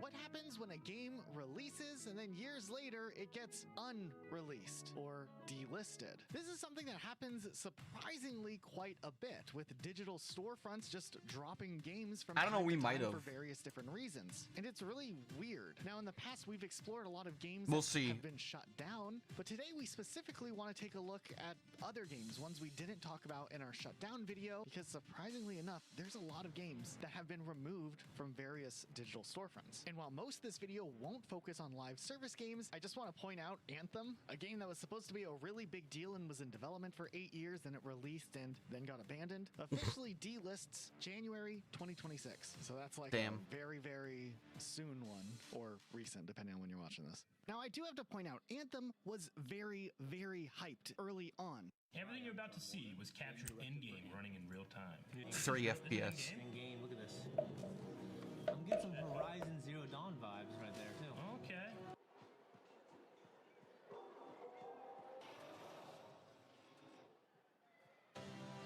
Anthem. Anthem. Okay. Yeah. New IP from BioWare.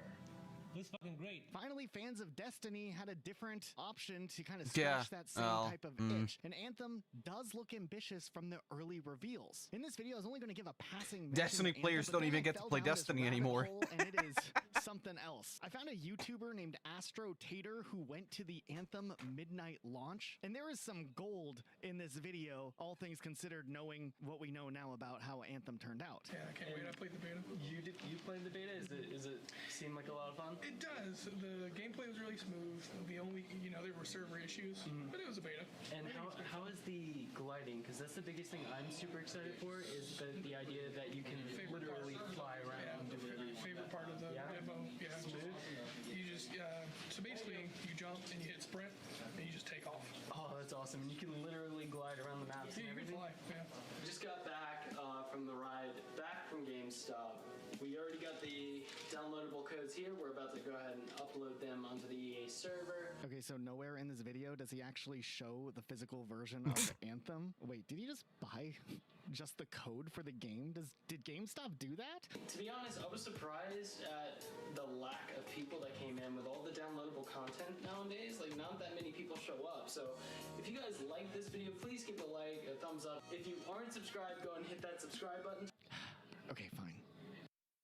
I gotta say, in 2025, yeah, looking back at a video like this, it's funny, but I can't fault Astro Tater for being excited for a video game that he thought looked really good. Yeah, right. If I mean, anything, just it was shows pretty how hype. much EA dropped the ball with Anthem and how they abandoned players like this who were genuinely excited to give the game a shot. Let's talk about a really stupid one, because the amount of Minecraft All the way back to additions that have February, existed and no, is but I feel like we actually did. Right? insane. Yeah. Then we look at all of the different additions and realize that majority of them have been shut down and delisted. Makes this an interesting case, because yes, you can go and play Minecraft on a lot of platforms, but this single game has been plagued with more delistings of versions of the game than I think any other game Well, that's I out mean, there, yeah, probably. because, Okay, like- so look at this. When Minecraft first released, it was The problem is that like releasing Minecraft on consoles that have kind of a finite lifespan, like on PC, this doesn't happen because you just run the program, right? But like if you buy Minecraft for PS4, you can play that. You can't play that on PS5. You can't play that on PS6. And even if you can, it's always a different edition than what it actually is. You know, if they brought out like, here's Minecraft Bedrock for all the consoles, then it wouldn't matter. But that they can't do that. So obviously, these games get delisted at some point. Using a game engine built on Java. Now, Java doesn't really translate well into consoles. So Java doesn't really translate well into anything. There was a huge want for Minecraft to be on consoles, obviously. I mean, look at how many copies of Castle Miner Z or Fortress Craft ended up selling back in the day before Minecraft released. So in the earlier days, Mojang ended up hiring on 4J Studios to take the game Minecraft and redesign it and rebuild it from the ground up in C++, which could then be a build of the game that was optimized for various different consoles. That launched a slew of console versions of Minecraft that all had different additions, and while they were smaller in scale and had their own technical limitations, they were Minecraft, and they played well, and they had the same vibe and UI style and mechanics, and over time would evolve to get a lot of the updates that Java players had, and it surprisingly felt pretty good with a controller. So at this point, we I don't know, I never liked versions of Minecraft with a the controller. Java edition and the new C++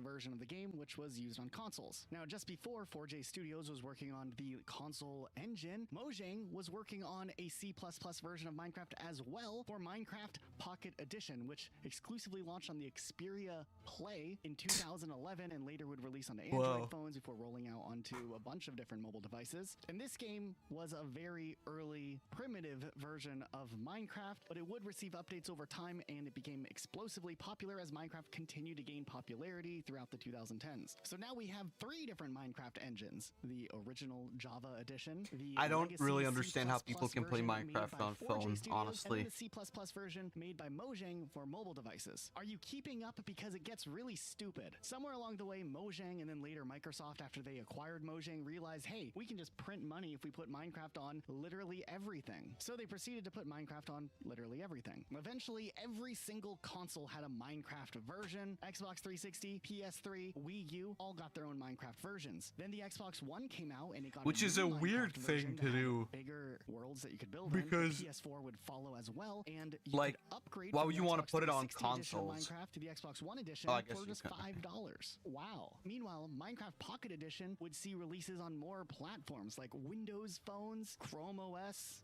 Galaxy phones, Fire OS, like those Fire tablets and stuff that are really, really laggy and play advertisements every time you lock the screen. And then 4J Studios would continue to upgrade Minecraft for consoles, bringing them up to the more modern things that were being added into the main version of Minecraft, the Java build. But with Microsoft acquiring Minecraft for just a little bit of money, Microsoft decided it was in everyone's interest to unify the gameplay across the board and have a uniform experience for everyone playing Minecraft. So they got to work. I guess some executive at Microsoft thought to themselves, hey, what if we made everyone play Pocket Edition no matter what console they're on?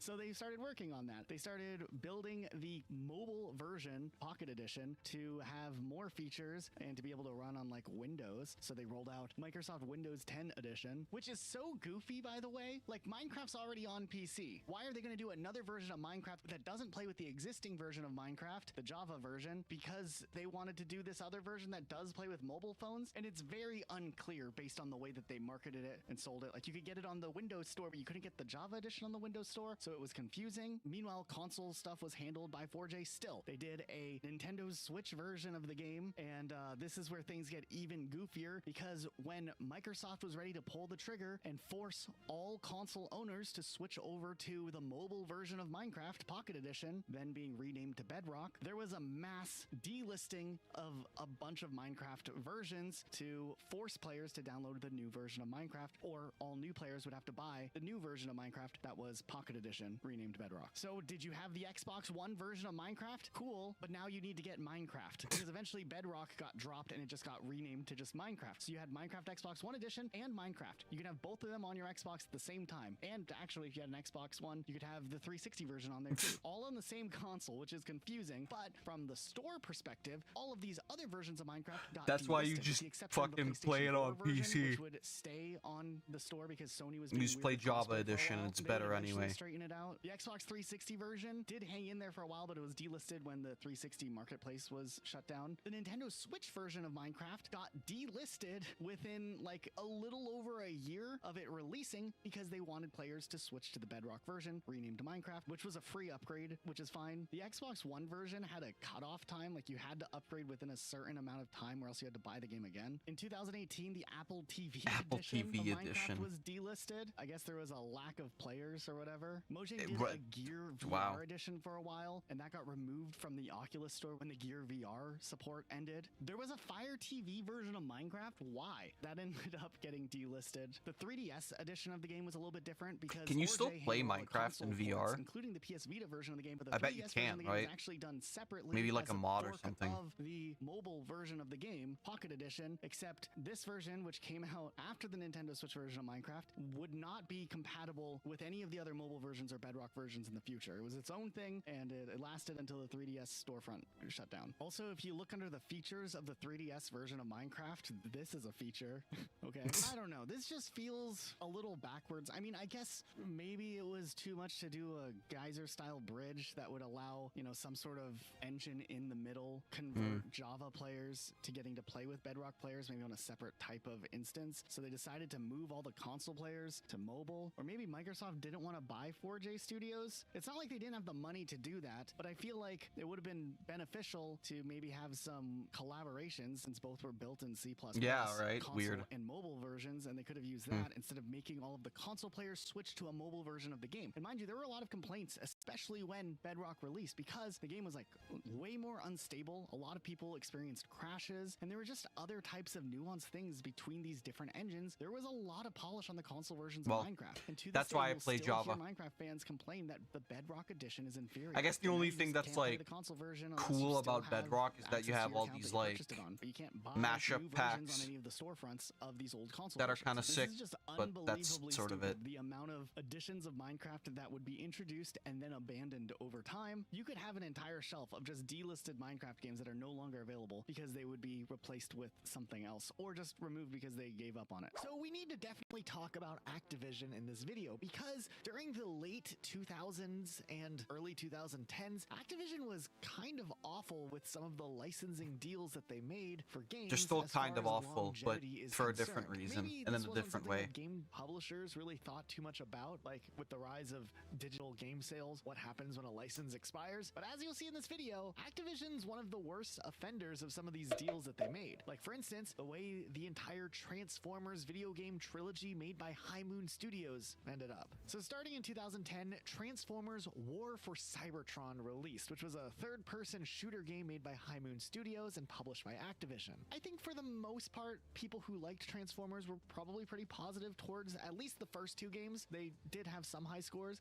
The third one, not so much. But the game must have sold really well because Hasbro, who owned the rights obviously to Transformers, actually had made a statement that the first game, War for Cybertron, was the most highly rated critical success of any game that has had the Hasbro brand yet. And they were looking forward to the sequel that would come out in 2012. But now in present day, if you wanted to play these games and buy them online without getting like a physical copy and an Xbox 360 or PS3 all set up and going through all those hoops, you can't. You see, back in December of 2017, Hasbro's licensing deal with Activision expired. As a result, digital storefronts like Steam, PlayStation Store, and Xbox Store removed the games because Activision no longer had the legal permission to sell them. This is going to be something recurring that you see often here in this video. This one's a little interesting. There were a lot of rumors circulating around after the delisting that Activision somehow lost the source code to the game, which meant a re-release in the future could never possibly happen. But I think that ended up getting debunked mostly. But if we were to ever see these games somehow playable, there would have to be a new deal struck between Hasbro and Activision. And I don't know if Activision has enough incentive to want to do that. Maybe with Microsoft being involved. Nah, they're dumb. They're not going to do it. So besides Transformers, there's also Wolfenstein, the 2009 release. Luke's going to talk about this one. So Luke, take it away. We talked about Wolfenstein 2009 recently in our like forgotten Xbox 360 era games, and I just maybe that's the one we watched. This was I don't an remember. Interesting game, and I very much enjoyed it back in the day. It was developed by Raven Software and published by Activision and released on PC, PS3, and Xbox 360. This was actually banned in Germany, so I still somehow managed to get a copy on it, and it was a very wild game for me to play at the time, actually. Nonetheless, shortly before the game was released, ZeniMax, the parent company of Bethesda, bought the rights to Wolfenstein as a franchise, like the full IP. Obviously, Wolfenstein 2009 at that point was already done and developed, and they were gonna let the game release and be available for a while, since they're, I guess, still making money of it, since they now own the IP. But right after they bought the rights, they also put Machine Games on track to make a new Wolfenstein game that would eventually become a reboot with the New Order, which eventually was ready for May 2014 release. And with that, they probably choose to delist Wolfenstein 2009 to avoid confusion with their reboot timeline. So I guess that makes sense. Of 2014, the game was delisted everywhere, which is just 2 weeks before New Order came out, and it's not been available ever since. I mean, you can still play the disc version, but you cannot buy it anymore. It's actually a very hard game to play.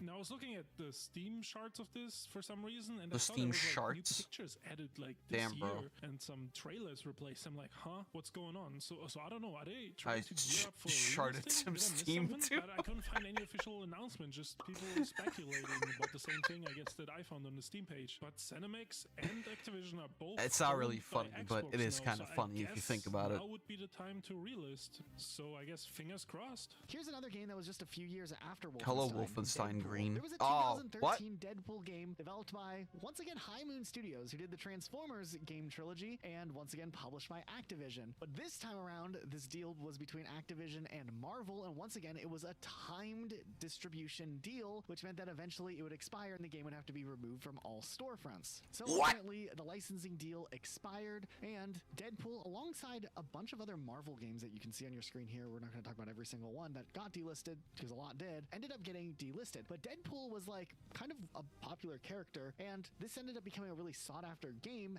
after the game was delisted, and prices for the game kind of shot up on platforms like eBay and Amazon and whatnot. But then there was some other stuff going on because there was a Deadpool movie coming out, and Activision was like, yo, we can just bank off of this with that game that we made, but we have to make another deal. So they ended up getting a relicense from Marvel to remaster the game for PlayStation 4, Xbox One, and Steam, and they re-released it digitally. But even in that deal, to get the rights to the Deadpool game again to distribute, they didn't do a long-term deal. So the re-release was actually a temporary deal, so the game ended up getting delisted a few years later in 2017. Again, due to the same issues, because the licensing was set to expire again, and they just did these really short-term deals. So for this Deadpool game, as of now, there's no legal way to buy the game digitally on any major storefront. The only reliable way to play the game is with a physical disc, like a second-hand game or whatever, in the legal sense. Now, it doesn't mean these games are gone forever, though, because in 2024, about a year ago, there was some interesting stuff that like the community was talking about. Weirdly enough, Activision rolled out various Steam updates. Deadpool and Marvel Ultimate Alliance 1 and 2, Spider-Man Shattered Dimensions, and those Transformer games we talked about earlier were all updated with the change list, just saying that there was a store screenshot added. Could this mean that behind the scenes Activision is thinking about getting these games relicensed and available on digital marketplaces again? I don't know. It is a weird thing, but like sometimes this stuff just happens and it might not mean anything. I mean, Microsoft has done this before. They've gone pretty far with working on games that they didn't have the license Still not to. online. They did an Hold on, let me check on remaster of Steam. GoldenEye back in the day for the Xbox Live I don't think Arcade, so. and then they realized they wouldn't be able to I secure the rights forgot to the that game, that so it was the canceled, case. and That then that that's later why got I leaked. never So, fucking like, see this game this ever. is the same company at this point. I would have so figured I don't know if already this is have indicative this on of the Steam, game but that would being make sense released, or why I just never an got it, interesting because nuance it's thing just that like happened. Y'all remember Flappy I'm pretty sure I Bird? pirated This was it an interesting back one. when This I was just a mobile game that came out, and it took the world by storm in 2014. It was a simple game. You tap the I'm pretty screen, sure you I make the bird pirated go, it and you back try when not to die, and you when get I real angry when you die. And this first was like played a it too. viral thing. I mean, there were videos of people raging at Flappy Bird. Like everybody was playing it, and the single developer who worked on the game, Dong Nguyen, a Vietnamese game developer, got really stressed out with how popular and famous the game ended up getting pretty much immediately. And he was upset with how addicted people were getting to his game. Now, it's rumored that the game is making like $10,000 a day, and then other sources were like, yo, he's getting way too stressed out that he's making too much money. I don't think that that necessarily was the case. I think just the popularity of the game, the spotlight being on him, probably was the more overwhelming thing, not necessarily the 10K a day. Nonetheless, Dongwin, going through it, famously I'm just looking for saying something. that he thinks that the game had become a problem, so to solve the problem, he just delisted his own game. Oh, wait, it was $50,000 a day that he was making? Why did he take the game down? That's so much money. Okay, well, sorry, I said it wrong in the video. I just want to leave the revelation in instead of just editing it out and re-recording the lines. $50,000 a day. I guess when you have that much money, it could get stressful if you have the spotlight on you. I don't know. I've never made that much money in a day before. Nonetheless, the game became undownloadable on iOS and Android in February of 2014, but phones that had the game installed could still play them. And then people started selling their phones on eBay, trying to sell them for thousands of dollars if they had Flappy Bird on it. eBay ended up delisting some of those listings, so that's like a double delisting there. And after Flappy Bird released, Wynn did say that one day he would consider putting the game back on the marketplace, but he never ended up doing it. Some stuff. He just kind of released I don't some give other a fuck games about that he Flappy worked Bird. on. One of them being a sequel to Flappy Bird called Flappy Bird's Family. This one was released around the same time that the first one was delisted, so I think it was probably in the works before, and then it released exclusively on Amazon Fire TV. He probably just delisted his games from everything, and then, I don't know, maybe forgot about Amazon Fire TV, or I don't know, like who cares on Amazon Fire TV? He probably wasn't sweating it. What if I told you there was a game, there was a prequel to John Wick, and actually showed you what his life was like when he still worked for the Tarasoft mark as Baba Yaga? But what if I told you the game looked like this? Yeah. What this the is fuck? John Wick Hex, and it takes place before the movies, and it's like a tactical RPG chess type game, and not a shooter, which I think would make the most sense for a John Wick game, but I guess I'm not Bithell Games who made this. The plot evolves around Bithell some or random Bithell? mission that they made up that John Wick goes on, and not like that John last mission that he Wicky. did before he retired, which would actually got be the the interesting blicky. thing. Also, there's no dog companion because he hasn't met his wife yet, so there's also no dog. They did get the real actors of Winston and Sharon to do the voices for the game, and I guess you also learn some more about those characters, but I don't know if that makes this game better. I mean, this is not what anyone expected from a John Wick game, I think, and the ratings for this were pretty low. The game was originally released on Mac and Windows in 2019, and then PS4, Switch, and Xbox Is One John in Wick that 2020. old? Originally, it Goddamn. was published by Good Shepherd Entertainment, but earlier this year, the publishing rights switched to Big Fan Games, which is like Big a sister Fan. company to the original publisher. But then on July 17, 2025, the game was delisted everywhere and Dang it. cannot be purchased anymore. They didn't give an official reason for the removal, but it's very likely that they lost the rights to the John Wick IP and didn't renew it. Probably because the game sucked anyways and nobody wanted to play it. Maybe one day we could get an actual John Wick game, like a proper one that's in the style of like Doom or Wolfenstein. I don't know. That could be What? cool. Tony Hawk's actually a really interesting game series. After the game, like, maybe oversaturated its own market with Bro, there yearly was only releases, two good even if Tony the games Hawk were good, games, and I it think was Tony Hawk Pro popularity Skater was 1 and declining, Tony then Hawk they did Pro some, Skater like, 2. weird ride mechanic That's games. it. What was this? So after a little bit of a break with that, Activision was like, hey, let's try something None of else the with other Tony ones Hawk. were good. Let's do a remake. And I that's don't not care really what a anybody remake, tells but you, it's not true. like a All the other ones arcade suck. type game. Thus, Tony Hawk Pro Skater HD released, which isn't the same thing as the 2020 remake. This was a remake. before the remake, 2020? but wasn't really a remake. It's been It just 6 had, years? Maps from the first two Tony Hawk games. Not all of them. Just What some of the them. fuck, It's just dude? a little bit of a weird one. I don't know. This game wasn't as fulfilling 6 as a years regular ago? Tony Hawk game. For It seemed real? like some things were watered down. Then on top of that, some of the mechanics maybe weren't as fluid. And then to make matters worse, things like split screen were cut from the game, which was a big part of the original Tony Hawk game. There wasn't a park creator, which was in the original. And then the soundtrack wasn't even the full soundtracks from the original two games. It was like half songs from the old games, half new songs. Something that they would continue to do with the remakes in Tony Hawk 1 and 2 and later dang. on Tony Hawk 3 and 4. I don't know why they do this. Oh They yeah, should just 3 and kinda 4 dish out were the more extra money and recent, pay I for the guess. expensive songs. I'm sorry, I'm saying it. It's Activision. What's their worth? Let's look at this. This is how much the company is worth. They Yeah, can't I never afford to get license these- the more these- expensive songs. I'm sorry. I'm just gonna say it. Like, This game bombed. When companies don't mostly fucking, across Metacritic oh, we can reviews, pay for the 66 out license of the game, 100. but we can't Not the pay for the best. license of the I actually music. picked this one The up fuck back in out the of day. here. I think I still have it tied to my Xbox account. If I load up my 360, I can play it. But outside of that, the game officially was delisted in 2017. There was a PC release of this game, and that also ended up getting delisted as well. I think there was a PS3 version that came out a little bit after the 360 went out, and that also is delisted. So it seems like the main reason this got delisted was because of a licensing issues with songs, something that's a recurring theme in this video, and it happened again here. Now, Luke, I know we aren't really the most active on our Discord server. Yep. Something we should change at some point, I'm sure. But what I find really interesting is that one of the few times we did jump into just our open voice chat in our Discord server. Some random guy joined, didn't have a mic or anything, but all he streamed was his gameplay of Call of Duty Black Ops Zombies for the iPhone. I Based. remember that. Do you remember Based. that? Yeah, and didn't we Absolutely do this like a couple times based. and he joined back like multiple times. I know actually exactly what we were doing. We were getting footage and exploring the Ironclad map in Call of Duty 3, where there was that like secret Easter egg that's still undiscovered. And we were in there, like we were just walking around, seeing if anybody had any ideas.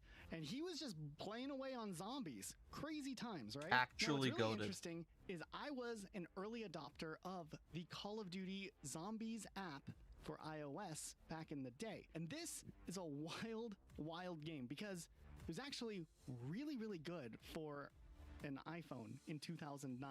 Okay, so there were two zombies apps that were released back then. Call of Duty Zombies, which released November 16th, 2009. Wow. 6 days after the release of Call of Duty Modern Warfare 2000, 2. bro. And it was Can you first imagine zombies map in playing Call of Duty video World at games War, on a the previous Call of Duty 2009 game, iPhone? but made for iPhone. It had a different developer, but it was licensed through Activision, and it would work on iPod Touch, iPhone, and maybe iPad down the road. Really cool. It did cost money. There was Whack. like I think a light version Whack. where you could like play the tutorial or something. Wait, was it really Abso-fucking-lutely $10? whack. I just found a screen recording of me recording the guy streaming it to us. Wait, do you actually have a screen recording of it? I clipped it, yeah. Oh, dude, hell yeah. That's so good, dude. See, that's why it's good to clip these things, because you never know when I'm just going to randomly think of that.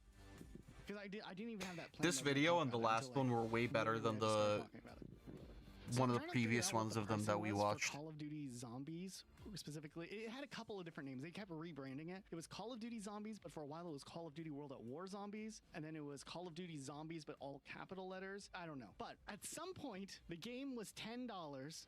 Damn. And they changed the price down to $5. And Oh, then they cool. also would release new maps over time, and you could purchase those for $5 each. This seems And they like also fun. released This Call I of would have Duty World at played War Zombies this 2, which like was the original, in but it school came for with sure if I had an Kinonuma, iPhone. The third map, and not the original Nocturne. I remember there Totem, was a so you could time save $5 when typically, I and you would started go there, and you could still get download like Nocturne Totem whatever for that version of the game fucking for $5. It's a mess. Which is maybe why I got like Nonetheless, horror game I could surprisingly find enough, on like I said, the Google played Play kind of Store well. It on my old supported like two-person Galaxy Bluetooth Mini, co-op whatever the and fuck it was called. four-person online co-op.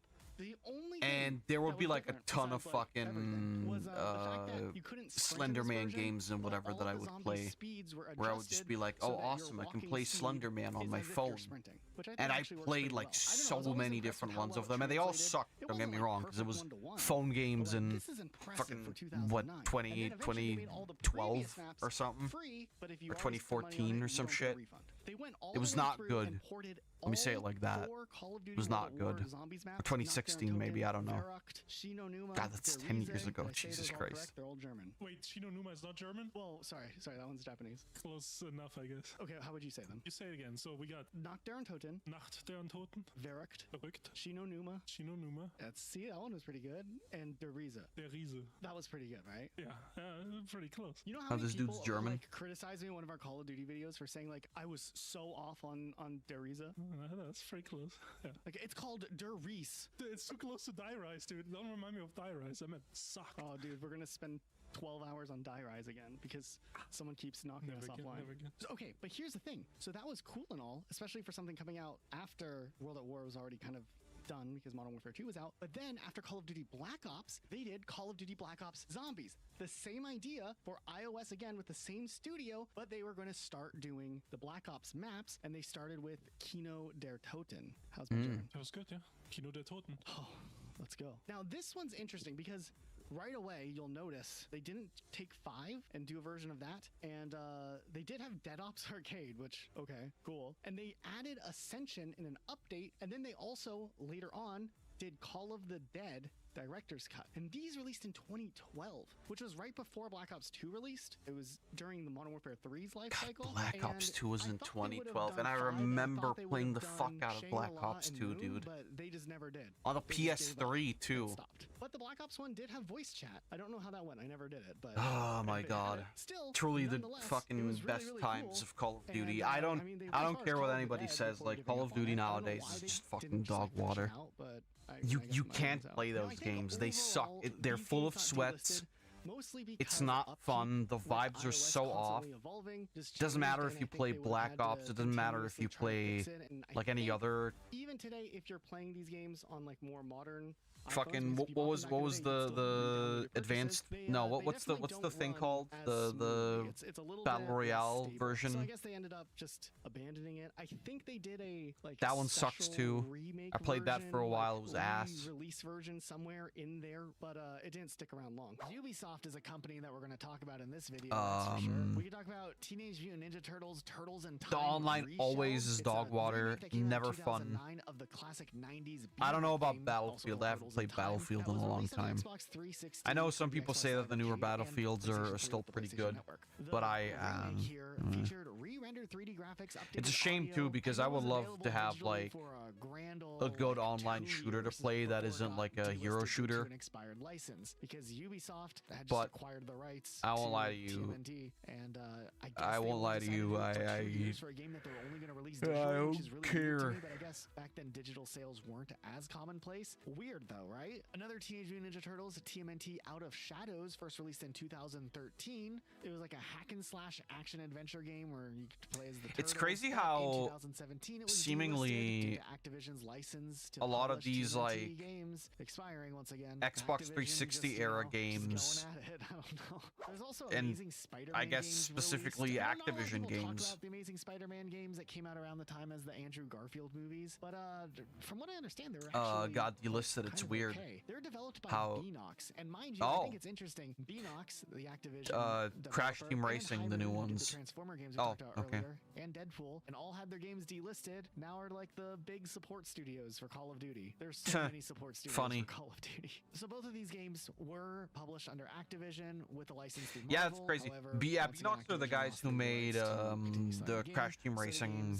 remake, in 2017. which is a really good game. Try to hop on with like some digital releases during the Xbox 360 arcade era was Sega. Sega actually tried to port some of their titles from Dude, Crazy Taxi. Dude, Crazy Taxi 2 is fucking insane. And they were all like $10 each. They're like mostly I love older that games game. I with would some love to play it, but it's for like example, in 2009 they released Outrun Online Arcade, which was an enhanced version of Outrun 2006 Coast to Coast, and it featured a bunch of tracks and newly licensed Ferrari cars. It was released on Xbox 360 Dude, Arcade in Outrun 2009 and 2006. only came to PS3 in Europe. And this is speculation by me, but I think I the played that on licensing stream with before. Ferrari, who are I known think to be that's where very one of protective the brand, must have been very restrictive. one and of my very clips is short-term. from. And that is the reason why it, first of all, only came out in Europe on the PS3, and second, why the game was delisted on PS3 just 1 year after its release. The Xbox 360 version did get one more year. So I but always was play also the delisted in PS2 2011. version. Then they also released Afterburner Climax, which is another Sega franchise that dates all the way back to the arcade days. And Afterburner Climax initially was a 2006 Dude, arcade release Afterburner, for I the remember. franchise, but they later released it to Xbox Live and the PlayStation 3 store in 2010 and iOS and Android in 2013. In 2014, though, the Xbox Afterburner is like a less cinematic. from the store, and the mobile No, versions it's were not removed in really like 2015 Ace as well. Combat at And all, once again, actually. it seems like they licensed Dude, some Ace real-life Combat stuff, 8 is coming like out. aircrafts and stuff, and the license ran out, and they had to pull it. The next one is actually kind of a mystery why it like got pulled. I would love to also Daytona play the Ace USA Combat series, released but as an like enhanced version on the 360 and PS3, and they even added new features like multiplayer support with Ace updated players. Combat They added new is songs like and new modes to the game, and it's it was kind a of pretty difficult good to version. stream Like, people because consider this to be the best version of the game, and the 360 version was even made backwards I can see how compatible people later would say on they're with kind Xbox of One at boring some to point, watch. which then also meant you could play it on Series X. Ace and Combat, Series you S really as just well, have and to that came play. out. But randomly in 2023, But I'm looking forward to Ace Combat 8. specifically, It's just gonna the be Xbox fucking version awesome. was pulled, and allegedly you can still buy it on PS3. Goated So I final couldn't mission in fully Ace confirm Combat that, 7 when you have to I fly up couldn't the find space anyone elevator. else denying it. I just Ah, found people my claiming god. that you can still So play it. cool. So if it's still available on PlayStation 3 for sale, it is really weird that they would just pull it from one platform, because that doesn't seem like it would But be I a do love Ace licensing Combat, issue, though. right?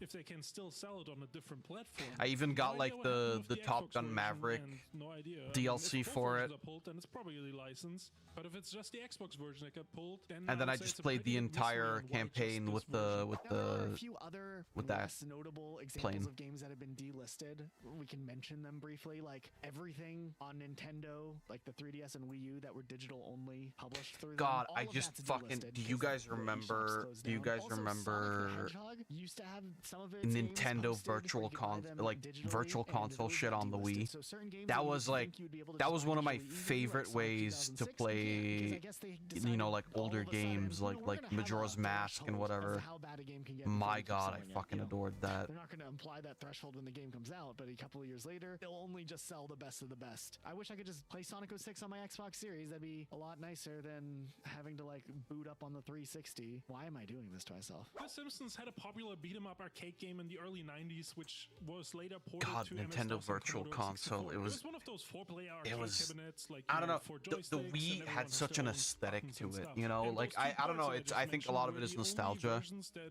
you ever got to play this game at But home. like almost the 20 Wii years had later, it was such announced a that such this a game feel would be to coming it when you Xbox played 360 stuff Arcade on it. and PlayStation It was 3 so digital. good. It was kind of Genuinely. cool for this to come back after such a long time. And this re-release also had some minor bonus content that they added that you could view in game, like character art, original manuals, and advertisements from I different miss those countries like days. Japan. But in December 2013, the game was delisted. I played the randomly fuck out of without Majora's any Mask announcement or on reason Virtual given. And on Console. Xbox, it had just been And on some sale other for stuff too, but 50%, like a few days mainly before I the always delisting. remember So people were confused, and I mean, what probably happened is that Majora's the Mask. license from Fox I think also expired, and they must Kirby have had a 64. really short licensing agreement because it released at the beginning of 2012 and got delisted at the end of 2013, and it's just like less than 2 years, which seems super short. I have two Nintendo Switch versions. I wonder of if we're ever games, going to but get. They are kind of like live service games, so they break our little rule about not mentioning live service games too much. I'm wondering But if we we're have gonna talked about get them before, so I think I can go here. And the first one is Vigor. You remember? Majora's Mask Xbox. eventually Wait, too, it's gone? as Well, another remake. Just a Nintendo Switch version. Wait, there was a Nintendo Switch version? This was the closest thing you could get to playing Tarkov on console, I guess. And we played it a little bit. It was something. It was okay, not too bad. And then eventually a Switch version came out in 2020, and they got a good amount of support for a few years, and there was multiple seasons and updates, and it was of course free to play like the other platforms. But at the end of 2024, it was announced that they would no longer support the Switch version starting sometime next year. And reasons for this were mostly like the technical limitations of the Switch, and they just wanted to put development time into other things, I guess. So with season 21, they started giving Switch players like a bunch of free stuff like double XP, etc., etc. And they repeated that with season 22. But after season 23, the game was completely inaccessible to players that had it installed, and it was also removed from the eShop, and it cannot be re-downloaded either. But there's another Switch version of a game that we've played before that I found, and that is Payday 2. You can't buy it? No, you can't buy it anymore. So the Nintendo Switch version of Payday 2 was also delisted just last year, and they released that in 2018 for the Switch, which after I looked into it a little bit, it was 5 years after the PC release, Wow. and 3 years after the other console release. Yeah, I mean, Payday 2 is kind of fucking old. Came out in 2017, what does not make much sense. I is remember that the some good Switch times with launch Payday 2, version but was it's based on the like 2016 it's alright. PC version. So they released a 2016 version of the game for Nintendo Switch in 2018, which meant there was like a ton of features, content, optimization, and stuff like that missing. And in 2019, they did drop update support for the Nintendo Switch, saying that it takes too much time to bring new updates over to the Switch. And they didn't make that port, they had it outsourced, so like they didn't really know what it was doing, I guess. I think I remember looking into Payday 2 on Switch because I wanted a game to play on the Switch. Because early on, it felt like there weren't that many games on the Nintendo Switch. And Payday 2 didn't have like voice chat. And I feel like it's a game that you kind of need to communicate when you're playing like with friends. And there was some weird stuff with the online too. I don't remember all the details, but I just remember thinking, wow, this is kind of a useless version of a game. Why would I ever play this? Yeah, I mean, honestly, it was a pretty bad version. And like, they dropped support in 2019, but they only delisted it in 2024. But they still would sell like this broken, very bad version for like years until they finally pulled it. Dang, I feel bad. If Crazy. you purchased Payday 2 on Nintendo Switch, please leave a comment letting us know what your experience was like and how great it was. What's going to be funny? It was is amazing, people I'm are gonna look sure. to the comments, and there's going to be not a single comment about actually. anybody who owned Payday on Nintendo Switch. I don't know anyone who bought Payday on the Switch. I don't know why you would buy these inferior versions of old games. On the Switch, It's really which doesn't weird make because any these sense to like me. old games, I can't imagine anybody playing This is a topic these we talked about already a bit in this video. on where in general, we've seen a lot of games their get like weird delisted for console licensing releases. issues. A lot of the time it's I just soundtrack don't related, just but doesn't sometimes it's not necessarily soundtrack related. make sense to and me. While we looked into some of those examples, there's more examples that are a little quirky, like Driver San Francisco.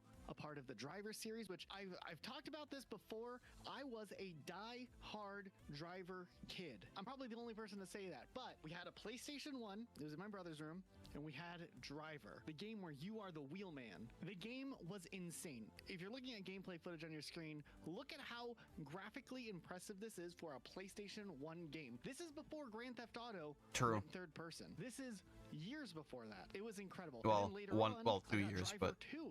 And the big thing about Driver 2, not only was the fact that there was multiple discs, which was always really annoying, but it was the fact that you could get out of your vehicle and get in other vehicles. The groundbreaking technology. Now, if you go back and play those games nowadays, they don't really hold up that well. I've spent a little bit of time on both Driver 1 and Driver 2 within the last couple of months. They weren't really good.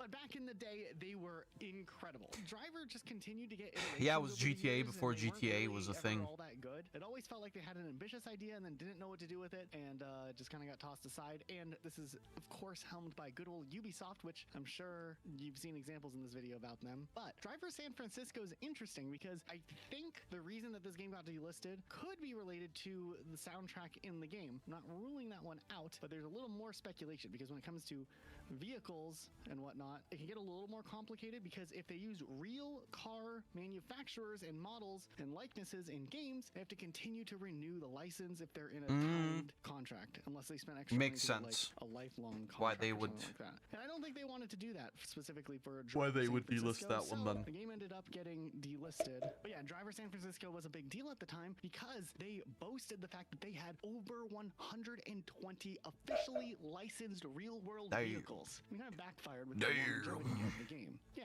kind of interesting. I would have liked to be able to easily go back and play a Driver game, even the newer ones that I haven't gotten to experience, but it's so much work going on eBay to find like a used copy. If it was just like on Xbox Marketplace or Steam or something, I'd probably try it.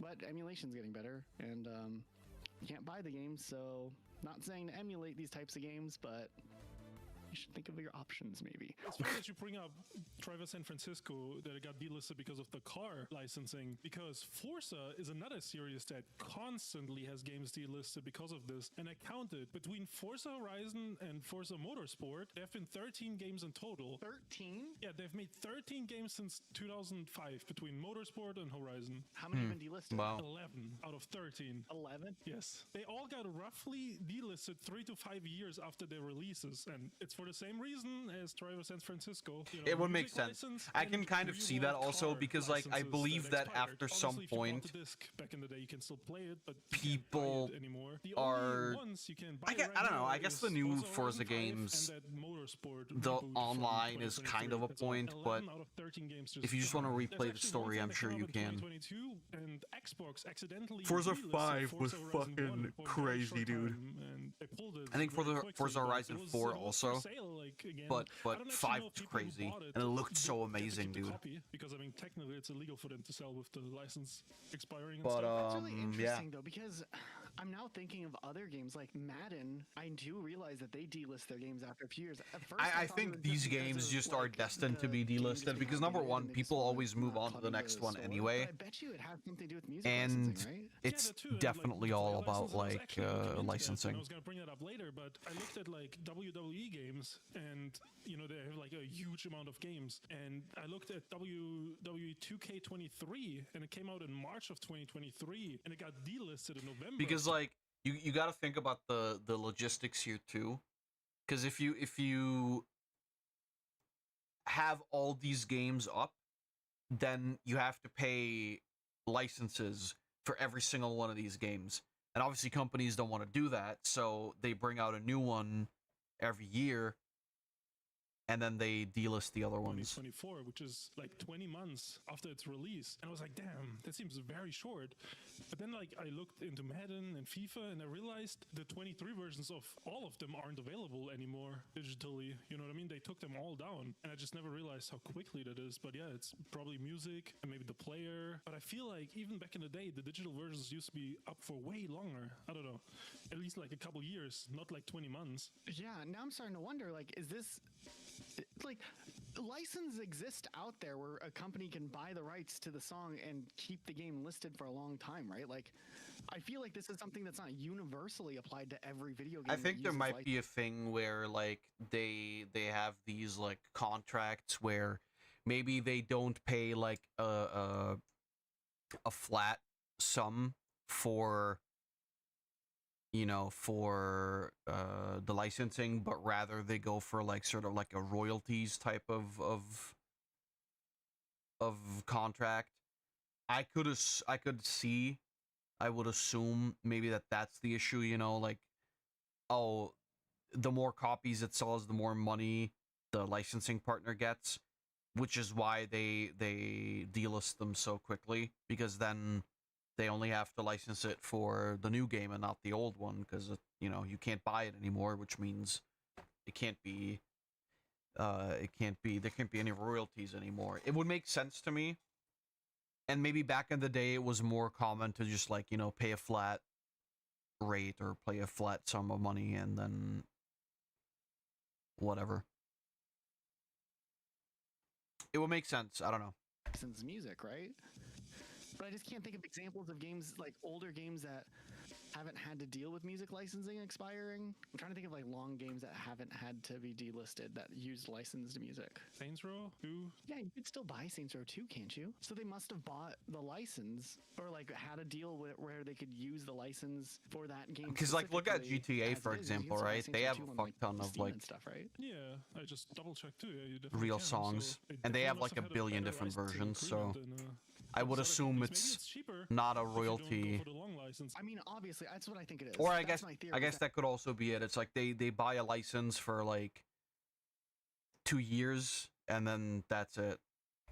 They just want to cut corners, save money, and they don't care about like longevity on a lot of these games, so they just do the limited time license. Especially because like there's a new one every year anyway. Call of Duty Black Ops Cold War used a ton of licensed music, like in the menus and in the game. I wonder if that game ends up getting a version where the music gets patched out when the license expires if they're on a limited time, or if they paid the extra buck for it. Now, similarly to the issue we saw with Driver San Francisco and Forza, the same thing can be said for other video game series as well. I think the same things ended up happening with the entire PGR series. They all ended up getting delisted over the years, and that's crazy because that was like a big selling title that Microsoft had. Like, it was Gran Turismo on PlayStation, Microsoft had PGR, and then they had Forza, and they were like, yeah, forget it. But it's not like they treated licensing any different, because look at what happened with Forza. And then also, I think some of the Need for Speed games have also dealt with this same exact issue over the years. It happens a lot. We don't need to go into every single one. There's other racing and car related games, I think, that also There's maybe other have this. racist We should look games. into I mean Midnight racing Club. games. We've never talked about Midnight Club on this channel. I don't think we've ever said those two words together. Really popular game. Never got a chance to play it as a kid. I had a friend though who was really obsessed with Midnight Club 3. Is that the best one? Is that the one that everyone's like hard about or excited about? Maybe, I don't know. I'm not sure. They're made by Rockstar, right? That's all I really know. Maybe. Man, we are so knowledgeable, dude. I mean, it was like that franchise True from like chuds. 16 years ago. People will be shocked that we didn't play. The people are still mad I haven't played BioShock yet. I'm gonna go out on a limb here and say that BioShock is infinitely better than Midnight Club 3. You think so? Yeah. Yeah, I think Midnight Well, Club 3 infinitely is the more one that people influential, are, like, maybe. really hyped about. Dude, Midnight Club 3 Dub Edition. Is that like dubstep? No, it's like Dub Magazine. What's Dub Magazine? Is it a magazine about cars? Yeah, like custom cars, like a Pimp My Ride type. Makes sense. Did it get delisted? I guess I never checked to see if it was delisted. I'm just assuming it got delisted. Yeah, it got delisted. It is the first game in the series to feature licensed vehicles. Okay, well, that makes sense why the game got delisted. I mean, I guess if Should play Midnight this. Club 3 had a dub edition where they partnered with a magazine, there is a chance that that license could have also expired, even if they didn't have real vehicles in the game. Dude, look at this. We're so good at understanding why these games are getting delisted that we're finding delisted games that we didn't find originally just by assuming based on the content of the game. That's That's interesting. Or at least I'm amused by it. Professional delisting experts Some company should hire us. to delist their games. Or I know what I'm doing. I have a long list of games I'm gonna delist. What's the first one you're gonna delist? Rainbow Six Siege. Dude, I don't know why I just knew you were gonna say that. Hate that game. But you love it too. I mean, yeah, a little bit. But I'd be okay if it got delisted also. I love the game when I like it, but I mean I think it's a net negative for the world. Or what I was saying was, the thing is, like, what type of jobs do people who are like history majors in college get? Like, there's got to be a job for them, right? Like, why would you study? Well, history teacher and, usually. you know, get a degree in it.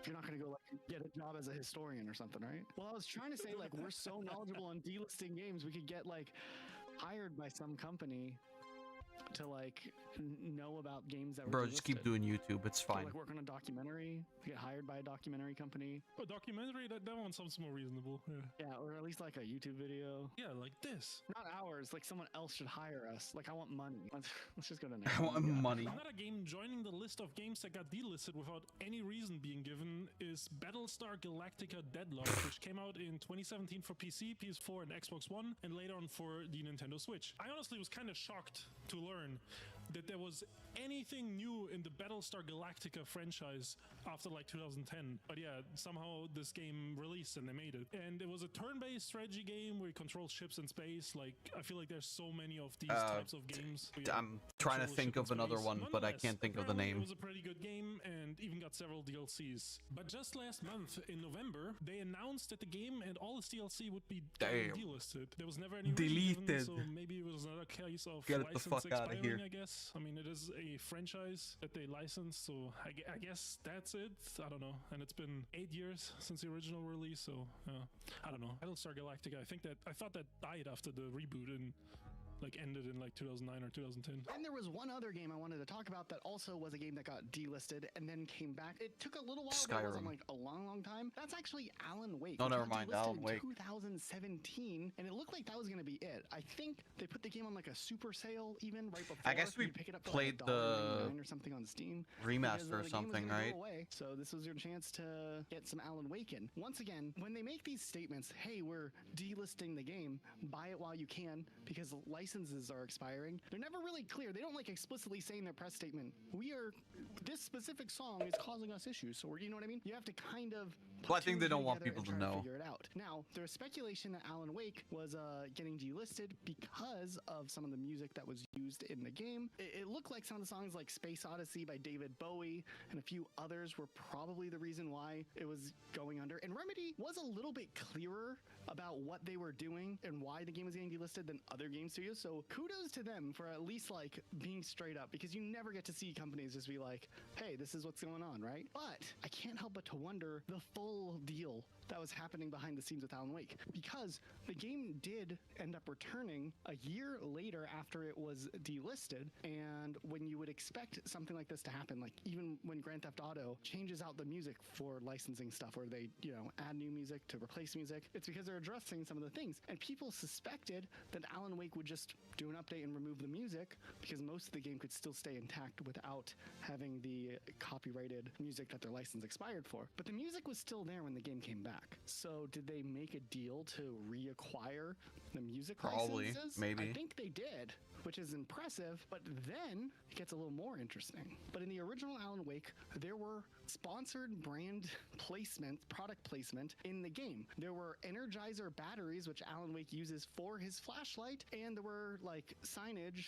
all over the place for Verizon Wireless. And both of those were removed when the game was remastered. So do they have to pay licensing fees? I feel like it'd be the other way around. Like, they don't want to give free product placement out unless Energizer and Verizon are paying for it again, right? They probably were the ones that, like, would have gotten the money, definitely. Or does it work both ways? Maybe they have to establish a partnership deal where they have a license to use this, but they also get paid. I guess that could make sense, too. It sounds weird, but these partnerships are weird. I guess it's still copyrighted, right? Like the logos for lithium batteries and stuff like that. Energizer batteries. So I just wanted to point that one out because I do think that that's interesting. And I did mourn the fact that we no longer use the Energizer batteries in Alan Wake if you play it nowadays.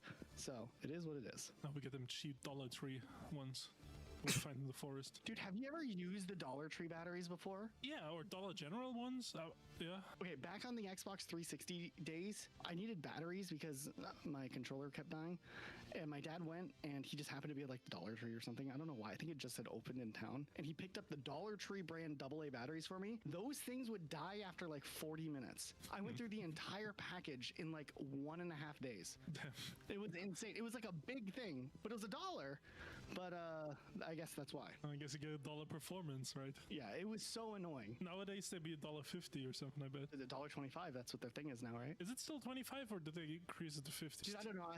I never go to Dollar Tree. I really don't like the store, but occasionally there's some cool stuff in there. Like, if you ever need to buy like forks or like plates, dude, for $1, can't go wrong there. But they have a frozen section, and it's like $1 section, $2 section, $3 section, $4, like all the way up to like $5 or $6. $5 store. Yeah, I'm like, what is this? What is this? I have a little bit of an anecdotal story I want to look into here. I don't know if I've talked about this on the channel before. I think I have one other time I might have told this story, so I'll go through it quickly. Back in 2009, I went to my very first concert called Jingle Bell Bash. It's held in Seattle. There were some really cool bands there, like All American Rejects, Cobra Starship, All Time Low, and a bunch of other really cool bands. It was a really cool concert, but they did a radio show, right? And you could call the radio station, and if you're caller 106, you got 2 free tickets and a backstage thing where you got to like meet one of the bands, right? So I called twice a day because they did the thing 4 times a day, but I was in school for 2 of them. Twice a day, every day for 3 weeks trying to get these backstage ticket things, and eventually I actually got through and I was caller 106 and I got the tickets. Crazy, right? Yeah. So I go to this concert. It was really cool. I got to meet any band that I wanted. One band I got to pick, and I picked Cash, like one of the opening acts. I just liked their music. I didn't even get to talk to them. They just give you like a quick picture. I have the picture still. This is 14-year-old Elijah, mind you. It was a great concert, but definitely set this thing where I liked Jingle Bell Bash so much, that concert, that I wanted to go back the next year, but they hosted it again. And 2010's Jingle Bell Bash was sponsored by Xbox 360 and Kinect, because they're trying to hype up the Kinect, right? This is where it gets interesting. At this concert, they had a Kinect stand. Mind you, I didn't win the radio call-in this time, so I didn't get to do the whole backstage thing. I didn't try as hard. But I went to the Kinect stand, and you could try out the Kinect before it's released or right after it's released, but you could try it out or whatever. And they would give you a little card voucher for trying the Kinect experience. And those card vouchers were worth 400 Microsoft points, equivalent to $5 in the Xbox store. But then, at the concert, they had been hyping up that there was a mystery band performing, and nobody knew who the band was. But right before the final act, which at that concert was Paramore, there was a mystery band that would be brought out on stage and they would perform, and it turned out to be Boys Like Girls. And I will tell you this, I was very surprised with how bad Boys Like Girls sounded live at this concert. I don't know if they're having an off day, but it just didn't sound good. So while everybody was like listening to them, my friends and I went back to the Xbox Kinect stand, and they were like getting ready to wrap things up because the concert was almost over. The headlining act was about to come out, but they let us just play because there was no line, and we played the Kinect one more time. And as they were wrapping things up, the people working the booth were like, hey, do you guys want some of these cards? And they handed my friends and I a stack like this big of the Microsoft point cards. I don't think they realized that those had monetary value that you could buy games with on the store. So my friends and I divvied it up, and I think we all ended up walking away with like $140 in Xbox credits each. Holy shit, dude. So it was a pretty big victory. So I fucking Jesus, in that era, that was pretty over the good. course of like the next 3 months, I spent it very quickly. It was like Call of Duty DLC. I think eventually I had a little bit of points at the end, and I ended up buying Minecraft when that came out. But I bought Scott Pilgrim versus the World, and that is where we are now. Because Scott Pilgrim versus the World eventually ended up getting delisted. That whole story was necessary, right? Didn't you also buy? This felt like one of those Sonic like 4 cooking Episode 2 from recipes. Sonic 4 Episode 1. Oh, okay. I did not get Episode 2. I did also buy all of the like Sonic the Hedgehog games individually. And I think I bought Sonic Adventure and Sonic Adventure 2 when those came out, and I still have them on my Xbox account. And whenever I play Sonic Adventure, I'll play it through my Xbox. 15 years later, still paying off me going over there and on the Kinect, because I did play Sonic Adventure 2 for something like a year ago. And look at that. 15 years later. here we are. So Scott Pilgrim vs. the World, interesting concept of a game. I couldn't figure out what to do or how to get past the first 5 minutes of it. I got real bored with it after like 5 minutes when I was 14 or 15 at the time. So I kind of gave up on it, but it did end up getting delisted, and it got delisted, interestingly enough, once again by Ubisoft, because the rights to Scott Pilgrim vs. the World was a licensing deal with Universal Pictures, and when that expired, the game ended up getting delisted in 2013. I remember reading the and a lot of comics. people were kind of disappointed. Very fun. Now there might have been also some soundtrack licensing. This game was things, also as really one of fun. The bands in it expired separately, which added another barrier to get the game renewed. Because I think the game itself might have been renewed had there not been like 2 different licenses that they had to get going. So the game was gone. But then randomly in 2021, a new licensing agreement was made to bring the game back. And it actually is one of the few examples of a game that gets delisted for licensing and then years later actually gets brought back. So Ubisoft had to make a new licensing. I feel like deal this for was both, I also think, Universal Pictures and to the, promote licensed maybe band, the but, they did it. animated Now you can play the series. game, or you can purchase the game on the store. For the I'm first not time. sure. If you own the game and it got delisted, you can still play the game. But if you wanted to buy it for the first time, you couldn't. You think that whole story was necessary? How else would they know how you bought Scott Pilgrim vs. the World back in 2010? I just wanted to point out, like, I was 15 and like I wasn't just spending like $20 or however much it was on Scott Pilgrim versus the World, a beat 'em up game that I played for 5 minutes just willy-nilly. I spent it because I had money burning a hole in my Xbox account's pocket and I needed to just like spend it. I bought a ton of other games. I think that's how I got Castle Miner Z. I think that's how I got Mount Your Friends. Have you ever played that? Yeah, I think so. Yeah, I got that game on there, dude. I got some other indie games, those like really terrible ones. And I think I probably changed my gamer tag like 3 times. Oh yeah, that costs money too, I forgot. I was like Evil Turtle for a while. I have another game that got delisted and came back. DuckTales Remastered. But it didn't take years for it to come back, but we'll get to that. So DuckTales Remastered was like an HD remake of the NES DuckTales game from 1989, published by Capcom and released for modern consoles. I have PC this in game. 2013 I and played it phones in for a little bit. It's 2015. very And cool. the game was pretty well received, like mostly getting 7 to 8 out of 10s across the board by critics and fans. And then in 2017, they first delisted the phone versions, and in 2019 they announced that they're delisting the game from all other platforms as well, almost exactly 6 years after the release. And most likely they had a 6-year licensing contract with Disney I would assume. at the time ran out, and that's why they had to delist it. But much like Scott Pilgrim, it didn't end there. And in March of 2020, just roughly 6 months after the delisting, Capcom announced that DuckTales Remastered is back and is officially relisted. So, Interesting that they didn't take years. They just like I guess took 6 months well, to weird. figure out some contracts. Anyway, yeah, and this here game's we are, cool. it's back. The And, original you can too, still but buy it this, to this just in day. general, I this have game's one really more sick. I wanted to bring up, and that is PT. Oh, which was yeah. Silent Hill's playable Oh. teaser that ended up getting delisted. Now, we've talked about this game in a couple of different videos, so I'm not going to talk about it very long, but I did want to point something out because in an older video, we Nice did screen kind of tearing make a asshole. mistake. People called us out in the comments, rightfully so, but we did talk about this game in our video we did on people called Sorry, it what on was that? Calling PT a beta so bad they canceled the game's master reach an objective fallacy. Silent Hills wasn't canceled because the beta was bad. It was canceled because there were problems with Konami. You're right. PT being canceled because it was bad social nuclear bad take. The reason why PT was canceled is because the final game from Kojima to make a new Silent Hill game. Right, yeah. comments, rightfully so. But we did talk about this game in our video we did on game betas that were so bad the game got canceled. And honestly, we just wanted to talk about PT specifically because it was a unique case of a game getting canceled, so then the whole teaser gets scrapped from the face of the planet. So we talked about that, but it did go in the video where we are talking about bad games. So people were mad, thinking that we were insinuating that the PT... Well, then don't put it in that fucking video, The though. teaser was really good, so I just wanted to bring that up. But yeah, that game got delisted. That's the whole thing I wanted to say. I remember people putting up the PlayStation Force with that game on it for like hundreds of dollars on eBay. You remember that? I wonder if it's still like a thing. Look it up. How much can we get? How much can we finally play PT for? 1,000. This guy's selling it for 1,000. Nice. This one for 450. This one for 800. This one for 375, which also includes a rare Paragon background. So I guess that one is the best bang for your buck. Tax write-off? Yeah, exactly. Is Paragon? I don't even know. Wait, which one is Paragon? That's not that one where they have the big hips, right? That's like Destiny. Oh no, that's Warframe. Oh, that's Warframe. Okay, okay. I have another quick one. About You guys a game seen that the actually kind new- of sucked. I don't the think thick too many people Warframe? missed this was delisted. But there was It's a been in the Legend of game for Korra a game that while. was developed by Platinum Warframe Games, has like who are known for completely like Bayonetta, Warframe New is Automata, always and kind of Star had Fox like, Zero. you The know, game was like all published and the released by Activision in hot 2014, and was not very well female received, like I said. characters, but Even they've IGN really only gone gave it off a the 4.2 Gooner out of 10, end which, in the might recent be the years. lowest IGN score I've ever seen. Truly wacky, I mean, not really, truly but crazy. It was just like a licensed game. There was like this action beat 'em up. I don't know, it was just boring. And the license with that also expired. Oh yeah, I in remember. 2017, I think I have this. I'm not sure. I might have this. And this game also never had a physical release, so it was only the digital version. So I don't guess remember if if you I never ever bought it played this, though.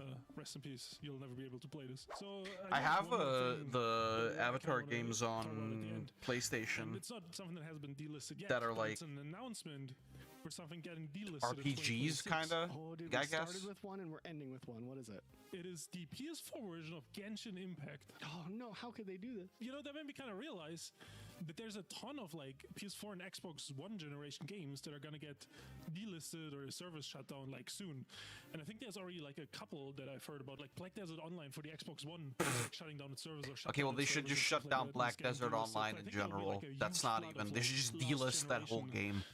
Quite frankly. games that will just be delisted. You know what I thought was going to get delisted soon, and then I was surprised that it hasn't? What? Overwatch 2 for Nintendo Switch 1. I was That what- scrolling that's through still Twitter, around? and I saw Nintendo tweeting about the new season starting in Overwatch 2. And I was just like, dang, they don't have a Switch 2 version. But I mean, the Switch 1 version isn't good looking. That's for sure. I don't think the performance is the best. Maybe they're working on an update for it. Maybe a Switch 2 version, that'd be nice. Maybe it will get delisted after they make a Switch 2 version. Wow, that makes sense. Do you think Genshin's going to still come out on the Switch 1? I don't think so. I don't even know. We're still waiting. They did the trailer. They put the trailer out. It exists. They said it was coming soon. It's been 5+ years. Where is it? Before they announced it, they never checked the hardware specs for the Switch.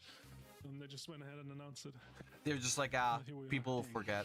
Will it come out for Also, Switch 2? do It people could really play probably Genshin on their run fucking it better, Switch? but we'll see, I guess. If the Switch 2 can Maybe handle they do. Cyberpunk 2077 as well as it does, it has to be able to handle Genshin Impact, right? I don't know what kind of spaghetti code Genshin is made on. It's true.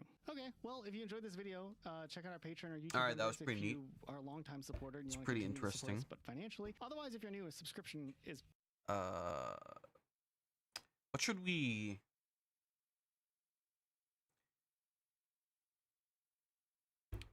What is there? I don't know. Should we watch something from my playlist? Maybe not. Maybe we'll.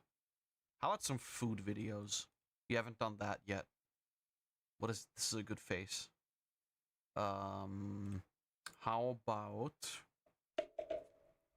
about cooking fails compilation?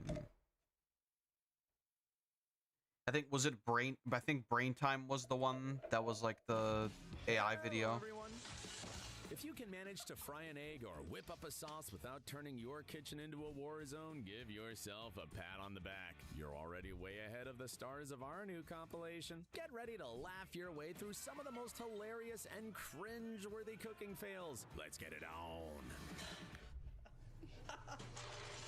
Oh shit! The sliding lasagna.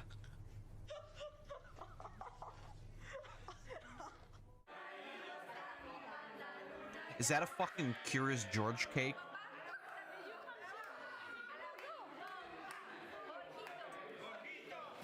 Nice. I feel like every time this happens, it's because there's like 17 people leaning on the table. Oh yeah, we have chicken Alfredo. Okay, well, we haven't seen this specific video before, but yo, that's a sick phone case.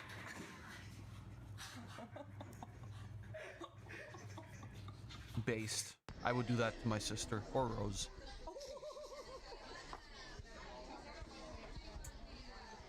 This guy was just banned for good from every Italian restaurant in town. That was almost cool, though. Nice. Y es una masa que hay que hacerla así. Sí. Pero, ¿qué hago? Esta. Porque se activa. Me mandó.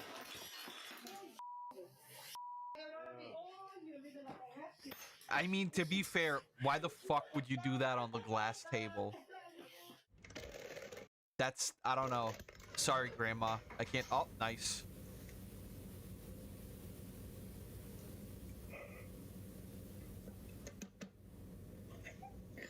Dude, were you fucking... Oh, shit.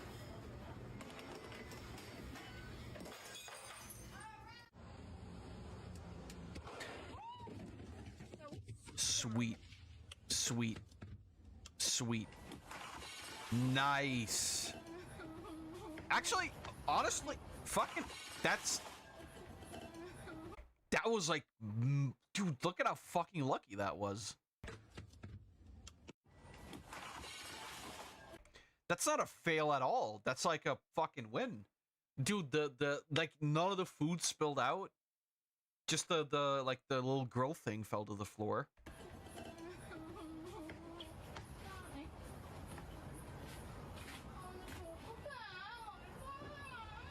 Okay, that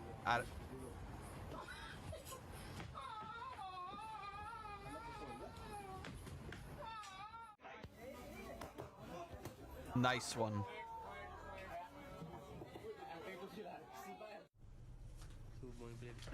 Nice.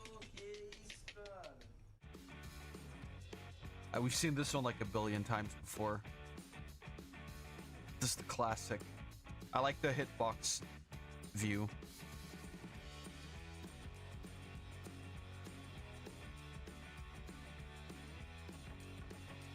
Buy soup.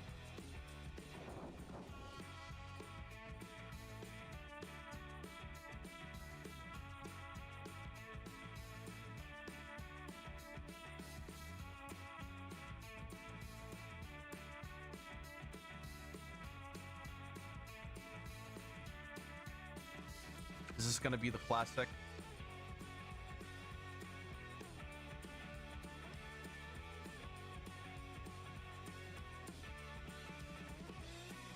Damn, that's gotta hurt though. That's gotta burn. To be fair though, he did kind of do it, so.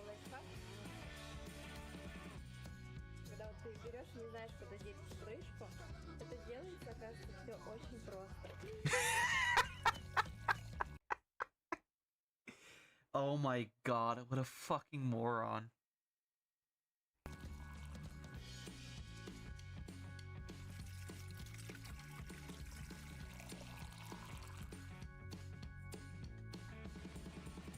I think blender fuck-ups are always the funniest. Because it's not even like you can really do anything about that, honestly. That's too many holes, I think. Don't bother trying this life hack. Honestly, he saved it, though.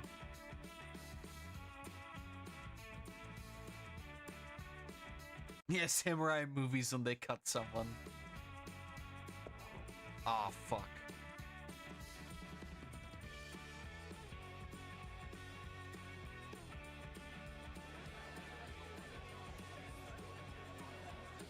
Good job, asshole.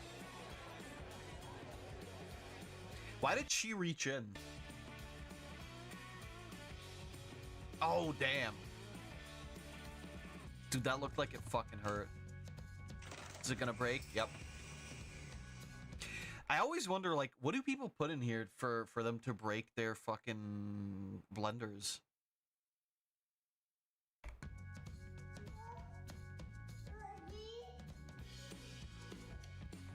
And it doesn't look like it. Oh. Oh. Yeah, that'll do it. Yeah, that'll do it.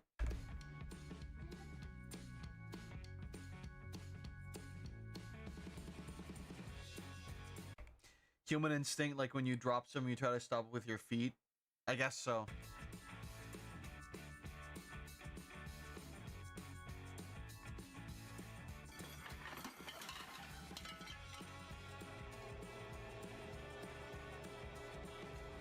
Yeah, I don't really know how people do this. Yeah. I've seen this one before. Perfecto. Can I come in?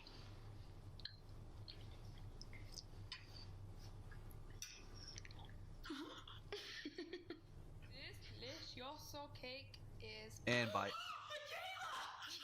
Michaela. Oh my I also never, like, just fucking move the camera, man. Or, like, show it sideways. Who cares? I don't need to see the top of it. They really shrunk down. Oh, this one. This is where the thing explodes. This one, I realized that it is 100% the fact that they don't let the thing cool down in the oven.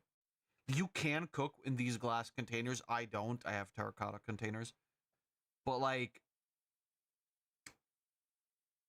you have to let it cool down in the oven before taking it out because the temperature difference is so great.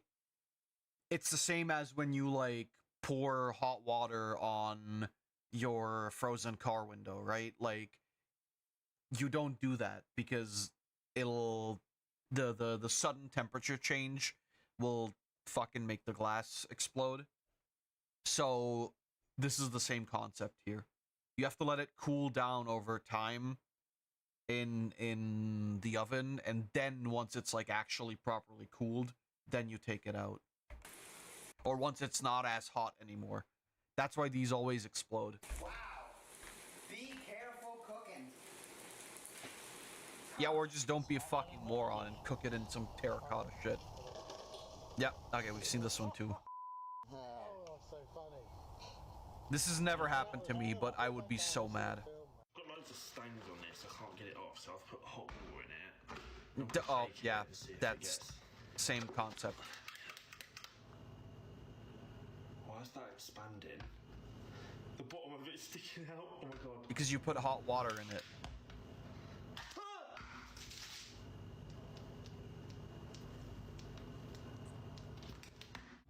Somebody's daughter right now.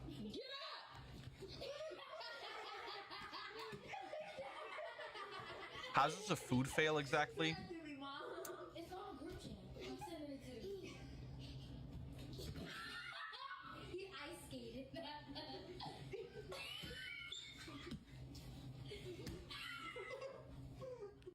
It's melted. You want to get your balloon. You want to put it on, and you want to roll your balloon. Roll it.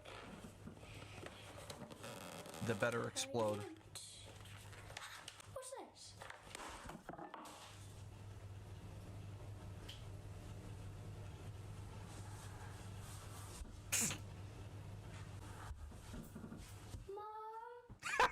Month expired cream. Oi, oi, oi, oi, oi. Can't make cheese out of it anymore. No. Oh, sick. Oh, Oh, nice. God, it's not even coming out. Nice, Oh, dude. sick.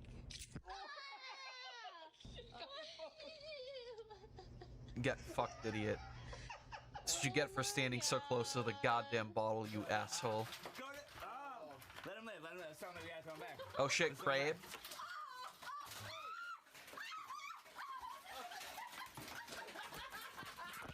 You know, the yelling really helps the situation. That's why you don't lift the fucking bucket, by the way.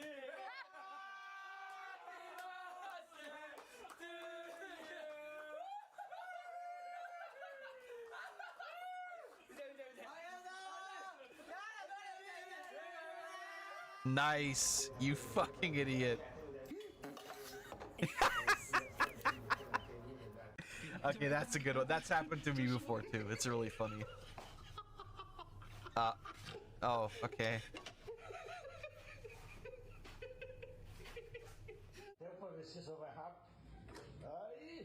It's gonna be liquid. Liquid shit. Assim, pra ele vir se tirar. Aê!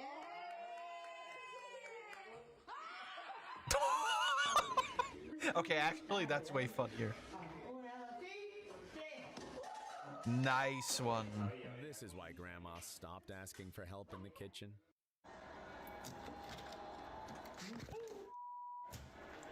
Oh my god!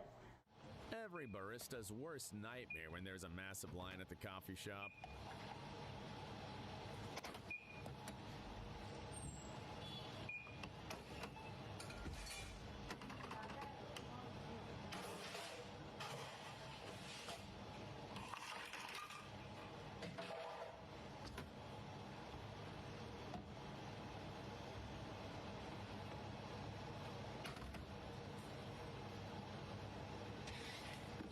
Okay. Nice. Beautiful. There's always that one person who would say it needs more sauce.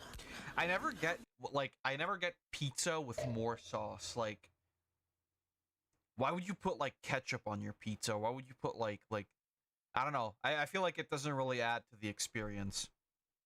Maybe I should try garlic or ranch or something like at some point, just to see if like it makes the pizza better.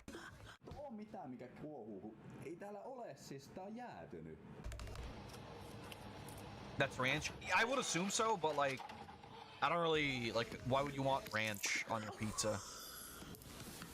Like, other than the fact that you like the taste, but I guess that's the reason, right?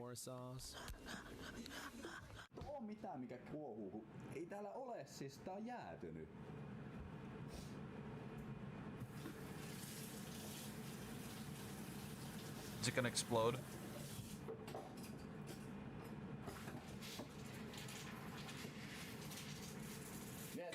I eat pizza with ranch once every 28 pizzas. I've never done it, so...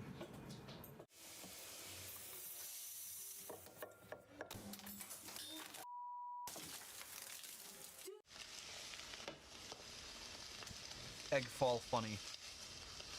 Hey, at least you turned off the fucking flame.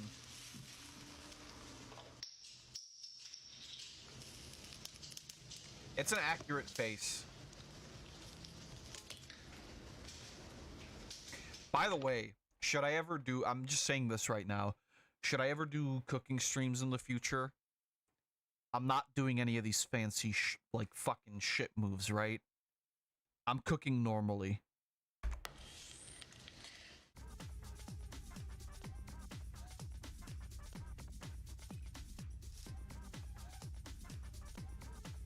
I watched them. That's fine. I'm just saying. I'm not doing any of this wacky shit. Nice one. Slip fall. Oh, that's even better.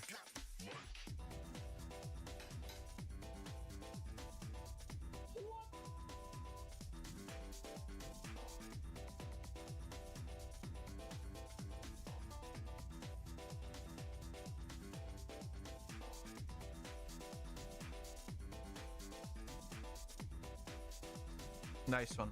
About making baking soda sandwiches because he spent 4K on cosplaying. Well, I didn't even spend that much on cosplaying, but fair.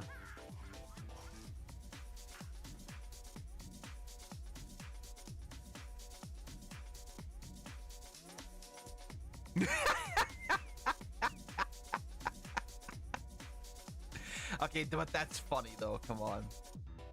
You gotta laugh.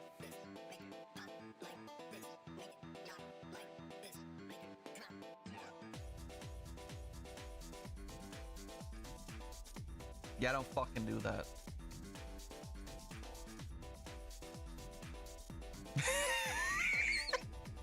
Okay, this is a staged video, but...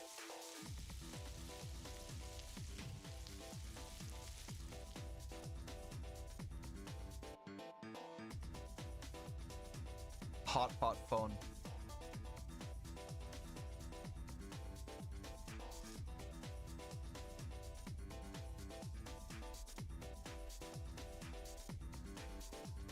Frankly, though, why would you hold your phone over the pot of boiling liquid?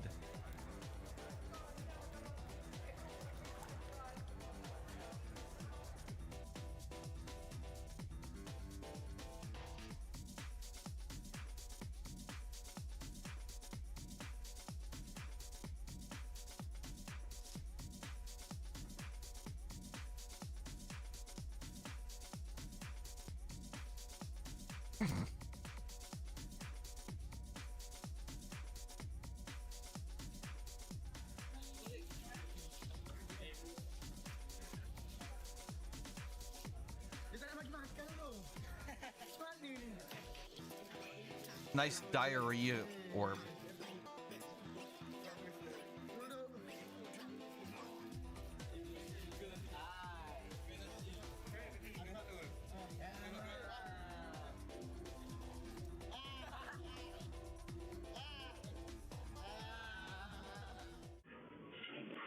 Oh, you've seen this one. I'm pretty sure those are just empty boxes. Like, there's no way those are all pizzas.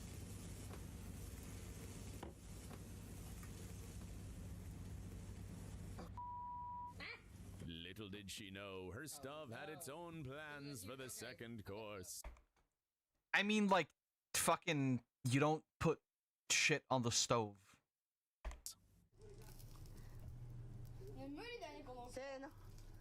Say no.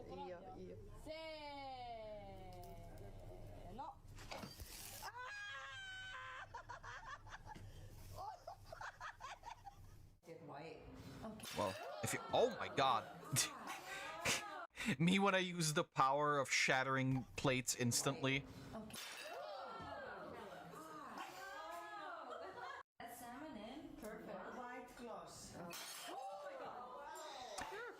Me when I speak the forbidden chant of white gloss to instantly shatter a plate.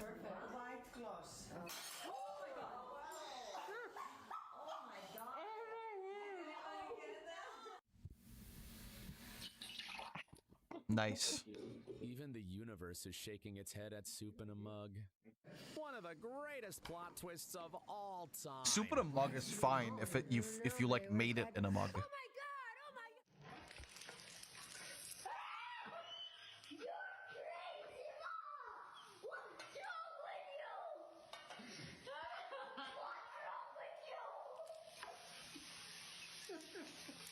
What was the point of that, by the way? Like, I don't even... Why did she even spin it like that?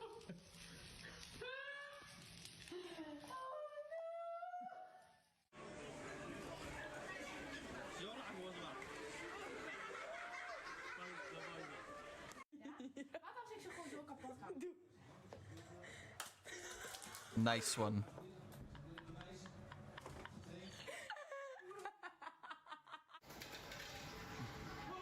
Bird. This restaurant only uses fresh ingredients. Want some scrambled eggs, buddy? Apparently not.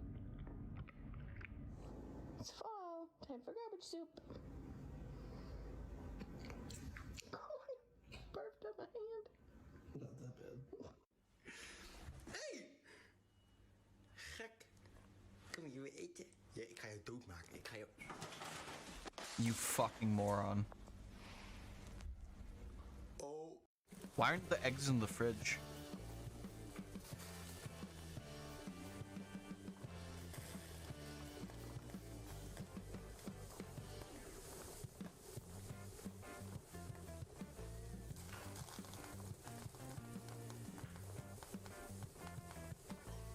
To be fair, you do feel like this in the kitchen sometimes.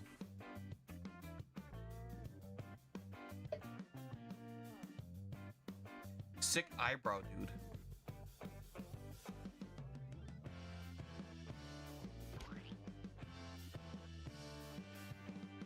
Well. Is this the... Okay.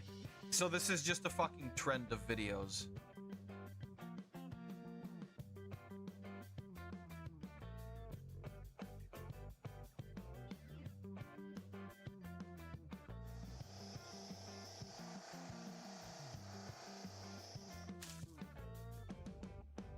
What?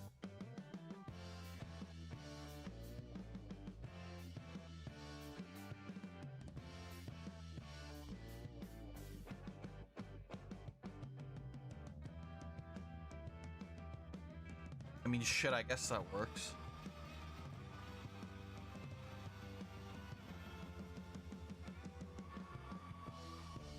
Smell?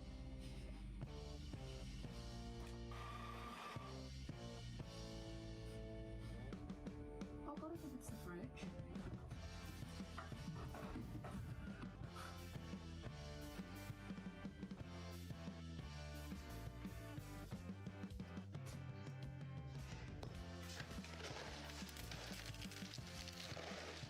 Nice.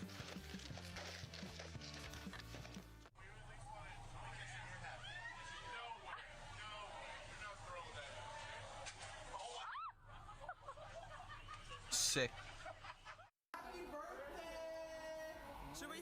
Nice. Yo. That is quite Bueno, y se pisa.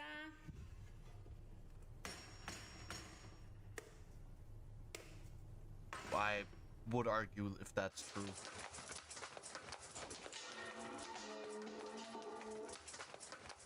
He went from the pizza's done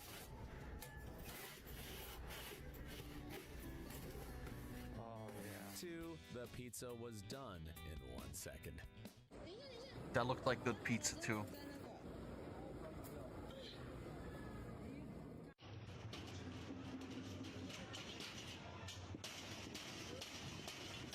Damn, bro, chill.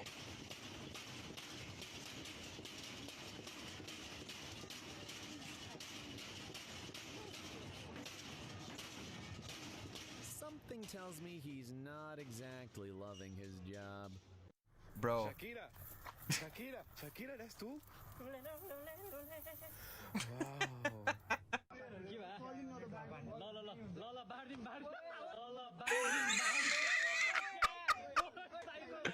Hey, that was fucking powerful.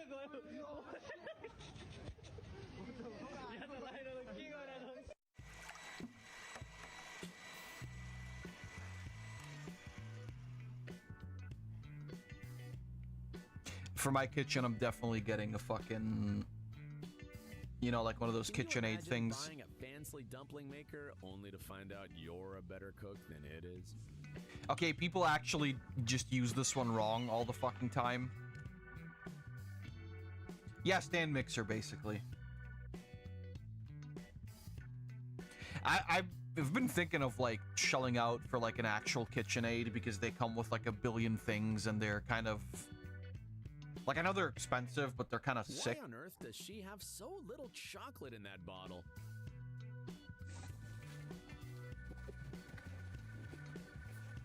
You think he went a bit overboard with the chili flakes?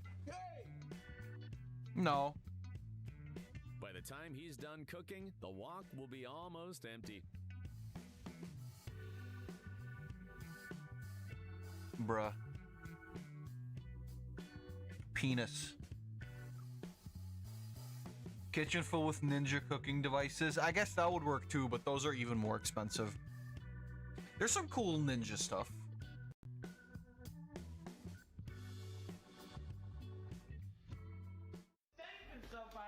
Nick, honey. You wrote my pizza. He wrote the f***ing pan. Oh my god! Oh my god! Let's get this out. We wanted to buy the Ninja Cream, the ice cream maker. It was in there. Wait, can we slice it? Can we cut it?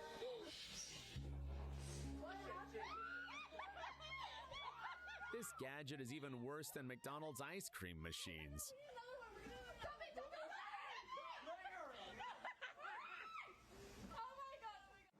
I bet you can already see how this. $200 for some I would only use like once every 3 months. It depends, right? If it's like if you're somebody who eats ice cream every day, like I will have like a cup of ice cream when it's warm outside anyway. I'll have a cup of ice cream like every day, every 2 days. But yeah, it's basically like you said, like a $200 appliance for something you're not going to use all the time. Like I said, if you eat a lot of ice cream, then sure, but... I feel like a lot of these like, especially the Ninja devices, are usually something that, like, YouTubers review and then write off on their taxes, because they make YouTube videos and shit with them.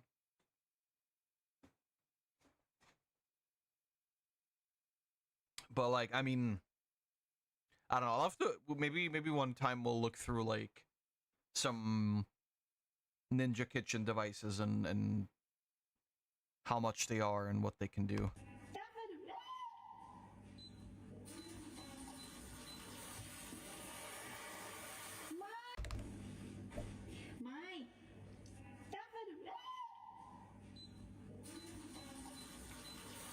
Fucking, yeah. Don't do that. Mmm, delicious.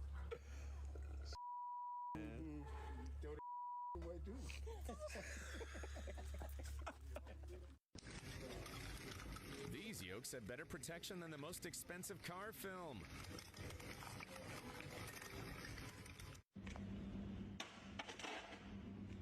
Chosen one. Never mind. Quick. Oh my gosh. I tried.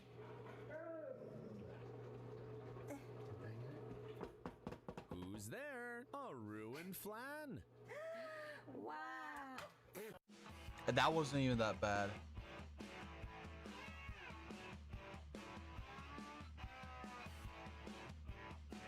It managed to escape in the end.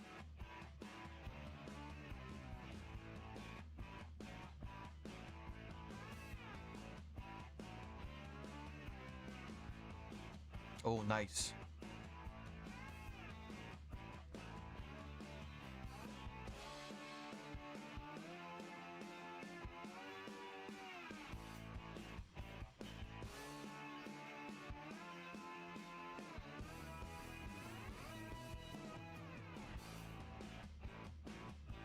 What the hell is happening? Nice one. I don't really see how this is a food fail, but okay.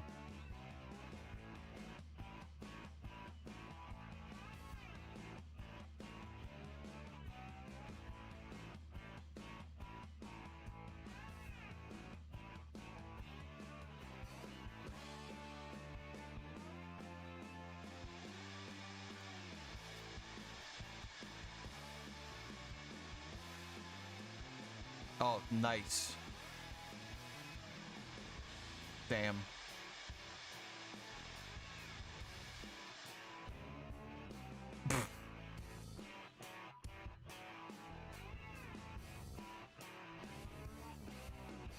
It's pretty good rice. Oh, for fuck's sake. Every single time with this shit.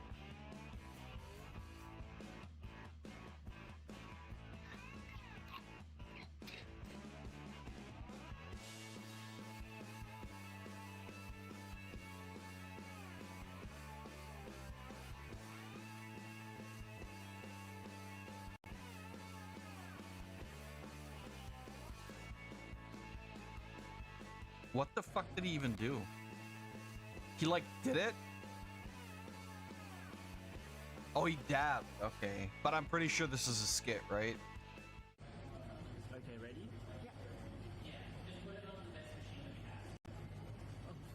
In case you're needing a Dude. laugh today, this is what happened. Time to make the switch to instant coffee. In a stovetop espresso maker.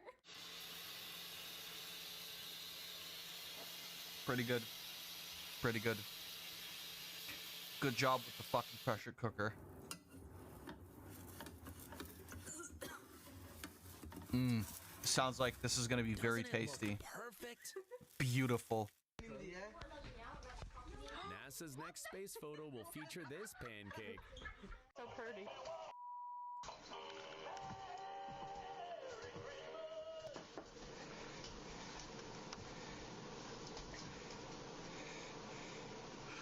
My batteries are dead.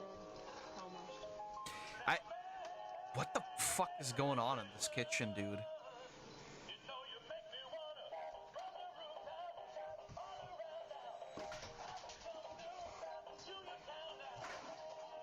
Like, what was even dropped for there to be this mess?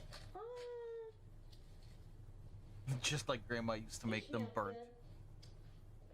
So I was cooking dinner tonight and I accidentally vacuum sealed this lid to this pan. I don't know how that while was a making cooking minute fail. rice. This is not good.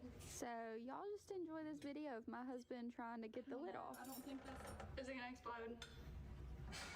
Are you kidding me? It was like loose when I put it on too. I'm scared. You're gonna break it.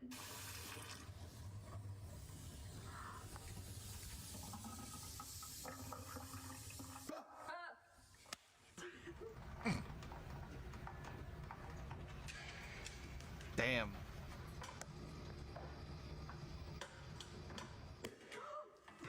Yeah, eating, I mean, yeah.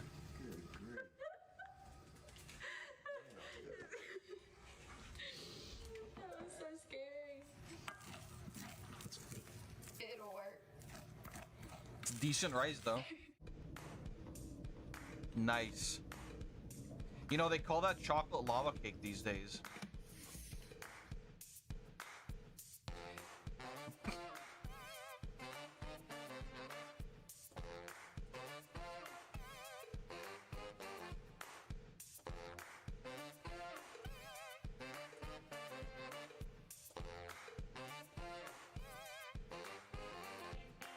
Okay.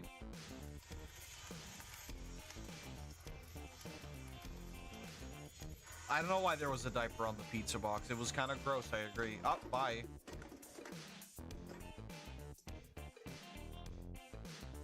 Not the best at KitchenAid, maybe.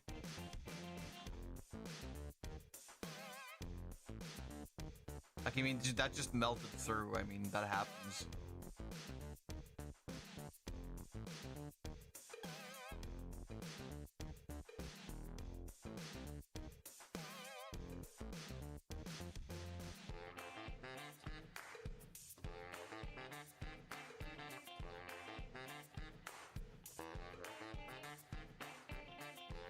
Why not use paper towels, bro? Yeah, I'd rather get my fucking regular towels sopping wet with milk. So good. Alright, brain time. What else you got? Got any other...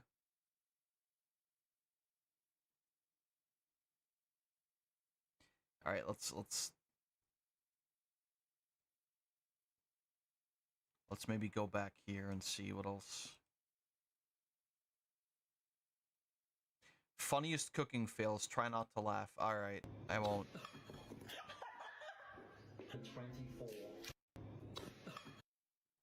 First, I'm making churros for a Spanish project. Why'd they explode? 24.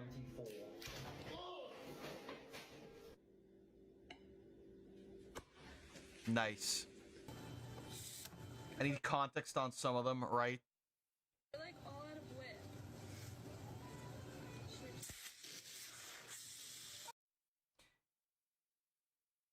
Sure.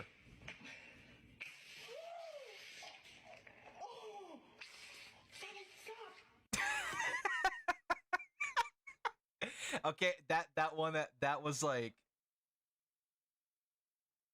I'm half tempted to say that was scripted. But hey, if you don't cool churros correctly, all you need to start. Yeah, I know. I guess that would make sense. Dang, man. Egg. Same thing that's happening with the egg here. Oh my god. It's all over my clothes. That was kimchi, I believe.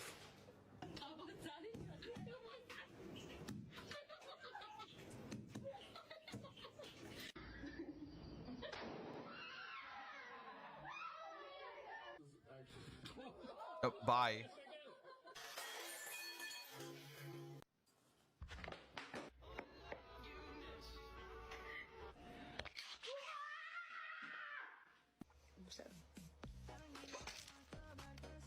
Nice. Well, I mean, that's hot oil for you. Hope it tastes good.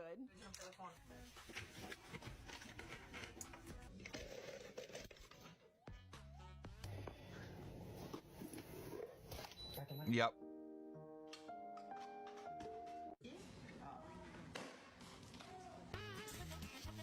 Oh, it's this one again. Oh my goodness.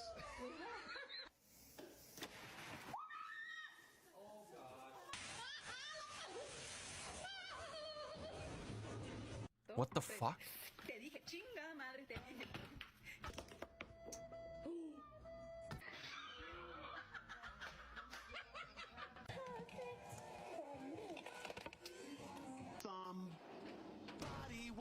Wow. Oh, okay.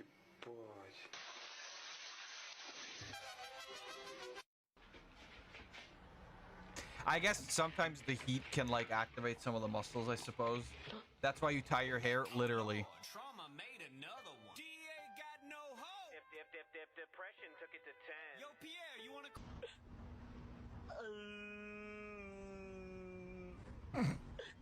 Bueno, y se pisa.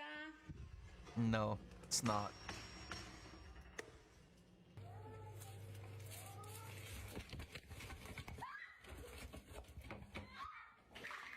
I'm sorry, do people not fucking kill their fish properly?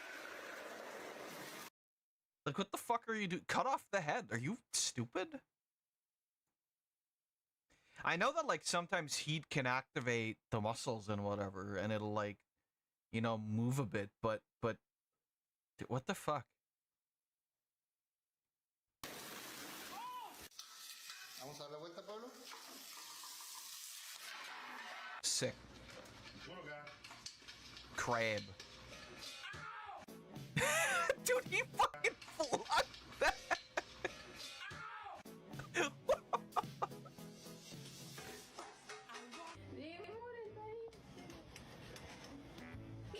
Oh, beautiful. 3, 2, 1, hands up.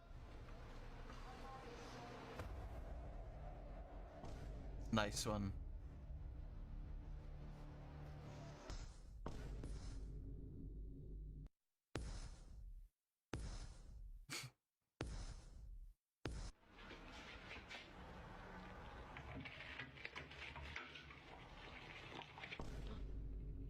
Oh yeah, this one. We just saw this.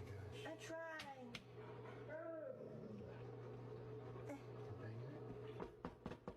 Oh, yeah, we already saw this one too. Wow.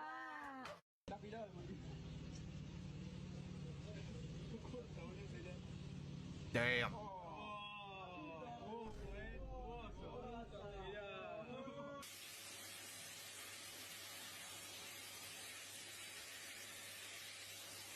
Tuna rare, right?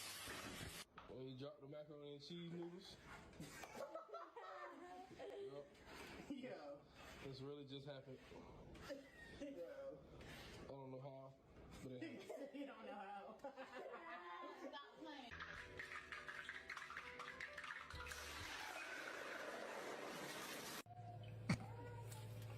This one again. Like, what? What happens here?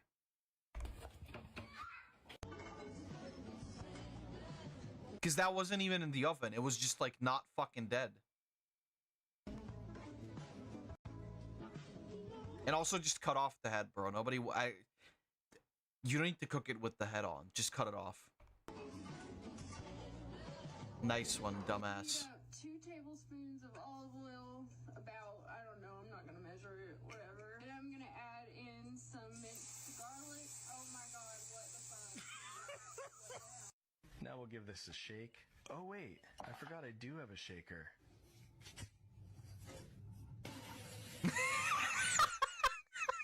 Okay. Probably the butcher didn't kill it correctly. I guess. Goodbye, Aunt Winnie. No.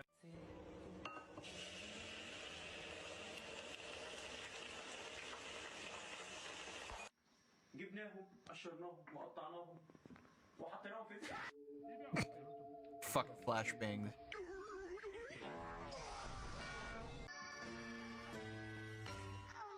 Bye.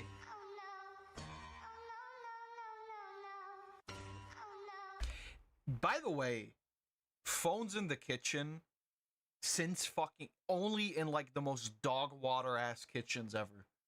If I look into a kitchen and I see somebody on their fucking phone, I'm leaving. It's gross. So this is deserved, frankly.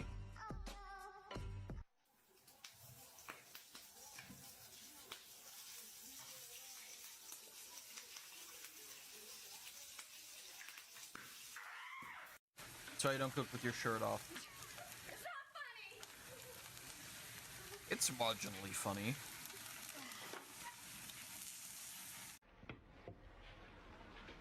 Okay, this one again. Alright. Like, I get when separate videos have the same one in there, but when one video has the same video 10 times, it's kind of fucking stupid. Let's play it again. Nice one.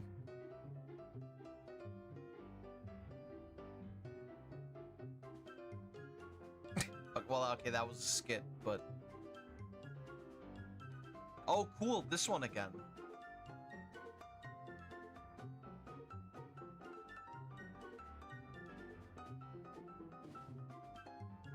Nice fucking audio jungle, by the way.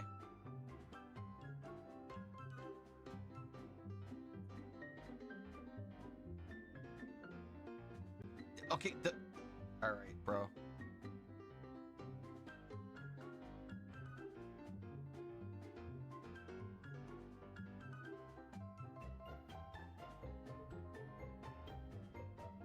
Okay, we've already seen this one too. Alright, egg.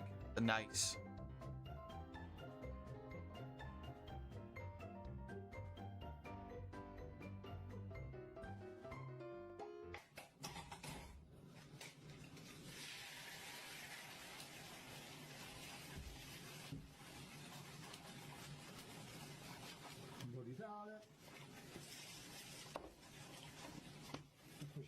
Is it gonna be funny, lots of pepper?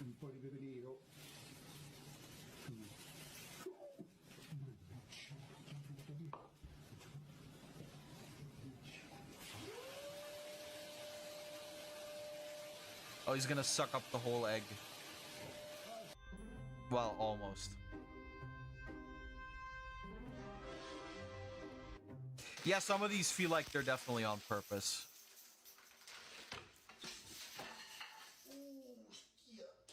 Coffee maybe like... No way. Bueno, y se pisa. Okay.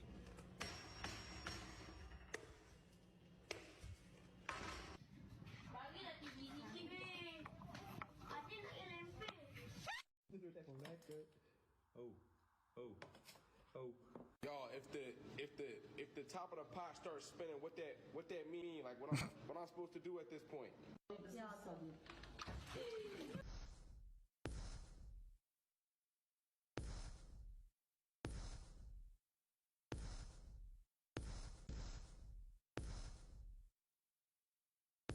Okay, this one again, bro. Okay, this one again. This one again.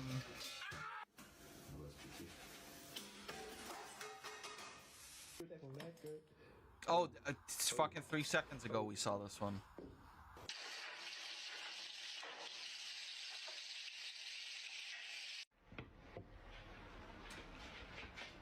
It's the fucking noodles again. It's the fucking stupid fucking ramen noodles again because it's so fucking funny that it's the fucking... Alright, turning this video off. Actual dog water.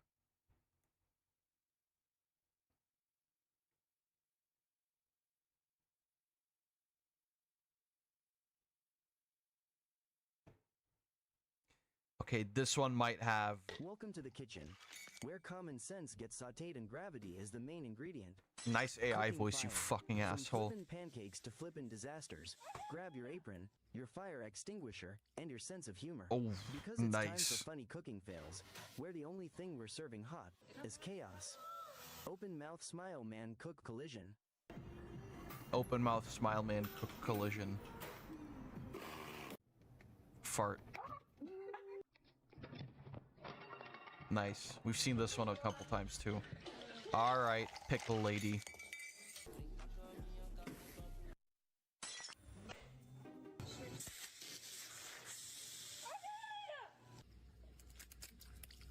Ugh.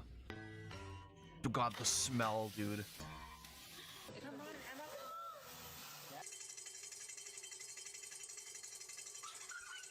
Beautiful. Spaghetti. Bye.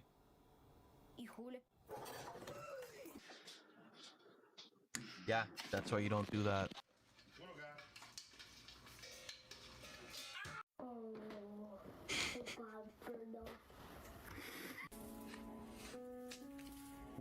That's definitely not how Grandma made it. Okay, well that one's a bit.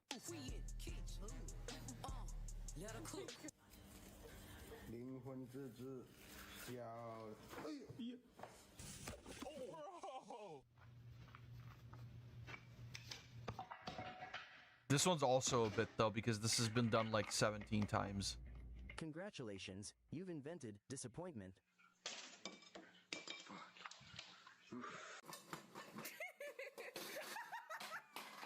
Nice. Leg right here, now let's try. Oh my gosh! Oh my god!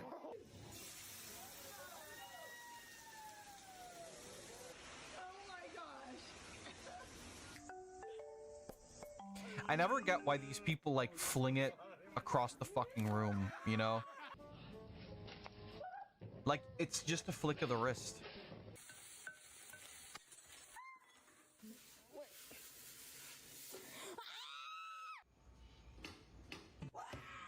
That's what happens when Rato. Daddy cooks. Anything else, but goddamn, grilling is not. Nice. Señor Chef, ¿qué está cocinando el día de hoy? I mean, that one's not that bad. Beautiful. Seen this one like 17 times now. Alright. Okay, this one's funny. People stop microwaving their boiled eggs. I don't want to take it to the hospital for the pussiest way possible. He boiled egg and now he has 3rd-degree burns. No, I think actually that is what you should do. Cost me maybe like. Okay, same one in the same video again. Oh, cool. This recipe only calls for one thing: chaos. Oh my gosh, what do I do?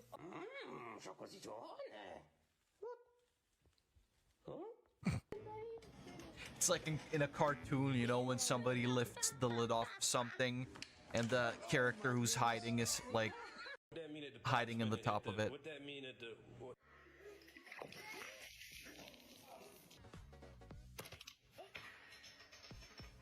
Chicken alpha. Nice.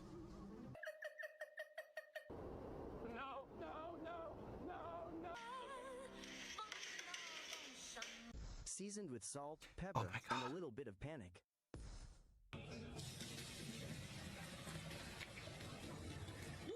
Bueno, y se pisa. Oh, okay, cool.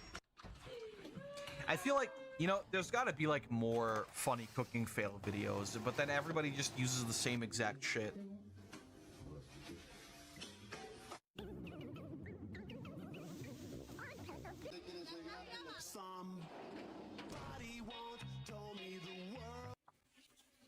Like, I'm pretty confident in my skill, right? But like, I don't do this stupid shit. Yes, they passed the soup through the strainer. Like, bro.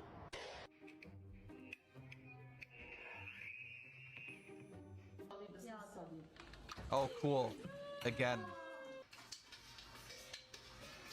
Oh, cool. Again. Oh, cool. Again. I'm gonna fucking kill myself. This is enough. I'm done. I guess. I'm done. I'm done. We're not watching that anymore. Last video. Last video of the night.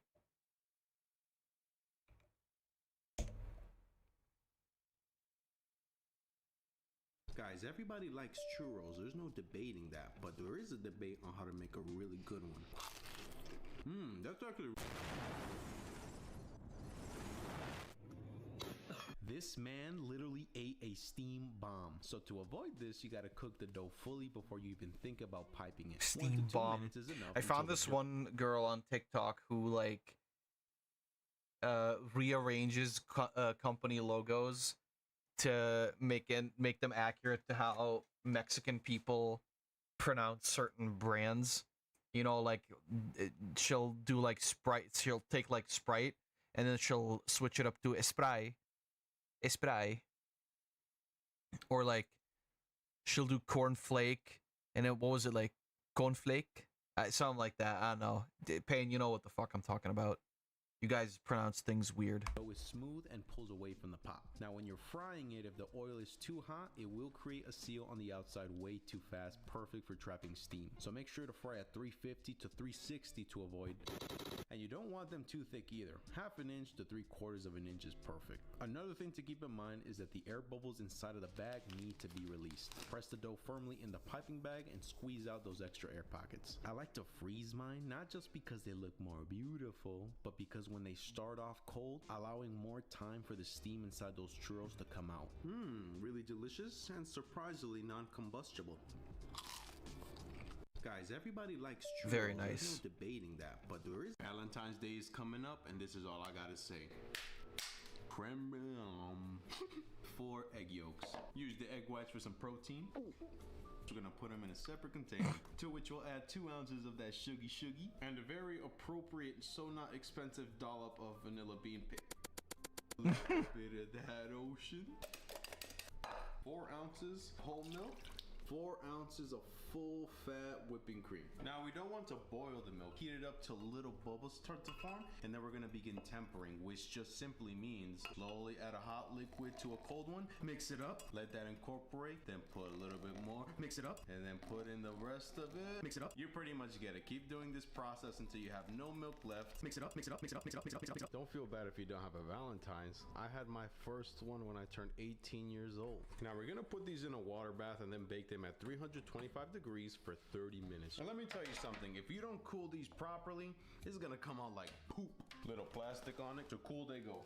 Oh, y'all wanna know how to get this crunchy top perfectly? I got you. Add sugar and water into a pot, heat it up on medium until it starts to become an amber color. Pour that over the cooled creme brulee, and you just made a perfect topping. Perfect to get it consistent. I mean, usually what you do is like you pour the sugar on and then you take like a fucking, what is it called, Bunsen burner or whatever the fuck, and then you take that over the thing, and that's how you create like the thin crust, because usually you don't want it this thick, although you can just do it. It's not really a law against you doing that, but this works too. Topping with that extra crunch. Listen to this. Can this player fucking work? Hey, yo, player, can you work? Sugary topping with that extra crunch. Listen to this. Ask her to be your Valentine's, say creme brulee, it's a wrap. I mean, it will work on me. Valentine's Day is coming up. All right. This is all I gotta say. That's pretty good. That's pretty good. I think we'll leave it off at that. That fucking cooking video pissed me off more than the video at the start about the fucking USB-C cable. But either way, I'm gonna leave it off there. I hope you guys had fun. I hope you guys enjoyed. Thank you very much for watching. And yeah, you know, next week we'll see what we do. I think Prototype 2 is gonna happen. Maybe Halo, but we'll see. We'll see. Until next time. Wait, why is it doing top chat? I set it to live chat. Well, it's fine. Yeah, right. Who thought that watching the same clip 15 times would piss me off more than the USB-C types shit? Although that one pissed me off for a whole different reason, because that video was just fucking dumb. And the conclusion of the entire video was basically just like, yeah, you know, read shit, which I'd been yelling about for like an hour and a half while we were watching that video. So, you know, but either way, like I said, I think next week we're gonna do, most likely, I would assume, Prototype 2. And maybe something else. I'll see. Maybe Halo, but also maybe something else. I don't know yet. I'll figure it out as I go along. So, guys, thank you very much for watching. I hope you had fun. I hope you enjoyed. If you haven't yet, please go follow the Bottom Boys. All of their links are in the description. And I'll hopefully see everybody on the next stream. So please, stay safe. And goodbye. And don't turn your churros into fucking pipe bombs. It's pretty bad.